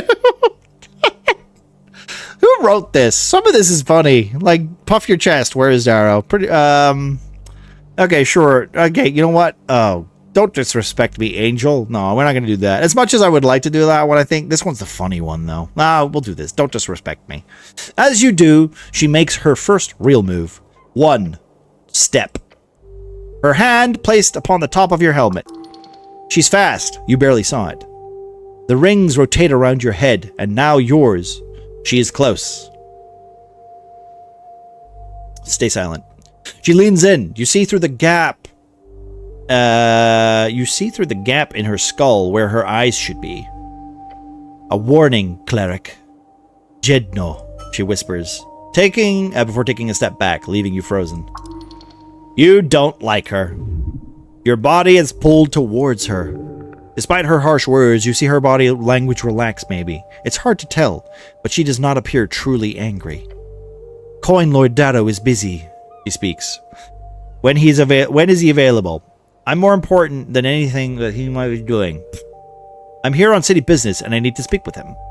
She looks to your right, towards the building leaning against the ancient tower. After a moment of silence, she says, Coin Lord Darrow will be available post-midnight. So he will only be available after midnight, between midnight and 6 a.m. So, he will be in his restaurant. Several of our eyes look at the entryway to her right. Okay, so it's this room over here. Restaurateur is not a real word. Okay. And whoever is attempting to make it one deserves a life of suffering. I love intelligence is just a sassy bitch. It's one of those fancy terms imported from Anurian culture. Though it does mean anything in Anurian, they kind of got it wrong. That door there, point to your left. At midnight, you say. Yeah, let's point out that the word is wrong. Yes. At midnight, you say. Yes. That door there. Yes. Right. She says nothing. What a conversationalist. Have a good night, Zari. Thank you for popping in, my dude. I need access to the tea shop now. When did you say I could speak with Darrow? Can I ask some personal questions? You speak good human for an angel. Human is not a language. Oh, yeah. I meant that is a dialect. Gotta be so specific. The common tongue of man is called Dominion, or Old Dominion. You speak good Dominion, then. I speak every tongue, cleric. It is not special. Hold. I like her. Can I ask a personal question? No. Please? No. Tough nut. You didn't actually think this living tank of a creature would just open up to you, right? Coin Lord Darrow has requested no unauthorized access. But I am authorized. You are not. Damn, she got you. Don't lie. You're not good at it. Alright, nod your head. Alright, well, Jesus. What am I supposed to do here, then? I'm stealing these apples. What about this? What is this? Oh, chart. Can I go in here? The path is closed. Alright, well, shoot. I need to talk to the goblin. That's what I need to do. Can we get... What's this? Okay. The road leads into central Tolstad. You have no business there. Okay. Well. I need to go down the steps, I think. Are these the steps that I want to go down? Oh, what's this? A corner of Novrek, still standing in the gate area.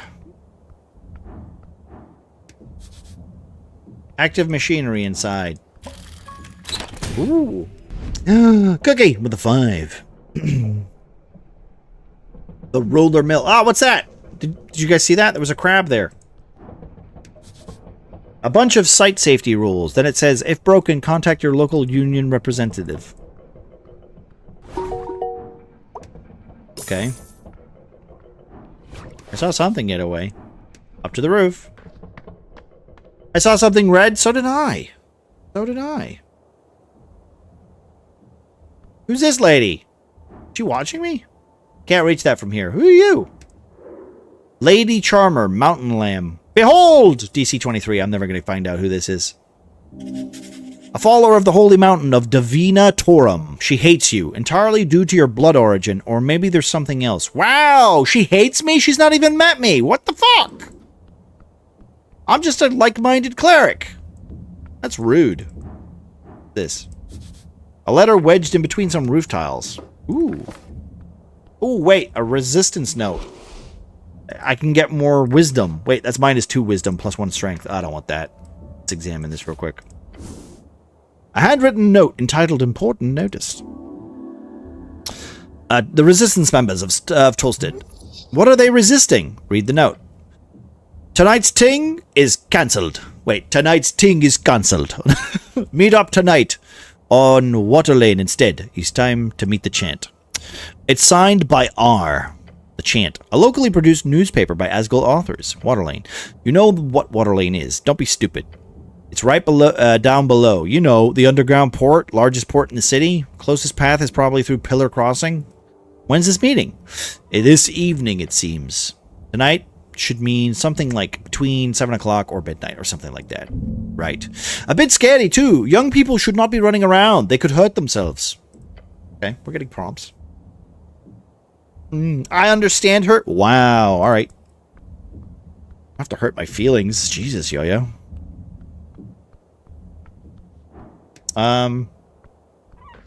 People can't remove 4 security risks for their life. Same. You know what I mean? Stress cube. Wait, why am I pickpocketing this? Is this on somebody? Does that belong to somebody? Something's stuck in the gear. The cog is spinning. Oh, am I gonna wreck my hand doing this? But you notice something. A shiny red thing stuck in the inner part of the top wheel. The denodum. It is called the denodum. You approach the cog and the sticky red thing stuck into it. And the denodum. Dexterity. Grab it quickly. Fuck you! Oh, no. You swipe in the hand, and you pull it back. Pull it back now. Huh? Pull it back now. What? It's stuck. What? Yeah, this is it. Scream, howl, your fingers. Gods be damned, my fingers get pulled down. The pain blinds you and you feel it. The fall. Oh, hit the ground. Oh.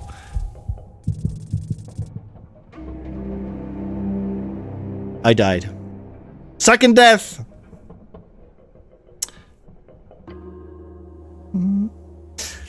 Hey, listen, you gotta take chances. Okay? You gotta take chances. It's very important to do that.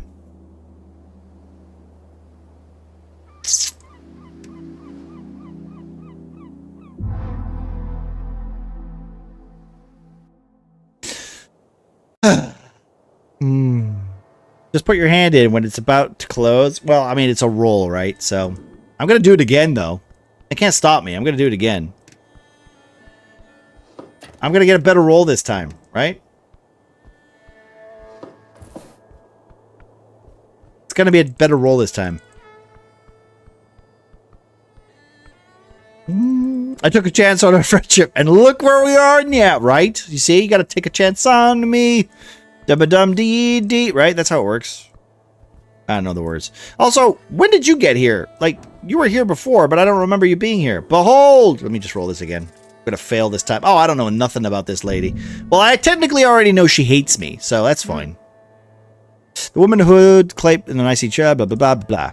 Her eyes are locked with yours. Stare back. Her eyes do not falter.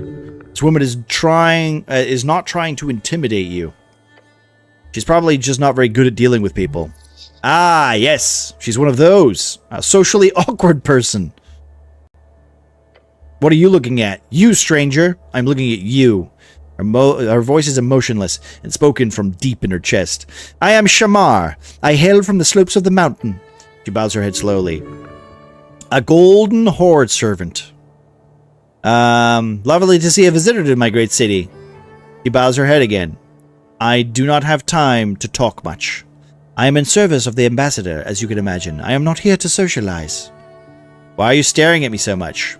Is that a bad thing to do in this city? I mean, not if you have a good reason. What reason? Flirting or hatred?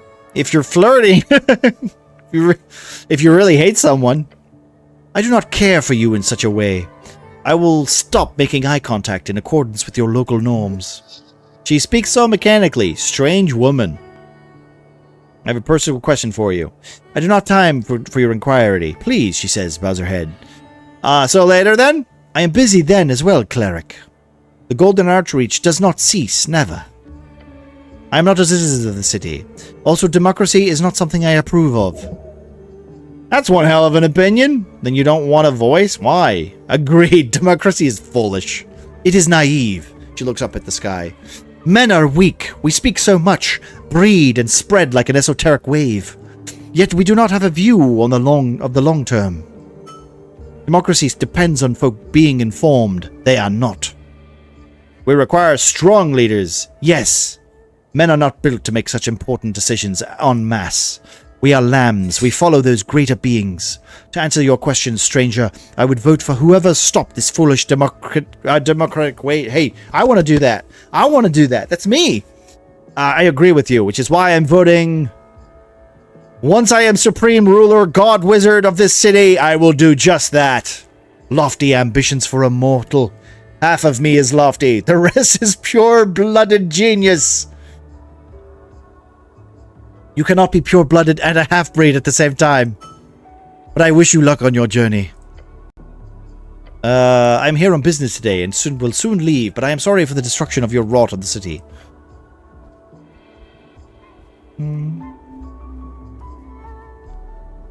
Alright. Let's go back this way. I'm gonna stick my foot in this thing again. Strange rod. Looking out over the ledge towards the roller mill's blade, you see them spinning as per usual. Except for one of them. There's something stuck. You see a rod. Fancy rod, decorated. How did it end up there? Interesting. It appears you've spotted something interesting. That design is quite easy to spot among the mass-produced Arcana era of magic items. It is an immovable rod. Grab the rod. Here we go. Whoop. Yay! It's an immovable rod. That's incredibly useful. You reach out, leaning as far as you can. Balance on the edge, and you get it! Movable rod. It's a hard wooden frame with fancy iron set pieces on each side. Along the handle is a button. However, it appears permanently pressed down. A quick sight of your hand reveals its magical nature. Broken. How? Try touching it against the ground. As you do, it gets stuck to the ground. Obviously, it's a broken, immovable rod. It's a movable rod. Sure.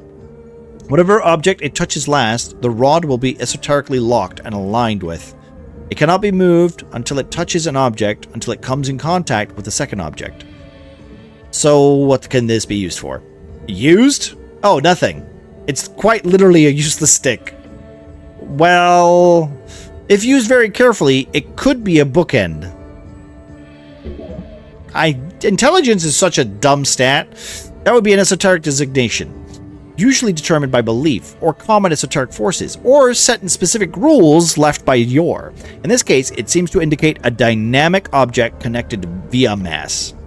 Were you able to cut off your arms, that arm would be a new object. Were you to place that arm on the ground, it is now not a new object, but you were to, for example, staple the arm to the ground via pittance, then it could potentially constitute as part of the ground, depending on how harsh the defining forces are in this particular case.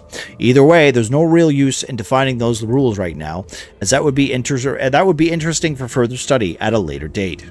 Was it worth it? I mean, it's a cool stick. I think I hate intelligence and dexterity at this point. I mean, I could just stick a rod in there, right? And be done. Look, there's a crab there. What the fuck is that? Okay, well. Can I take root? This? I'm taking root for this. I don't know what this does. A dozen dwarves and an orc walk into a tavern. The orc turns to the tavern keeper and says, "Hey, give me a large one." The tavern keeper says, "Please don't turn this into a joke. These are real people you're talking about. What's going on here?" Let me continue. So, the dwarves go. The dwarves have struggled as a minority for decades. They deserve respect. Nothing less. A joke never hurt anybody. The political struggle is never a joke. No, really? What's going on? Wait, a joke never hurt anybody. Words are sharp, carelessly aimed. They can easily cut the cord of any man. Whatever. Look, the gist of the story is the orc is hard at work improving the shitty little city. The dwarves are annoying and stupid. Got it? You believe for a second the orc wants the city to improve? No, you've seen too much to ever believe such a lie. The orc is with the Free Striders, right? So she's with the good guys.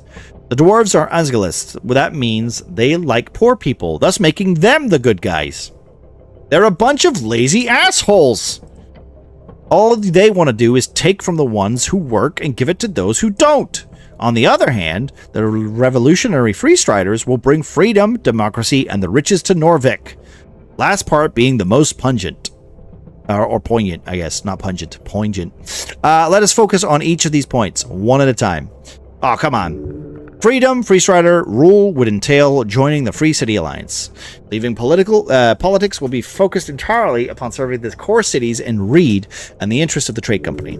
Democracy, while it is true that they initiated the move towards universal suffrage, the Freeze Riders are known for both ruthlessly approaching propaganda to vulnerable folk as well as just simply buying votes. This is a fact. Ridiculous. Riches, they might not bring a lot of money into the city, but it's always going to bring factory owners and already rich folk. Because they actually work. I love how dexterity and wisdom are literally having a fight right now. This is silly. Without Free Riders, you'd probably be a farmer. Who the fuck wants to be a farmer? Farming is good. It's healthy work. Don't change the subject. I feel like I should make a decision here. Choose a feat. Yes, you must retain the spirit of the Asgelian Revolution. After completing a quest branch, you can allow it to take root in your mind. When doing this, you must make a choice between these available feats. Take a deep breath and stand up against the ever-growing wave of capitalism. You should choose Asgelian Spirit and Speech. With this feat, you restore 1 hit point for every hour that passes. This is a terrible one. Greed ain't so bad. To be able to unlock a better life for yourself, who wouldn't want that? You should choose Money Talks. With this feat, you gain 50% more crowns on pickup. Choose Money Talks or Spirit. HP for every hour that passes is pretty good. It's a free heal. I feel we're going to get a lot of money, though. Money Talks. Which one should I tick? Which one? I don't honestly care for either of these. These are both bad feats. I feel like HP per hour.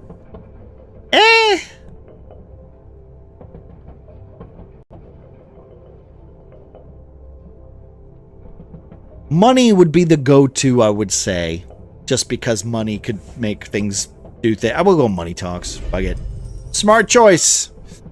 Now, keep an eye out for any opportunities. These crowns are to be made in every corner. Feel like you've resolved some conflict in the world. Yeah, alright, okay. Fair enough. What about this? Do I have anything else? Because I did solve another puzzle, right? Didn't I? Forgo feat. Okay, we got that one. I need to solve these quests in order to get more feats. So, is there anything else I can get? No. Okay. Well, let's see what we have here then, shall we? Do I want to try this again? Cog spinning. Continue. Stuck. Boom. Boom. Dexterity 18. Da-da-dum! Yes! Ha ha ha! I risked it. For a biscuit, we got it. Quickly pull it back with the thing. Yes! Smooth as hell. Hey, cool, it's a stress cube. That brings you back. All the kids used to go crazy over these things. You know, the ones who called you Apple Boy? Apple Boy? Yeah, isn't this a great childhood memory for me? What a nostalgic feeling. It's great for an adult like me to indulge in these childish toys. A toy? How quaint. A slice of a real gelatinous cube. Wait, what? You could probably sell this for a quick buck next week. Until then, maybe give it a squeeze. Could help out the nerves. Maybe I will. Wait, I got a gelatinous cube? A translucent, somewhat firm gelatinous cube. There used to be sold as toys or pets. Today they're illegal, probably because they can technically still dissolve human flesh. It does give me +1 to strength, though. Okay. Can I examine it? No, I can't examine it. I already examined this, though, didn't I? Put it away. Okay. Alright, well, down we go, then. That's one hell of a climb. What kind of a man? No, what kind of a human cannot climb a simple ladder for 20 short feet? It would be embarrassing for anyone of any age to fail this. I will attempt to climb the ladder. Hey. Easy. Taking a confident step onto the ladders, you begin your climb. You close your eyes as you do so, in order to fully immerse yourself in the experience of changing your evolution. It's scary! I'm frightened! But within a moment, you are at the bottom of the ladder. Hey, I did it. Don't worry, guys. I didn't piss myself this time. What do we got here? Oh, incense. Oh, gods, there's several stale... Wait, baked goods? Oh my god, I'm getting so many of these? What's this do? Is this a door? This must lead to the rest of the roller mill. Feel the handle. It refuses to budge. Oh yeah, it's locked tight. Pick the lock. Boom! Man, I'm glad I went for some slight dexterity. You work your fingers work the mechanism with precision. Click, click, click. The lock gives way. The door swings open. You see nothing but black beyond. Navigate the darkness. You stumble inside, carefully allowing your vision to get used to the complete darkness of this underground. Storage chamber? Office space? Feel my way through! I'm gonna fuck this up. Yeah, I kinda knew that was gonna happen. I'm gonna hurt myself now, aren't I? You stumble forward into the darkness. Suddenly, the leftmost side of your foot connects with something hard. Pain shoots through your leg. Groan and wince. Massive, massive damage! I'm fine. Seethe. Fuck, that hurt! Eventually, your eyes adjust somewhat. You can see shapes now, vaguely. The storage chamber is a disaster. Broken equipment, scattered papers, shattered glowstones on the floor. The tea shop explosion must have knocked them from the ceiling. Push forward. You wade through the debris. This place has been abandoned for some time. Dust covers everything. Search for anything useful. You sift through papers and crates. Most of it's worthless. Old receipts, inventory lists. But then you find something. Pick up the document. A notice. Official letterhead. Now that's a lot. Notice of termination. Collective action violation. You scan the text. The roller mill owner fired everyone. They tried to form an Asgal union. All workers dismissed. Effective immediately. Now that's a lot of damage. Exactly, Pop. Exactly. That explains why this place is empty. The owner shut down rather than deal with the organized labor. Unions are troublemakers. The document does not respond. You put it away. Back, find an office. The owner's private office. Approach the desk. Old papers, ledgers, more termination notices. And then a drawer. Locked, but poorly. Force it open. A drawer slides open with a snap. Inside lies a smooth stone, one with several faces adorning on its side. It pulses faintly with esoteric energy, a magic item.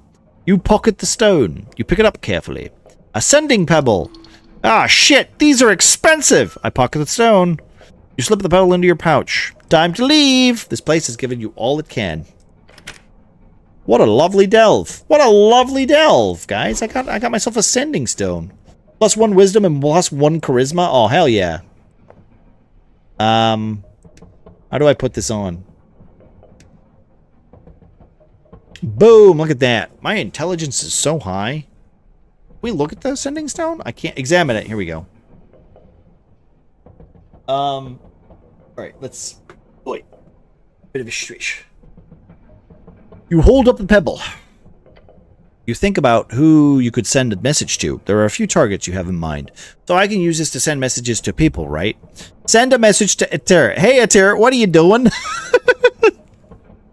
It's the cleric. I'm just calling you to let you know I've got a pebble of sending. Cool, huh? Mm-hmm. Yeah, very cool. Message ends. Things he puts up with. Short and sweet. You didn't disturb him now, did you? So I can send a message to Etir. What are you doing? Cleric, please do not use that pebble to contact me at your leisure. I'm attempting to work here.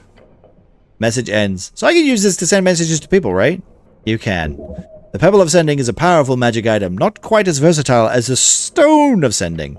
The differences between the Stone of Sending to anyone on the current plane of his existence. The Pebble has a limit of 1 mile. This is an extremely expensive tool, but it doesn't exactly run out of charges, so use it as much as you want, and then sell it later. Okay, very cool. Very cool. Near the water, do not fall in again. Here we go.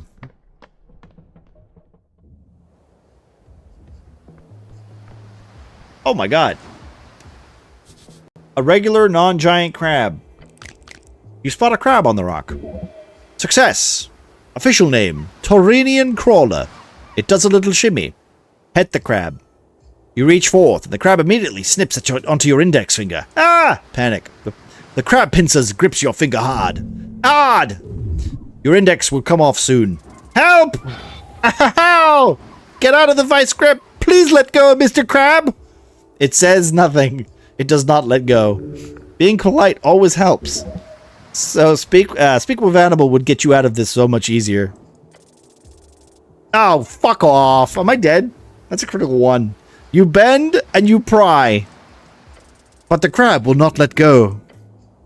Can I eat a food? Wait, Shield of Faith.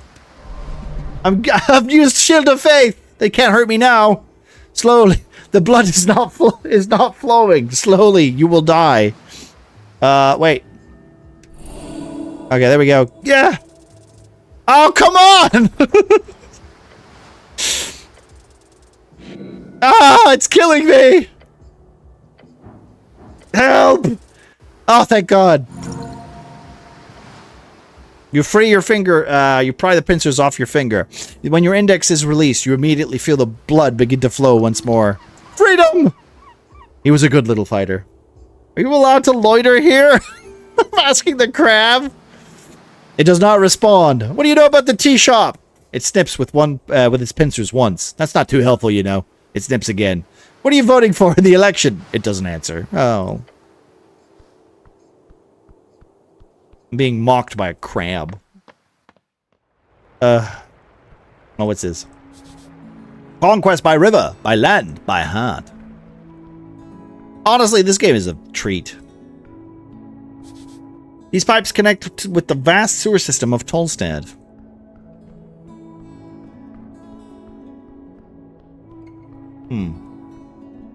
Was it getting to nighttime? Oh, Manic VIP. Oh, wait, you want to do cookie? Thank you. I will do that. Yeah, sure, I can do that. I can do that. Sorry, I'm a big. There's no audio for it, and I don't see it, so I appreciate that prompt. I'll do that for Cookie. Congratulations, Cookie.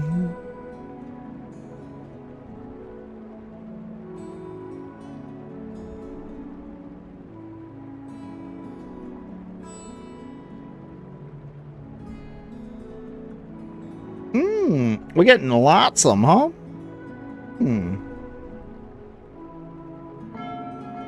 Boom, boom. The time, it's only 3 o'clock and the lights are already on. It's odd. All right. Oh, look at this just giant eagle.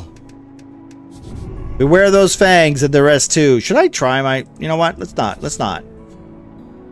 Yeah, no, I have to talk to the giant eagle.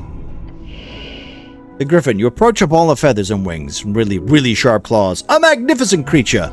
Too bad he's clearly overfed. That is rude. The poor bird cat has a unique body shape, and we should celebrate that. If it could understand you, sure. This is a griffin. It is somewhat intelligent, magical beast. You will require speak with animals to communicate properly, of course. I don't have that spell. You see a pool of drool forming underneath the open beak of the beast. Wait, look behind it! There's an entrance to the warehouse on the other roof. If you want to get inside, you're going to have to get past this bad boy.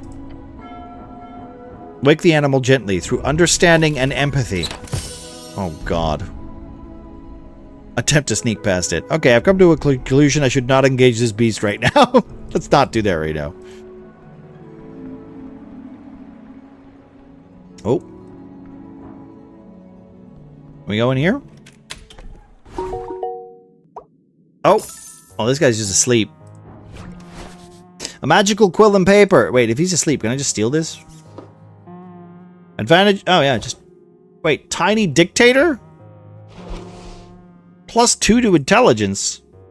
An unseen servant magically attuned to a feather, pencil, and paper. It will write down everything spoken within 10 feet. The content disappearing on the page as it writes.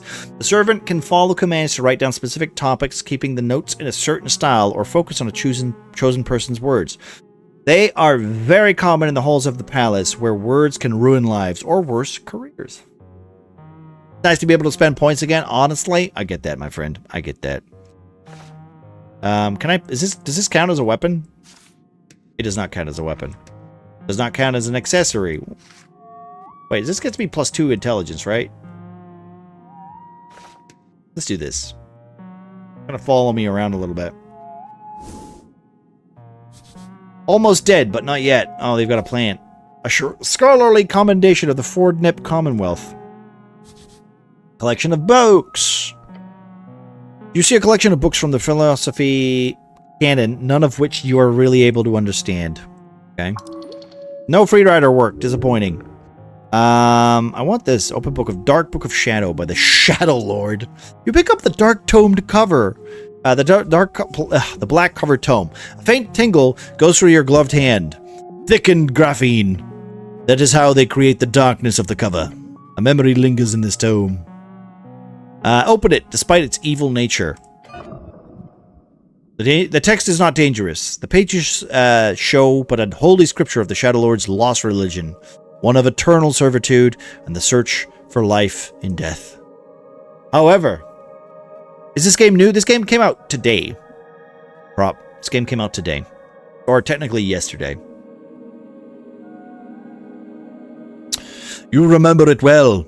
This was the first book you were ordered to study as punishment for your idiotic behavior at the towers. You remember your first journey towards the esoteric. Recall it! Boom. How liberating it was to know beyond any doubt how much greatness hid within your mind. Blurred faces, hushed whispers, a crowd of thoughtful peers each snickering about your hand. A raised hand among a crowd of sheep. Patriarch, it's not just a religious text. They stare at you. It's a spell book. Those were the words. Oh, how they laughed. He asked you to prove yourself, so you did. I went up to the Patriarch. I took the Book of Shadow. Yes, then I memorized Detect Alignment. You memorized it on the spot. Then you cast that ancient spell, once used by the Death Knights of the Shadow Lord to subjugate and control the minds of his people. A spell that is, despite its first level, not learned by most clerics until they grasp the intricacies of higher tier casting. Everyone was left stunned by your excellence.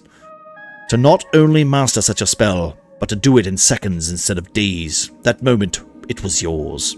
For that moment you marked your place at the towers as the greatest spellcaster, the greatest talent among them all. However, as always, the weak fear the strong. That moment almost began your ostracization. You would never be among them, never have peers. None would see you in any way as a brother or a comrade. I would be their end. You are their end. You shall continue to be. As for air. What alignment would you say you are? I'm going for, like, I want to be a God King Wizard. One of my political, like, focuses is to be, like, the God King Wizard. So I'm probably going to try to go for that, alignment-wise. We'll see how that works. You know, like, I want to be, I want to be a god, basically. I want to learn all the magic, cast a 10th level spell, all that stuff. It's filled by the pages of that book. It is a good one, despite its religious fervor. As many say, the Shadow Lord was as much an early arcanist as he was the greatest of the walking gods. I want to be the Shadow Lord. That's what I want to be. Oh, I can do a short rest. Oh, we can do a short rest. Cool. Okay. I have grease, detect thoughts, detect alignment. Okay. We have charm person too, so I could actually cast some stuff and make it difficult for people. Children's drawings on the wall. This guy must be a dad and he must be exhausted. Oh, money. Ooh, what's this? A dream patch? A dream patch. Small amounts of pixie essence incorporated into a sticky patch can be used to recover a 3rd level spell slot. Oh, okay. Alright, well, let's talk to this guy, shall we? You take a step into the cramped office, standing in front of your sleeping halfling. This is a scholar. Curse the gods. Go investigate his book collection before waking the lazy halfling. Kick the lounge chair. Ah!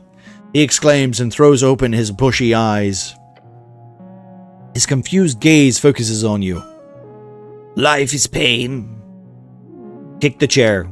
Ah! Stop! Are you a madman? No, I am the cleric. Clearly, he says, groaning.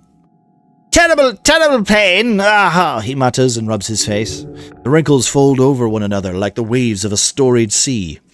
Are you... He looks at you with his weary expression, then he rubs his nose and sniffs twice. Are you here for the invoice? His words come out in a typical Ford-nip accent. Kick the chair again. Gah! He grips the Norm's rest of the chair. Stop the kicking! All done. Smile despite the fact that no one can see it. I'm not dead yet, damn you! Hold on. I already paid that invoice. You're here for something different. I'm exploring random buildings and yours was unlocked. Yes, I've got some questions about the toy shop. Tea shop? What are you? Ah, then you are dealing with the interesting events. The city has seen its fair share of great calamities over the years, and the tea shop explosion appears tiny in comparison. Tiny? No, it's a huge comparison. A huge conspiracy, sorry.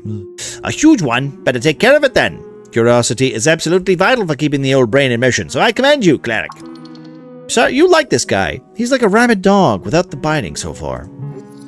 This halfling is wild in a fun way. I am Schnur Appledent. Schnur? What the fuck is Schnur? Okay.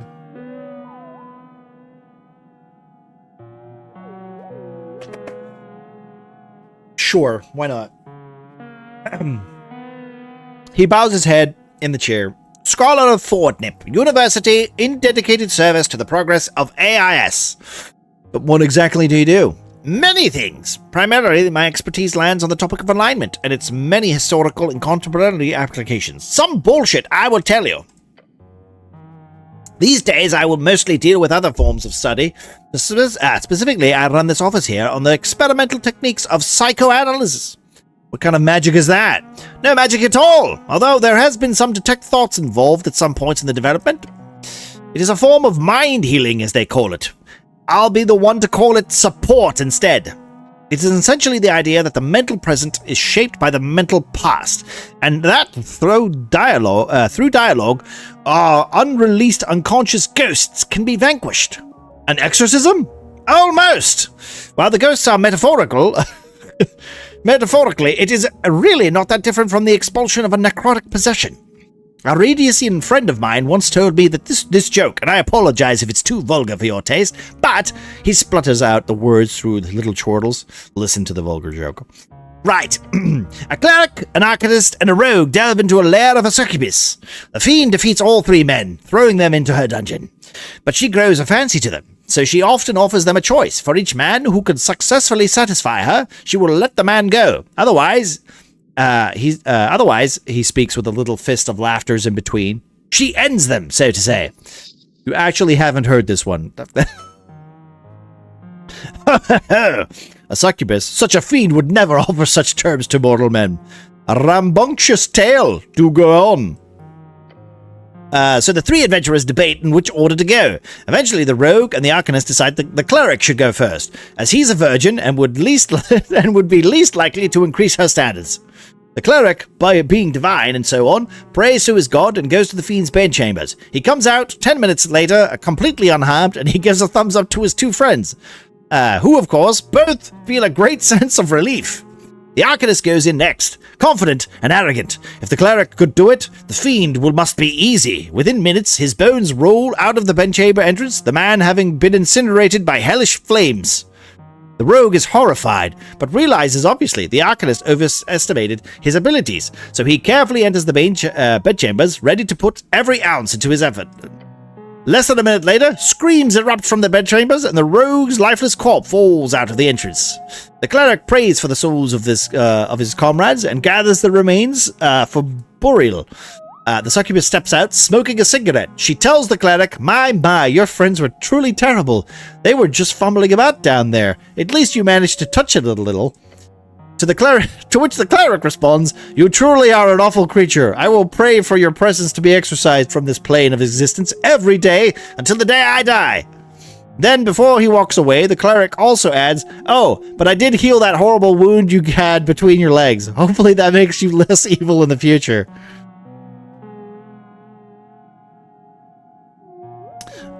I don't get it.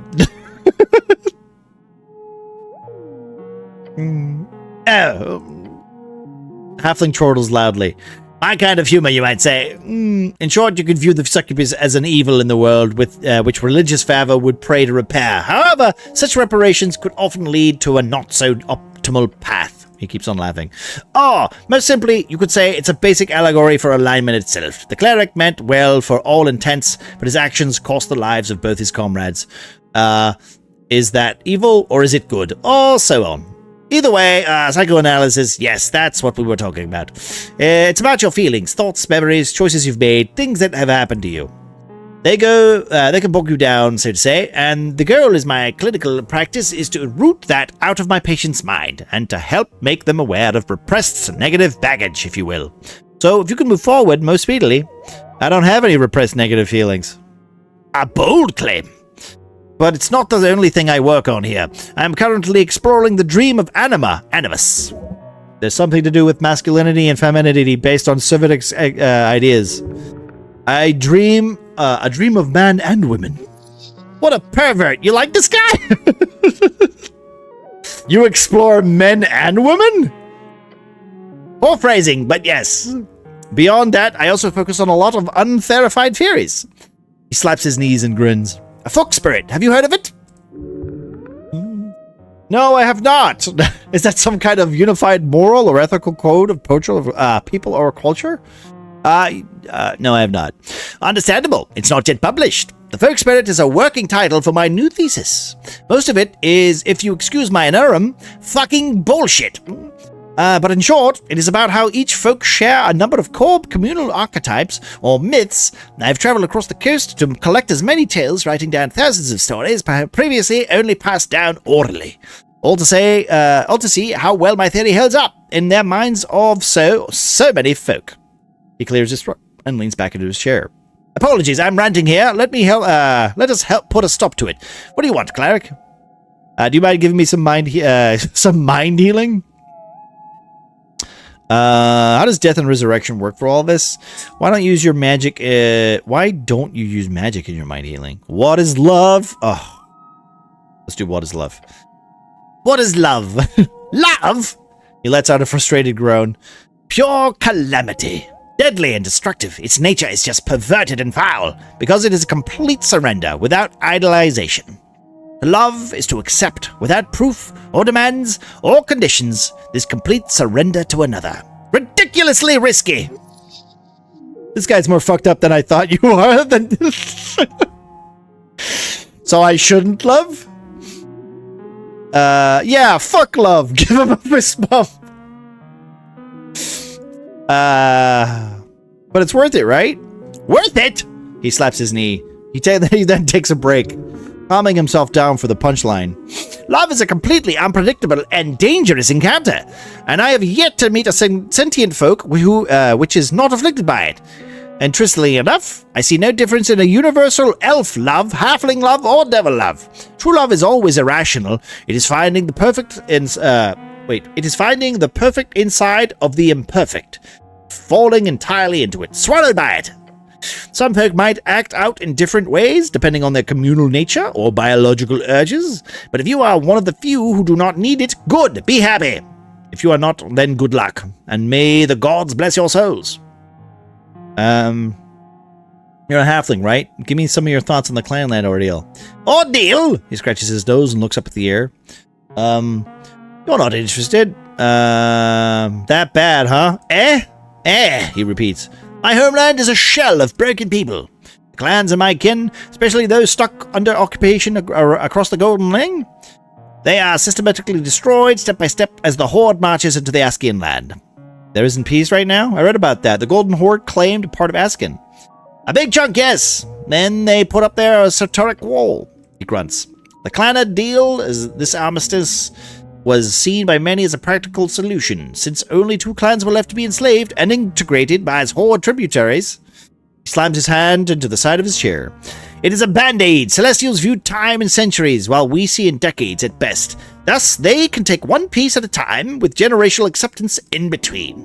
It is the most clean method of genocide, one of radiant ghosts and insidious toxic love.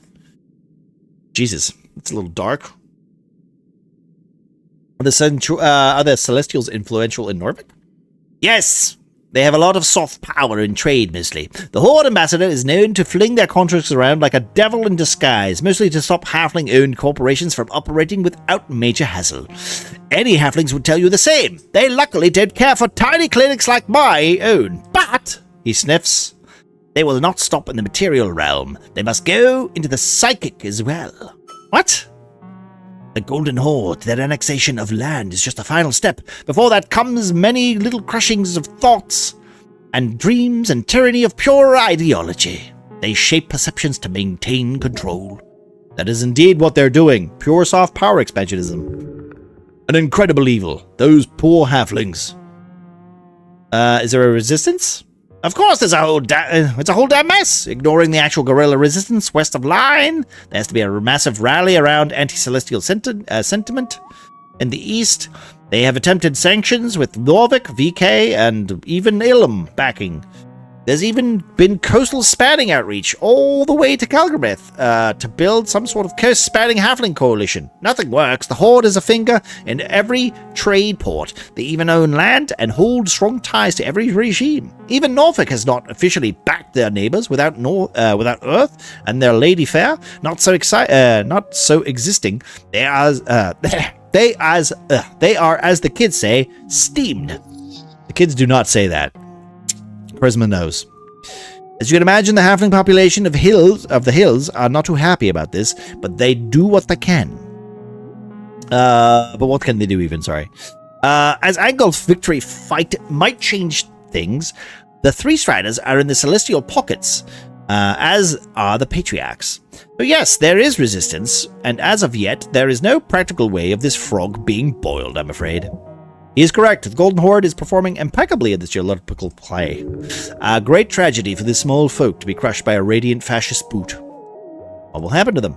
Tomorrow, nothing. In a decade, not much. For Fordnep still might be will still stand by the time I die. In 30 or 40 years, by the end of this new era, my homeland will surely be eradicated. That is my oh my lord. That's rough. That's pretty bad. When the Golden Line was drawn, yes, it's not that interesting, but I was one of the western side when it happened. There wasn't enough food to go around, so I pulled some strings to smuggle myself east. It's a whole story. Can't say much more. My clan, the Appledents, all live in Tipberry, so it's not a very big personal, so it's not some big personal tragedy on my part. It's more of a folkish destruction, a grander trauma, something generational. Even if I were there to witness it, I can imagine you would feel something similar about the Coast War. That's actually extremely interesting.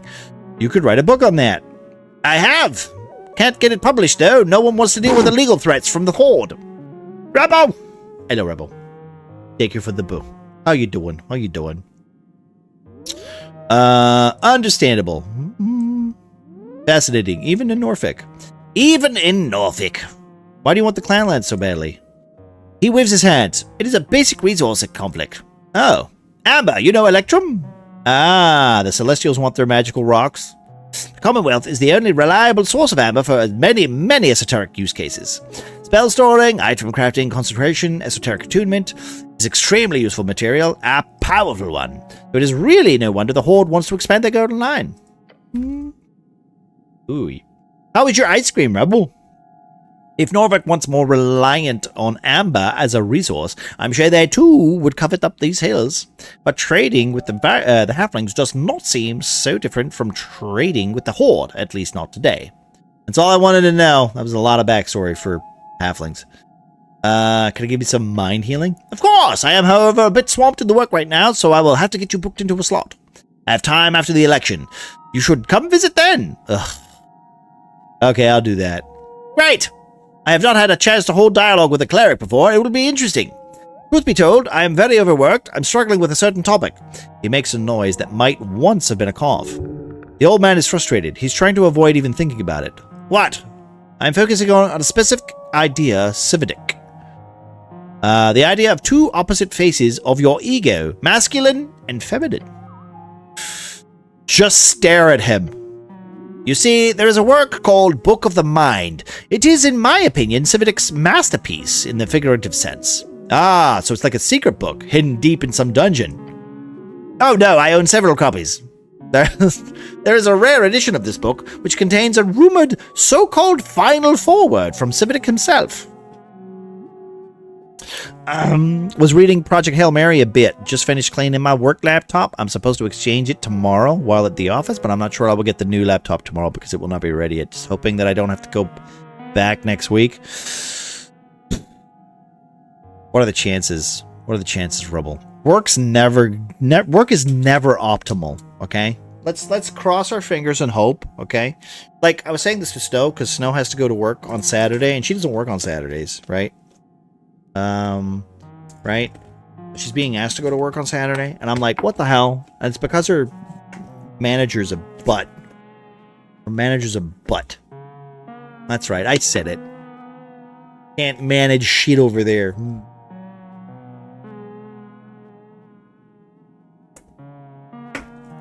I did not have ice cream. I had vanilla cream. It's like whipped sweet cream. Oh, okay. I misunderstood. You said vanilla cream, and I assumed that was ice cream. Because you get vanilla ice cream. Thank you for the discount. Okay, here we go.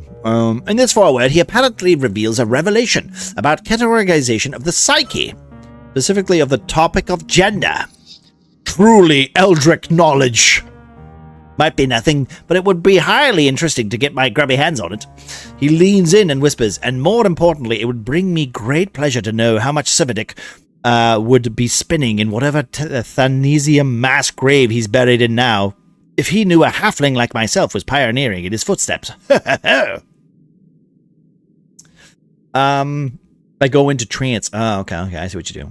I requested a laptop exchange last Wednesday, and they told me it would be ready within a day. Sure. Yeah, exactly. You know what I mean? Yeah. Understandable. You guys are pretty weird. I might be, but most halflings are quite boringly normal. Schnurr leans back in his chair. This final 6th edition of the book, it was only printed in 10 copies. The publishers then hiked up the price in order to sell it to collectors. These collectors have then spent the last 3 decades using these copies as a form of investment, making sure to keep the contents of the foreword a tightly guarded secret. Reading's boring. My constitution can't take it. Hey, listen, I've been reading for about 5 hours now. What the hell? Come on, Constitution. Try better. How terrible. A scholar's word should be freely available. A smart way of making money. If it's about gender, then it's better to keep it a secret. Let's see. Smart way of making money? How terrible. A scholar's word should be freely available. Nothing is ever free, even if it is free. So what, you want me to find this rare book? You should save up money and buy one if you want it that bad. Sure, I'll just go grab that dragon horde I've got hiding behind my toilet. You have a license for that? I'm joking, and I don't know Dragon Horde license was a thing. Interesting. I drank a bit too much the other night, and in my desperation, I paid a diviner to cast Locate Object for me.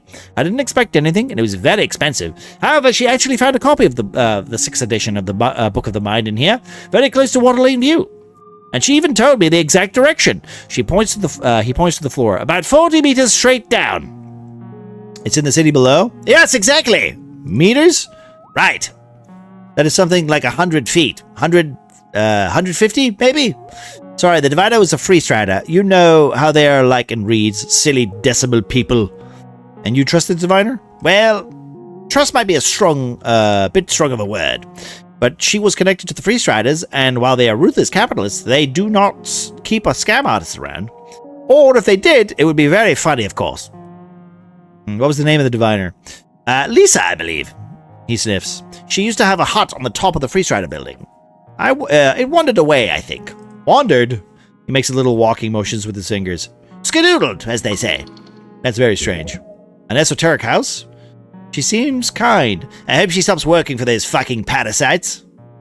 Sounds like a quest. Sure, why not?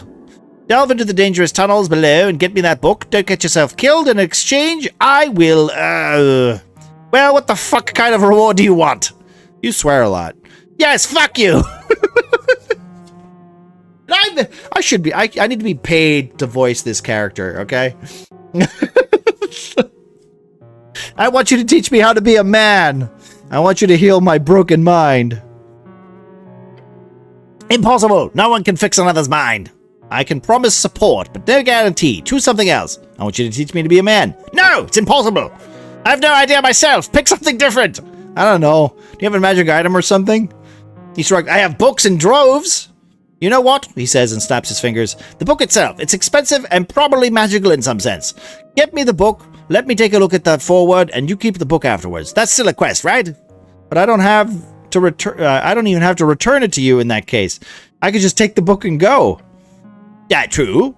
He sighs. I suppose I can offer some guidance and understanding the book as well.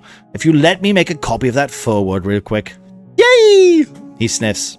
I'm not an expert in that kind of weird shit. Yeah, wait. I'm not an expert in what kind of weird shit is down there, but the city below is dangerous, so don't wander blindly. Good luck, cleric. Okay. Well, that's all for now. Well, I got another quest. Hello, Miss Sloth. How we doing? This game is fantastic, by the way. I recommend it. It's a little bit of a reader, but it's very funny. It's very funny. I've died twice already. I touched a corpse I shouldn't have and died, and then I got my hand stuck in a cogwheel and then got crushed and then fell to my death. So, I'm in a spicy mood. This week's already been a lot. Some workflow changes happening, and now it's pissing me off. Well, hopefully it can calm down a little bit, but that's gonna be rough. Too much reading. I'll just watch you suffer. I mean, read. Hey, I'm enjoying it. Honestly, like, it's a lot of reading. I like the last time I did this was probably Final Fantasy 9, maybe Disco Elysium when I streamed those games, because those are like, these games are a lot of reading. Disco Elysium has some voice tracks though, so like literally they've got voice actors doing the stuff for it. But yes, I could see what you mean. This is a little heavy for the reading. I did also, yeah, I also almost died to a lobster pinching me as well. I don't mind reading if it's for myself alone, but not for others. Honestly, I get that. I get that, especially for a game. I mean, I love this stuff because I can do the voices and whatever, and I like, you know, as a DM, as a dungeon master or whatever, I enjoy doing it. So it's a giggle. It's a giggle. It means I can create like what my version of the character as well, which I personally enjoy. So I still haven't found this Goblin Queen. I think we should end. All right, well, we're gonna be ending soon. Like, what, 15 minutes or whatever? Or 10 minutes? I'm looking for this Goblin Queen. I'd like to find the Goblin Queen, because that was literally the person I was looking for. Pillars Crossing. Hello, what are you? Who are you? Freydis. Behold. Oh, I don't know who the fuck this is. I know nothing about this person. Alright, well, I'm not even going to talk to you right now. You can stay there. Being dyslexic, I'm already a slow reader, but I fear messing up words, so it's more of an anxiety thing. That's fair. You know what's weird? And I don't know, this isn't going to be helpful for you, but like, I always basically treated myself like a fucking idiot anyway. So like, do you know what I mean? Like, if I am an idiot and I say things as an idiot, I don't have that anxiety. Do you know what I mean? That's a corpse down there, right? The depths of Tolstad. When you read out loud this long, we all mess things up. I mean, that's true as well. Also, I don't know some words as well. Like, these are made up words. Some of them are fucking made up. You know, they even call it out. They say this is a made up word, you know? Is the Goblin Queen good looking or a typical goblin looking? I think it's a good looking one. She's supposed to be like really powerful and scary though. So I'm assuming it's going to be a bit of both. I can't get through here. Note to self. Be an idiot. Wait, I already am. Aha! Then that's half the battle. Half the battle. Alright, can I do a shout out for Miss Sloth real quick? Go do that.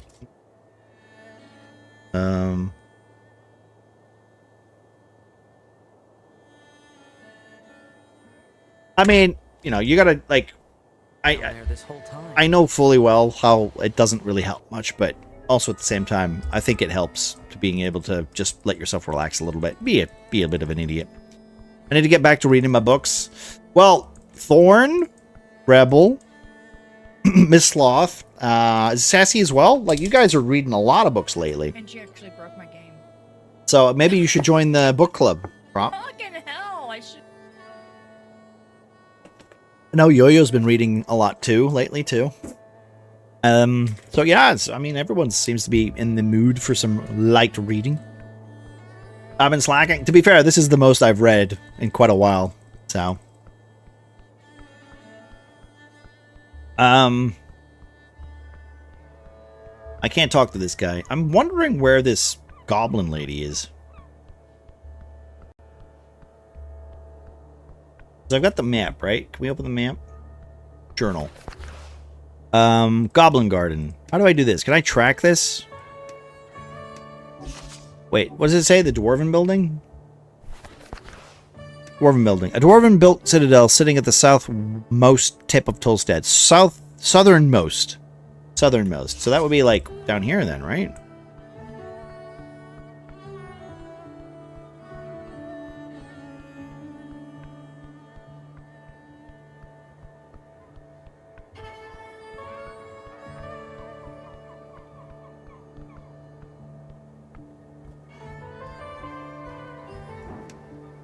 Oh. Oh, I got a prayer shrine. Okay. Prepare spells. Let me just prepare my spells. I got 5 spells. Boom, boom, boom, boom, boom. My spell DC is now 15. Boom. There we go. Wait, who's this just sleeping here? They're just sleeping here? Yo, Rebel, I don't remember if I said hi. I've only completed 14 books this year. Need much more? I'm in a reading slump, but I am trying to read Project Hail Mary before we go see the movie. The movie does look like a lot of fun. Whatever god of symbolism this once denoted, time has grounded it down. It is a monument to nothing. Touch the surface. It is cold. Your hands run across the stone, finding it more coarse than you thought. The ridges in the spiral are even smoother. You find these are not at all coarse. Following it, you feel the markings of a sculpture's pick, but they are smoothed out, as if produced not by mortal hands, but by magical precision. You realize this was not certainly an esoteric constructed art piece. What's more, you do feel the outline of a script, symbols, runes. Your fingers trace them faintly along the spiral shell of a snail. Symbols do not mean anything to you. If you had comprehend languages, you could understand the script just by touching it. I don't have the spell! Tell me your secrets. No response. Tell me your secrets, damn it! Punch the monument. Your fist makes contact with the hard surface. A crack follows, along with the shooting pain up your arm, spreading through your fingers. Ah! the crack of your bones as well. Nod. All right, Rock. You're all right, Rock. You're all right. This fucking I'm playing an idiot. The Rock stares at you menacingly, but a piece of it fell off from your violent act. Pick up the shard. You put it in your pocket. How did you actually damage this rock? What strange material is this? Ah, yes. This is the highly esoteric rock. You find it more around the city. Collect as much of it as you can. That was worth it. I'm going to just cast Cure Light Wounds real quick. Ah, much better. Oh, it's a goblin. Alright, let me see it in here. You find a goblin standing at the tip of Tolstad. Success. His clothes are fit of a Redsian trader, and his haircut is fit of an Askian nobleman, a superficial fellow. Wisdom. Behind him, a vast view of the mouth of River Torna. The goblin cares much about looks. You catch him immediately glancing at your outfit. Let me guess, you're a cleric. Taking you for granted, this goblin needs to learn humility. Yes, I am a cleric. That's me. He nods, looking tired and annoyed. Your commitment to clerikish behavior runs deep. Gain XP. I'm Snell, runner and handler of the HWBT. Old lady's been waiting for you. This old lady must be the chieftain, the matriarch of his tribe. Greet the goblin kindly. This is the beginning of a great cultural cooperation and exchange. Squat down. Hello, goblin. Nope. Nope. Smells just for you to get up. Stop. No squatting. That's not how you do it. Keep squatting. The goblin stares at you. You were saying?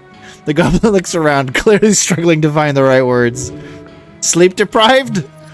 Exasperated, more like. Okay, right. Head down the garden throne, but, he waves his claws towards you. What's all this? You look like a human shit. You've been floating around in the banks of the river. Your uniform shows it. He's making a playful jab. Don't worry about it. The gall. You should teach him a lesson. What do you even mean? I died and was reborn. No, what do you even mean? What I mean, you're covered in grime. I like being dirty. Good for you. Seriously, just great for you. Just dust yourself off. The dragon's waiting, and trust me, you don't want to disappoint her. I'm not afraid of her. Famous last words. Is she spooky? Yeah, real scary. Insult her, and she'll bite your head off. Then she'll scorch your corpse to dust. A jest, I'm sure. He laughs and crosses his arms. Ah, but seriously, she will fuck you up if you annoy her. Not a jest. Okay. Good, but just to make sure, make it perfectly clear, some ground rules. Don't say anything stupid. Don't climb the trees. Stay away from the edges, and, enjoy the garden, cleric. The goblin scurries down the stairs. He seems to be in a hurry. He is nervous. That makes you nervous. This dragon sounds dangerous. Keep track of her things. It's just another warlord fighting over scraps. Don't let it get to you. Tell her what she wants to hear, and you'll be fine. You look out over the river. The cold and asking wind seeps through the cracks of your helmet. Follow him down the stairs. So as you can tell, this game is hilarious. Kick the gauntlet off the mountain. That's the plan. Once we get to a point, we're going to kick as many goblins as we can. So is this her over here? Neswikala. Nessan of the Green. She's got, like, mushrooms on her head. Check this out real quick. All right, let's look at her. Behold! Wisdom check! Okay, we got a lot. She's unbothered, moisturized, happy in her lane. She's focusing on her work, but she does not seek strife. She will help you if you do not pose a threat. Her knowledge goes deep, far beyond the city. Learn from her and her loneliness. Oh. I don't think this is the lady, though.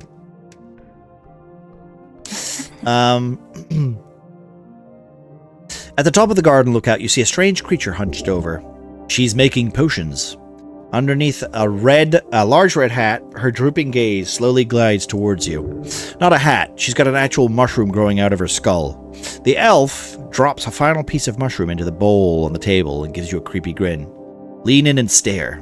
Slowly, and in an appropriately dramatic fashion, she widens her eyes to reveal piercing red pupils. Her grin widens even more somehow. Abort! Run away! Leave! Oh God, she's trouble. She's real trouble. Just look at her. Look at the side of her head. Look at those ears, white hair, ashen hue, and those eyes. An elf. Are they rare? The city holds many folk, but elves are both few in number and seldom intermingle with lesser races. But look at her. This is no elf of Elim. This is an elf of Pimia. Hello, elf. Glare at her. Oh, hello, elf. You hear a guttural chuckle leave her lips. A man delves into the garden, his sights set on the mysterious below. Are you that man? The way her arts dart back and forth like that. Is she on something? No. Am I that man? More or less. She's just being dramatic. I am a man. Maybe? Nervous glance over your shoulder. Your feelings are not focused. That is okay. The elf stammers. Or is that an intellect? The elf does not as much stammer as she tastes some words more than others. Not a speech impediment. It is her undercoast accent seeping through. She turns around, her red eyes glimmering beyond a mist of spores. Nis Wilkan of the Green. Call me Nessan. I am underling to Hierophant Opidana. Of course, a druid. As you look into her eyes, you can feel it. She communes with nature itself on the regular. You're a spellcaster. She gives you a goofy smile and a nod. I spent my days handling primal forces. That which grows and decays. Do you know much of it? No, do you? I learn new things every waking, but no, I would not say I know much at all. She lowers her gaze, for what you realize is the first time since she raised it. I would like you to hear a tale, human. There is much to be learned from your folk and your settlement in this band. She speaks as though Earth folks' 60-something years of civilization building is nothing but a footnote in her history book. How sustainable is your lifestyle? You mean me in particular or my people? Both or either? She presses down a mushroom into her bowl, sending a puff of spores into the air. I'm supposed to know that? I do not mean an exact number of hours or even years until you run out of natural resources. Just an approximation. and perhaps a toll of the impact of others in your vicinity. Sustainable? How do you replenish the resources you consume? And if you do not, how many years until depletion? You want an answer? If you have it, there is no stress. No stress. Think about it. If you focus on yourself, you can probably sustain yourself for a long-ass time. Who cares, really? If you run out of shit, you just go to another place and take that shit instead. That's how it works. To keep on balance with the primal forces of the land is the only way to live. Oh, gods, you're focusing too much on the question instead. Focus on what she wants to hear. Earthfolk will eventually chew through the land and be forced to expand. I've watched your people for some time from a distance. I am not one to make judgments. That is the earth and the sea. But it worries me how few primal forces there are to keep you at bay. She places a palm against the rough floor. Opidana has helped keep the undersea from being overtaken by unbalancing powers. Demigods, fiends, celestials, your human arcanists. I want to be an arcanist, by the way. I'm literally gonna. I want to be God. By the end of this game, I'm being God. Okay. They do that with ease. That great war your kind waged upon another delayed it, but I do certainly believe it is inevitable. She speaks of the unsustainable nature of magic. The primal is just another of those powers she mentioned. It can be tamed, and it should be. The primal stuff should just... Thank you, Cookie. Primal stuff should just get stronger then. She laughs. A solution, I see. Trust me when I say you do not wish to live in a realm where nature fights back. Really fights back. She takes a deep and deliberate breath. Now, enough of the complicated topics. Tell me, human, do you have a mate? No, do not answer that. The elf speaks of nature as a close ally. You should. Wait, what did she just ask? Stare at her. Well? No, it's not good. Don't worry, she's not hitting on you. She means it more like, are you married? Calm down, this is not a hostile situation. None of your business! Elaborate? Of course, I apologize if I was vague, human. I only mean most humans in this settlement group in pairs. I wonder if those of your kind do the same, form such long-term committed partnerships. That's a slightly less inflammatory question. She did not have an ill intent in her original inquiry. No, I am married to my work. I am the cleric. I go solo. She lowers her mushroom cap and sighs. I see. It is the same here, then. The path of the Esoteric Guardian is to be alone. You're never alone, even when it feels like you are. The elf starts adding some kind of oily liquid to her mushroom bowl. A strange substance, golden, perhaps some kind of undersea whale. It's just olive oil, cheap brand. Intelligence really does take the fucking wonder out of things, right? Oh my lord. If this is old elf can guide you in any way, make it so. If not, I will return to my toil. Show your primal attunement! Oh, well. Nope, fuck me, I guess. How could you do such a thing? To prove attunement requires years of training. You've perhaps done a few exercises in your spare time. You've read about druidic magic.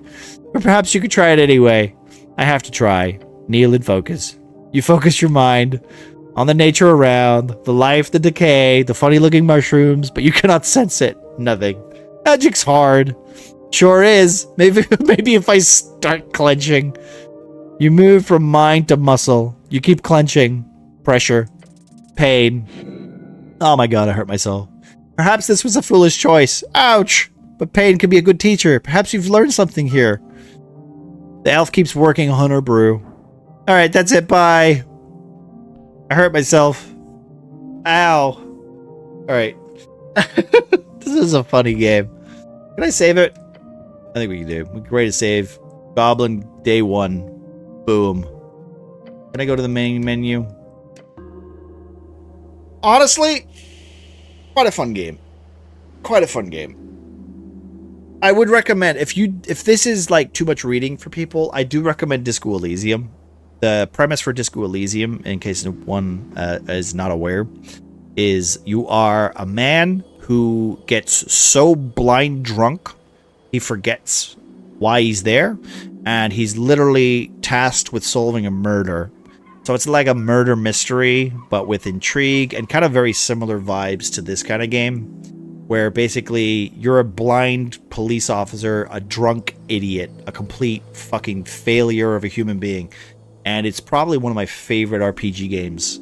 And it's got a killer soundtrack. I recommend it. If you haven't played it, you should definitely play it. This is also pretty good. This came out today, and as much as there's a lot of reading to it and stuff like that, I quite enjoy it. I think it's got like a very similar vibe to it, but I think also it's its own thing too. Right? It's a lot of reading, but like I said, I enjoy this kind of stuff because it's funny, it's very witty, and it also takes modern concepts and puts it into a fantasy world, which, to be fair, I do a lot too. With my D&D stuff, with my TTRPG stuff. Very funny. I just like the idea of a halfling try to teach, therapy to anybody. That's Thank you very much, Calcons. I appreciate that, my friend. All right. Well, I'm gonna get out of here. We'll be back tomorrow. We're probably gonna play some Marvel Rivals tomorrow, and then I think we might continue this next Wednesday. Or maybe Tuesday, depending on whatever happens next week. Like, next week is all over the place because I don't know what my work schedule is. Also, I want to try to do something with Cal, but we'll see what happens next week. I'm not promising anything because we don't know yet. But maybe Marvel Rivals tomorrow. And then I don't know what we're gonna do on Friday because I'm working, but I'm not sure if I'll even be in or not. But yeah, I will probably come back to this because I'm enjoying it.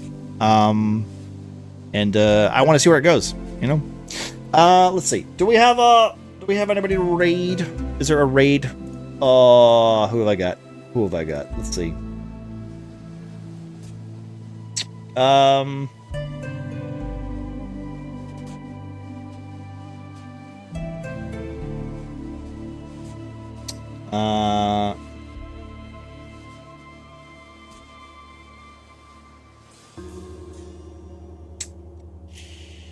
What's this?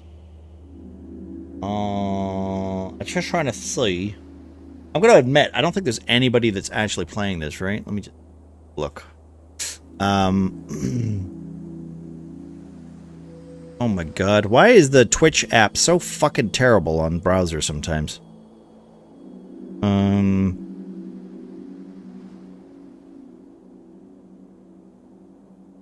really have.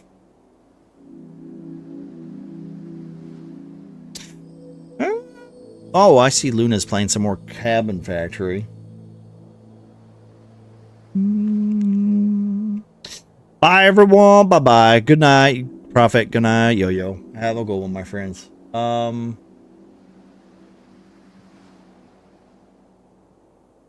come on. Thank you. I really dislike the Twitch app. You know what I need to do? I think I might need to fix my browser because it's not behaving as well as it used to behave.